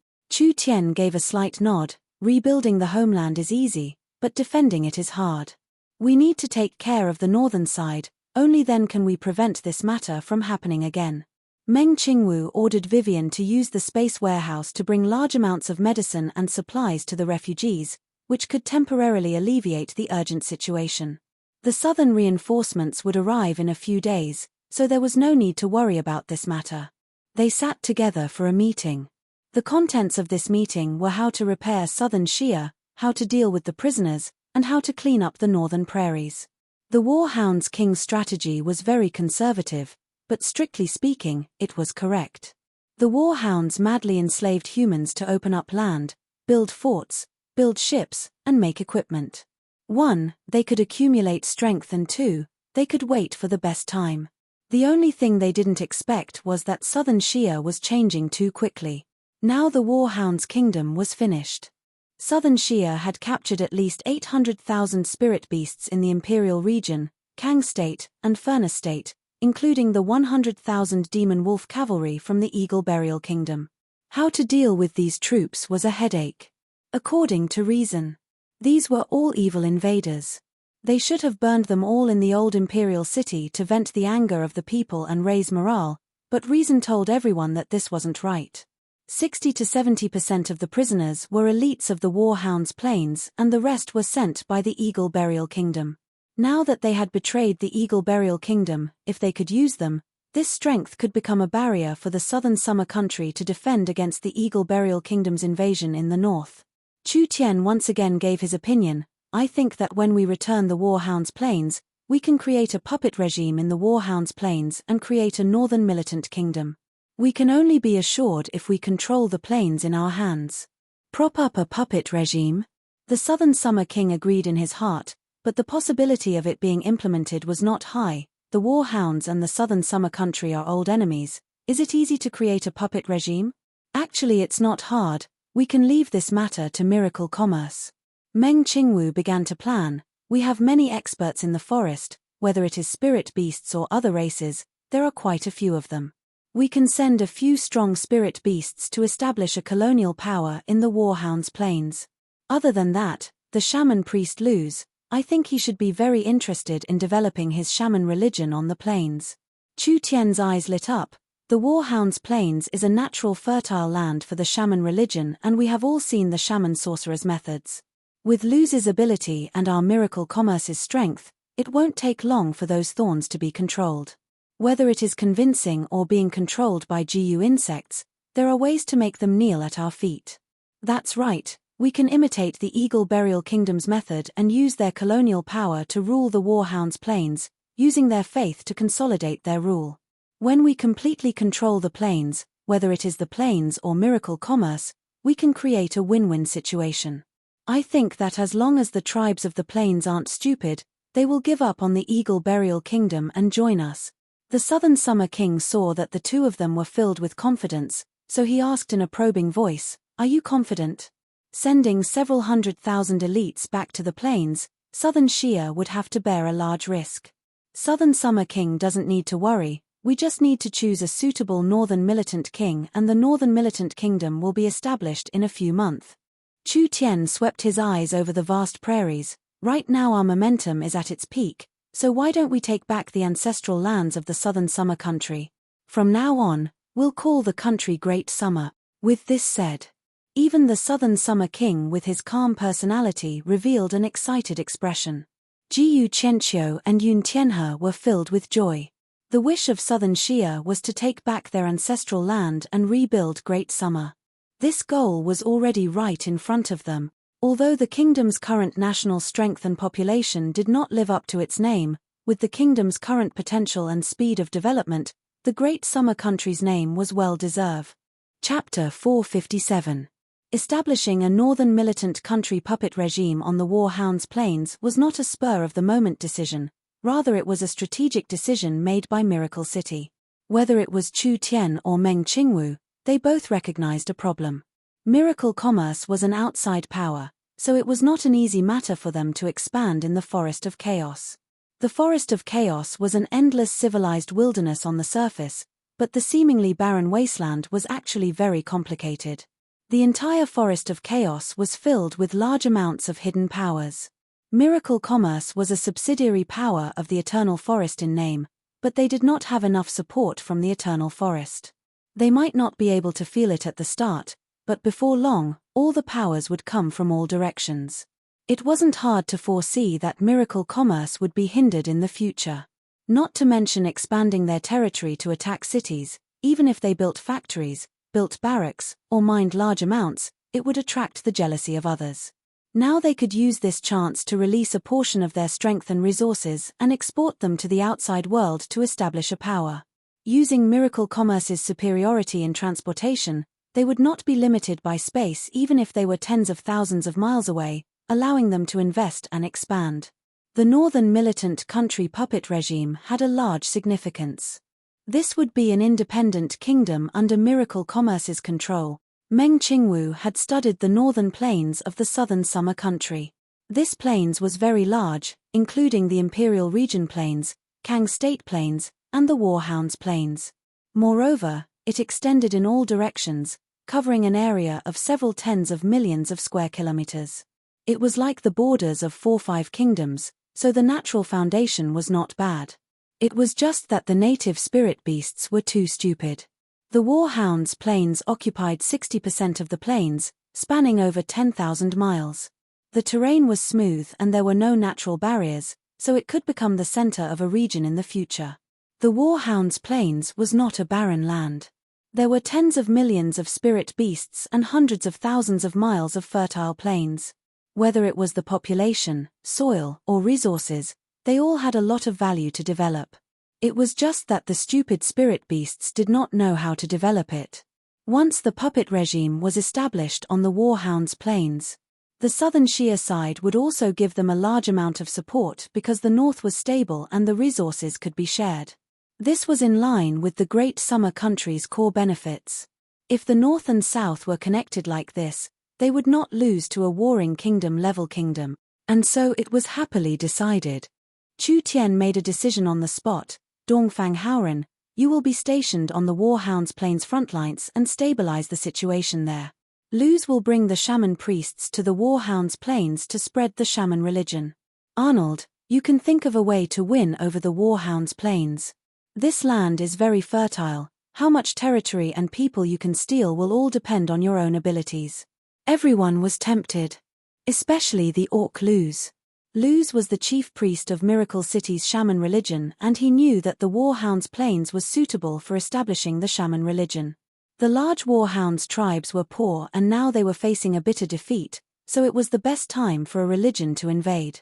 As long as Miracle Commerce provided material support, the orthodox shaman religion would spread in this land. Only Luz was a bit worried.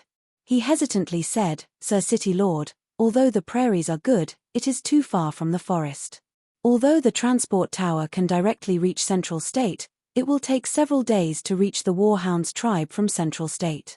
I'm afraid there won't be enough manpower. How could I not have thought of this problem? You can be assured, I won't be idle. From Central State to the Warhound's country, the distance is a bit big. For efficiency, I will build a transport tower in the northern militant country as soon as possible. In the future, the northern militant country's transport tower will connect to Miracle City's transport tower and you can go back and forth at any time. The tribe chiefs were overjoyed. This was truly a large piece of good news. If the prairies had a transport tower, what difference was there from Miracle City's back garden? Miracle City's people could come and go as they pleased. There was no need to worry about managing them like this. These tribal chiefs could freely recruit soldiers and buy horses in this region to establish their power. Everyone excitedly received their orders and left. The Warhound's Plains has a transport tower, so it will naturally be more convenient. Meng Qingwu asked with knit brows, but, we really can't take out the materials to build the transport tower. This was also the problem that gave Chu Tian a headache. There was the Eye of the Star, the core material for the transport tower. But there weren't enough spatial crystals to use at all. The gnome materials had already been used up by Chu Tian. How could this kind of rare material be easily obtained? There was no other choice. They could only search and do their best to search. Chu Tian said, we'll split up and search. The young miss will be in charge of purchasing materials in the forest and I'll go to the north and other regions, searching in the markets of the surrounding large countries. I think there will be some harvests. I'll also use this chance to open up several markets for Miracle Commerce and inquire about the situation of the nearby kingdoms. The northern militant country's regime could not be established overnight. Miracle Commerce did not lack money or resources, it was only a matter of time. Meng Qingwu brought people back to Miracle City. Miracle City was still full of things to do, they couldn't be without a leader for a long time. She was in a rush to deploy the smart brain and establish the city's intelligent management system. Chu Tian was very bored staying in the forest for several months. Using the excuse of purchasing materials and establishing the northern militant country's regime, he planned to take a look around the nearby countries, so he was not in a rush to return. Nangong, Vivian, and the others all had missions, so although they wanted to follow Chu Tian, they couldn't leave right now, so they could only obediently follow the young miss back to the city. 1 week later, the southern summer king, Dongfang Gan, announced in the old imperial city that the country would be changed to Great Summer. The north had been heavily damaged and for the development of the kingdom, the Great Summer country made Central State City the new capital. Furnace State and Kang State remained the same, but the imperial region and the lost land in the north were divided into 7 new states. The Great Shia Kingdom didn't have the intention to continue expanding to the north. They expanded to the south, west, and east. They occupied more desolate lands and established 3 more prefectures. The Great Shia Kingdom had a total of 16 prefectures and counties, which was more than double the original size. In terms of land area, the Great Shia Kingdom was already a large kingdom in name and in reality. The Great Summer King once again created marquises. The 3 southern and 3 northern states were all controlled by people who held important positions in miracle commerce and had a high status in the Great Summer Country. For example, Dongfang Haoren, Jiyu Qianqiu, Yun Tianhe, as well as the Nangong family and Shangguan family. These 6 areas were made into special administrative areas by the Great Summer Country. They were areas developed and managed by Miracle Commerce and the Great Summer Country. They supported Miracle Commerce's factories, cities, and army training camps, and they did not collect any taxes at all. Other than that, the country guarding ruler Chu Tian was given the title of Great Summer Country Scholar, and the Yun Meng monarch Meng Qingwu was given the title of Great Summer Foreign Minister. Dongfang Gan was very clear that the Great Summer Country's prosperity could not be separated from Miracle Commerce, and Miracle Commerce needed the Great Summer Country. The 2 of them were mutually beneficial in order to achieve a win-win situation. What was there to care about with a few more empty titles? Chu Tian had already said that even if the Southern Summer King's throne was given to him, he would not be interested, not to mention this kind of empty title. When the Great Summer Country held the title ceremony and National Day ceremony, he did not even attend. At this time, Chu Tian was bringing the 2 young and big beauties, galloping into the depths of the prairies. This was a business trip, so Chu Tian was not in a rush to finish his mission. He immediately brought Meng Yingying to have fun on the prairies. Meng Yingying was very happy playing. The prairie scenery was completely different. In this week, she had visited various ancient ruins and mixed into the nomadic tribes. She had seen the magnificent scene of 10,000 horses galloping. There were no external enemies or internal threats. She had Chu Tian by her side every day. They camped together and played together. This was simply one of the happiest moments of her life. On this day, as the sun set, Chu Tian and Meng Yingying were tired from playing. The 2 of them sat shoulder to shoulder on a ball of grass as they watched the sunset. The fiery red sunset dyed the entire sky red, and the prairie was also illuminated in a beautiful golden red color. This boundless and boundless grassland was truly enchanting and pleasing to the eye. Meng Yingying's hands were hugging her knees and the sunset dyed her white jade-like face red. She said in a casual voice, "Hey, Chu Tian, we've known each other for over a year. Have you forgotten to say something to me?" "Say what?" "You know it in your heart." Meng Yingying fiercely glared at him. "Humph, I'm telling you, you can't just leave this matter hanging. I'm almost an adult, so if you don't make a move, I won't wait for you." Chu Tian pretended to be stupid. "Yingying, what do you want to say? Why can't I understand anything at all?" The happy mood that Meng Yingying had accumulated over the past few days was suddenly destroyed by this damn fellow. She had already said it this clearly, but this fellow still pretended to be stupid. She gave an angry snort and stood up to leave. "Just wait to regret it. I'm ignoring you." Chu Tian gave a laugh. As soon as she turned around, he immediately reached out to grab her slender waist. You rogue." Meng Yingying's face turned as red as an apple. She struggled a few times and then half pushed and half leaned into his embrace. "You're bullying me. I'll go back and tell my elder sister." "Yingying, you're right, there are some things that can't be dilly-dallied." Chu Tian completely ignored Meng Yingying's threats. He closed his eyes and sniffed the fragrance coming from the girl's hair. "Let's get married." Meng Yingying felt her mind go blank. What was this bastard's brain thinking? The 2 of them hadn't even officially started dating yet, but he had already skipped this step. This fellow's way of thinking was hard to accept. Meng Yingying found that she could never keep up with this bastard's thinking. You're not willing." Chu Tian let go and said with a shrug, "Then forget it." No. I didn't say I'm not willing, don't misunderstand." Meng Yingying quickly shouted, but then felt that it was a bit inappropriate. "It's just. This is a bit too rushed. Also, what about elder sister and the others?" It was a bit inappropriate to bring this up at this time. Chu Tian's brows immediately knit together.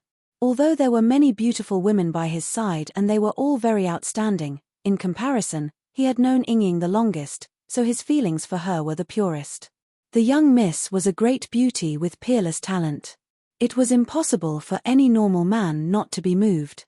The amount of time that Chu Tian spent with the young miss, their interactions, and their feelings were not less than Yingying's. but it was more of a cooperative relationship between colleagues and friends, so it wasn't as natural and sincere as when he was with Ying. Chu Tian couldn't say who was better, but he felt the most comfortable with Ying. Humph, I'm not blind, this problem can't be avoided. Elder sister definitely likes you, Meng Ying indignantly said. There's also Nangong, Vivian, and the others. Even if they don't have that kind of feeling for you, they still worship you and most likely don't have the ability to resist you. I really don't know what's so good about a fellow like you. You have so many problems, but you can still seduce so many women. He really couldn't see it. This little lass was quite perceptive. Chu Tian said with a helpless face, "It's my fault that my charm is too high, I'm actually very low-key. I swear to the heavens, I've never taken the initiative to seduce anyone." Meng Ying gave an unhappy snort. There was no rigid monogamy on the continent. No matter if it was a man or woman, as long as they were outstanding enough, it wasn't strange for them to have multiple partners, it could even be considered a normal matter. Ying admitted that she was a bit narrow-minded, but she wasn't a stingy person. What made her confused and annoyed was her inferiority complex. That's right. It was inferiority complex. This inferiority complex didn't just come from Chu Tian's excellence, which made her feel that her birth was ordinary and her talent was mediocre, but it also came from a series of strong competitors. Her elder sister, Nangong, and Vivian, each one of them was outstanding. They had strong abilities, good talent, and high birth. These people had a good relationship with her and she didn't reject them, but there was a sense of crisis deep in her heart. She felt that she wasn't as good as any one of them. It was because of this that the lazy and playful Ying had completely changed over the past year. She did her best to stay up late and study, working hard to invent the canned food, help develop the space warehouse, help create the spiritual illusion, and etc. Ying was different from her elder sister Meng Qingwu. She didn't have any ambitions, she just wanted to catch up. Stupid girl, there really is something wrong with your brain. What are you thinking about all these random things for? Chu Tian could feel the girl's complex and contradictory feelings. He revealed a faint smile and used his hand to support her beautiful face. The Ying I like will always be unique and no one can compare to you. After saying this, he slightly lowered his head and kissed the girl's tender lips. Under the beautiful setting sun, the two of them tightly hugged each other. Chapter 458. Meng Ying was stunned for a few seconds and her blurred eyes became hazy. She didn't resist and slowly closed her eyes. A crystal clear tear came out from the corner of her eye. It was tears of joy. It was strange to say. Before Meng Ying met Chu Tian, she couldn't understand the matters of love. Ever since this fellow Chu Tian appeared in her life, her heart was immediately occupied by this fellow. This was the first time she had fallen in love with someone. Was this the so-called love at first sight? This fellow was clearly bad and he often made her angry. She didn't know why, but she couldn't escape his shadow in her life. No matter what time or situation. As long as she was with Chu Tian, she would feel very happy and satisfied. Whether it was eating, sleeping, or even breathing, she would think of him. She felt like there was an invisible string connected to the other side and no matter where she went, she couldn't forget that thought. If she didn't see him for a day, she would feel incomparably empty. Meng Ying was clear in her heart that Chu Tian had a good impression of her. She didn't have much confidence in herself and this moment had come too suddenly, making Meng Ying feel at a loss. She didn't know how to react at this moment. Forget it, she would just give up. Ku. There was a light cough. Chen Bingyu appeared on the small hill like a ghost. Although her face was covered and her expression couldn't be seen, her eyes were still staring at the two of them. Her eyes were filled with a complex and strange light as she said in her usual indifferent voice, "I'm really sorry, I've disturbed you." Meng Ying quickly jumped up like a frightened rabbit. "Big sister Bingyu, it's not like this, it's all his fault." Fuck. This woman who came and went like a ghost, she actually ruined my good matter. Can you not be so exaggerated? We are in a relationship, not having an affair. Chu Tian casually pulled her over. "Big sister Bing, you came at the right time. I've already decided to marry Ying, shouldn't you celebrate?" Chen Bingyu's expression didn't change at all. "I really must congratulate you." Meng Ying couldn't take it anymore. She put her hands on her hips and shouted, "Hey, you hooligan, did I agree? You're just talking nonsense." "What? You don't agree?" "I didn't say that I don't agree. Yes, I just feel that, we're not that old, there's no rush." "No, it's not that there's no rush, it's just." Meng Yingying started to speak incoherently. The more she spoke, the redder her face became. In the end, she lowered her head and muttered, "We have to pick a suitable time and opportunity. It won't be good if we're abrupt like this." Chu Tian grinned and wanted to tease him a little more. "I think that this kind of thing should be discussed in private." Chen Bingyu didn't seem to want to watch anymore. Luz has made some progress, he needs to take some time out of his busy schedule to deal with it. Meng Yingying seemed to have finally found a chance to escape.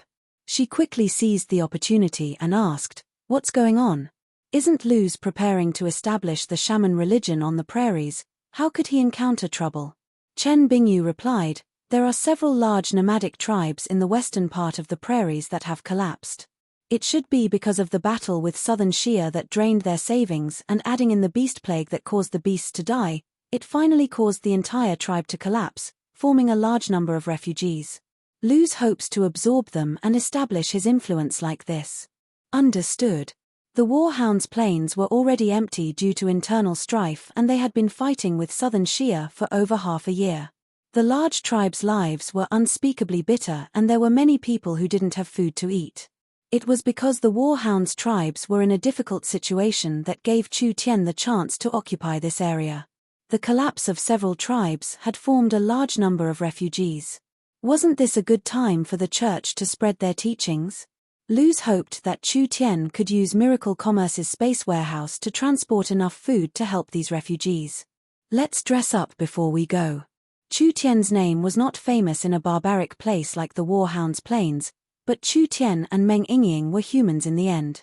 The Warhounds and humans had been mortal enemies for thousands of years, so if they interfered as humans, it would not be good for them.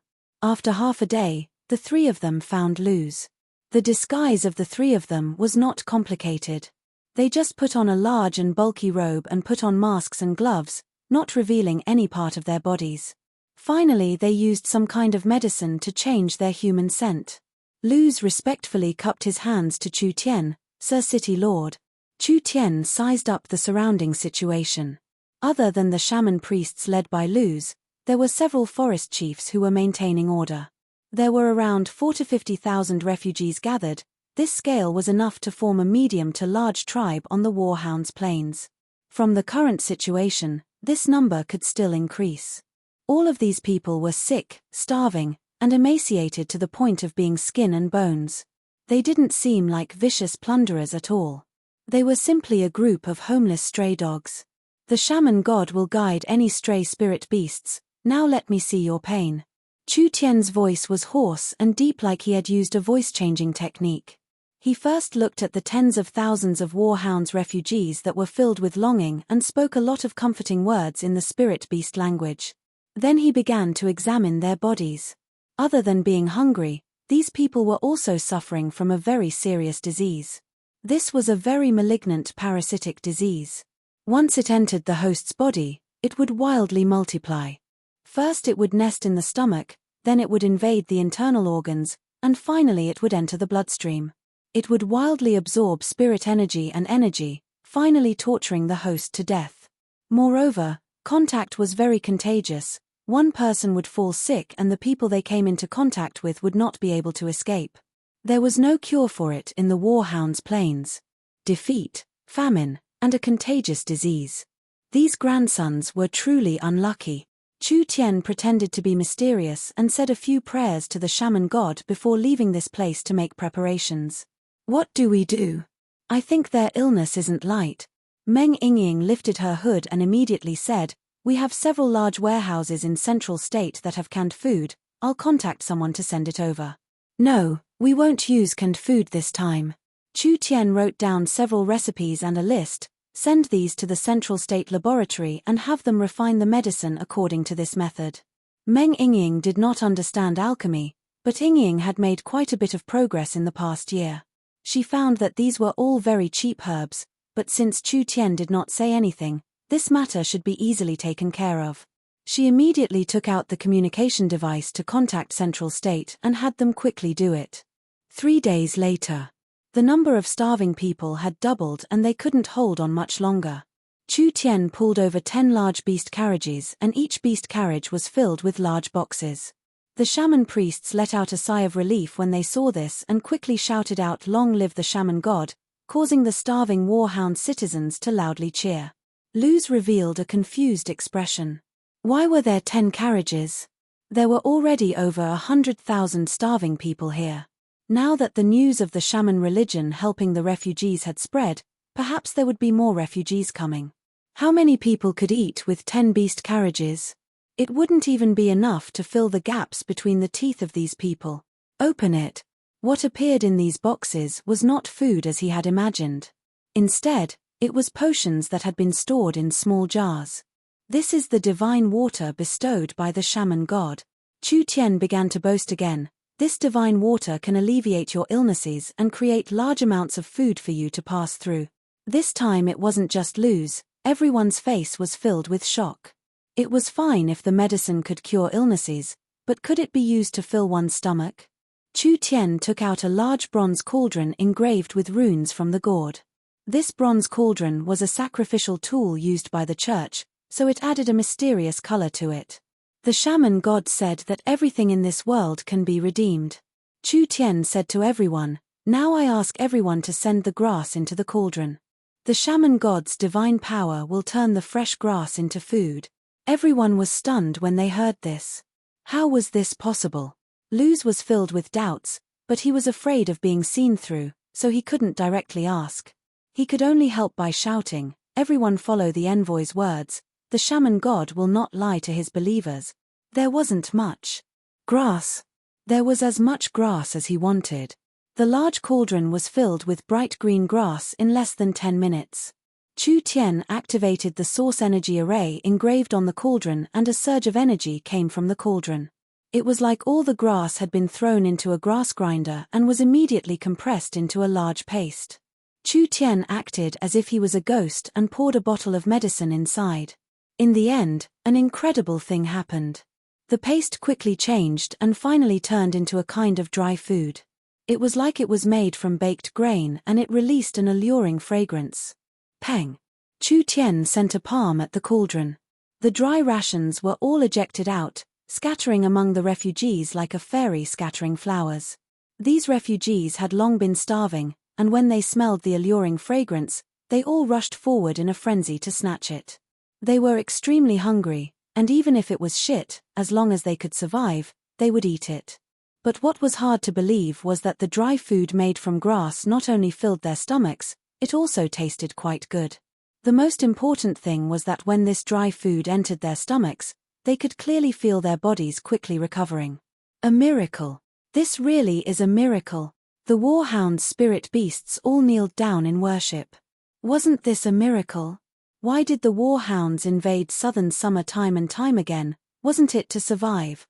If even the cheapest grass could be turned into dry food, then the life of the warhound's spirit beasts and the warhound's plains would have a large chain. You can all see it. Chu Tian loudly shouted, "The shaman god has turned grass into food. Now the entire warhounds and the entire prairies are food. This food can not only solve your hunger, it can also cure your illnesses. This is a gift from the great shaman god, you won't have to suffer from famine anymore." Luz was filled with admiration towards Chu Tian. If a few hundred tons of canned food were transported here, although the problem could be solved, the cost would be relatively high, and the effect would not be as good. However, he came up with such an unprecedented method, turning grass into food. Just this cauldron alone in this period of time, how many followers could the shaman religion attract? This move was just too beautiful.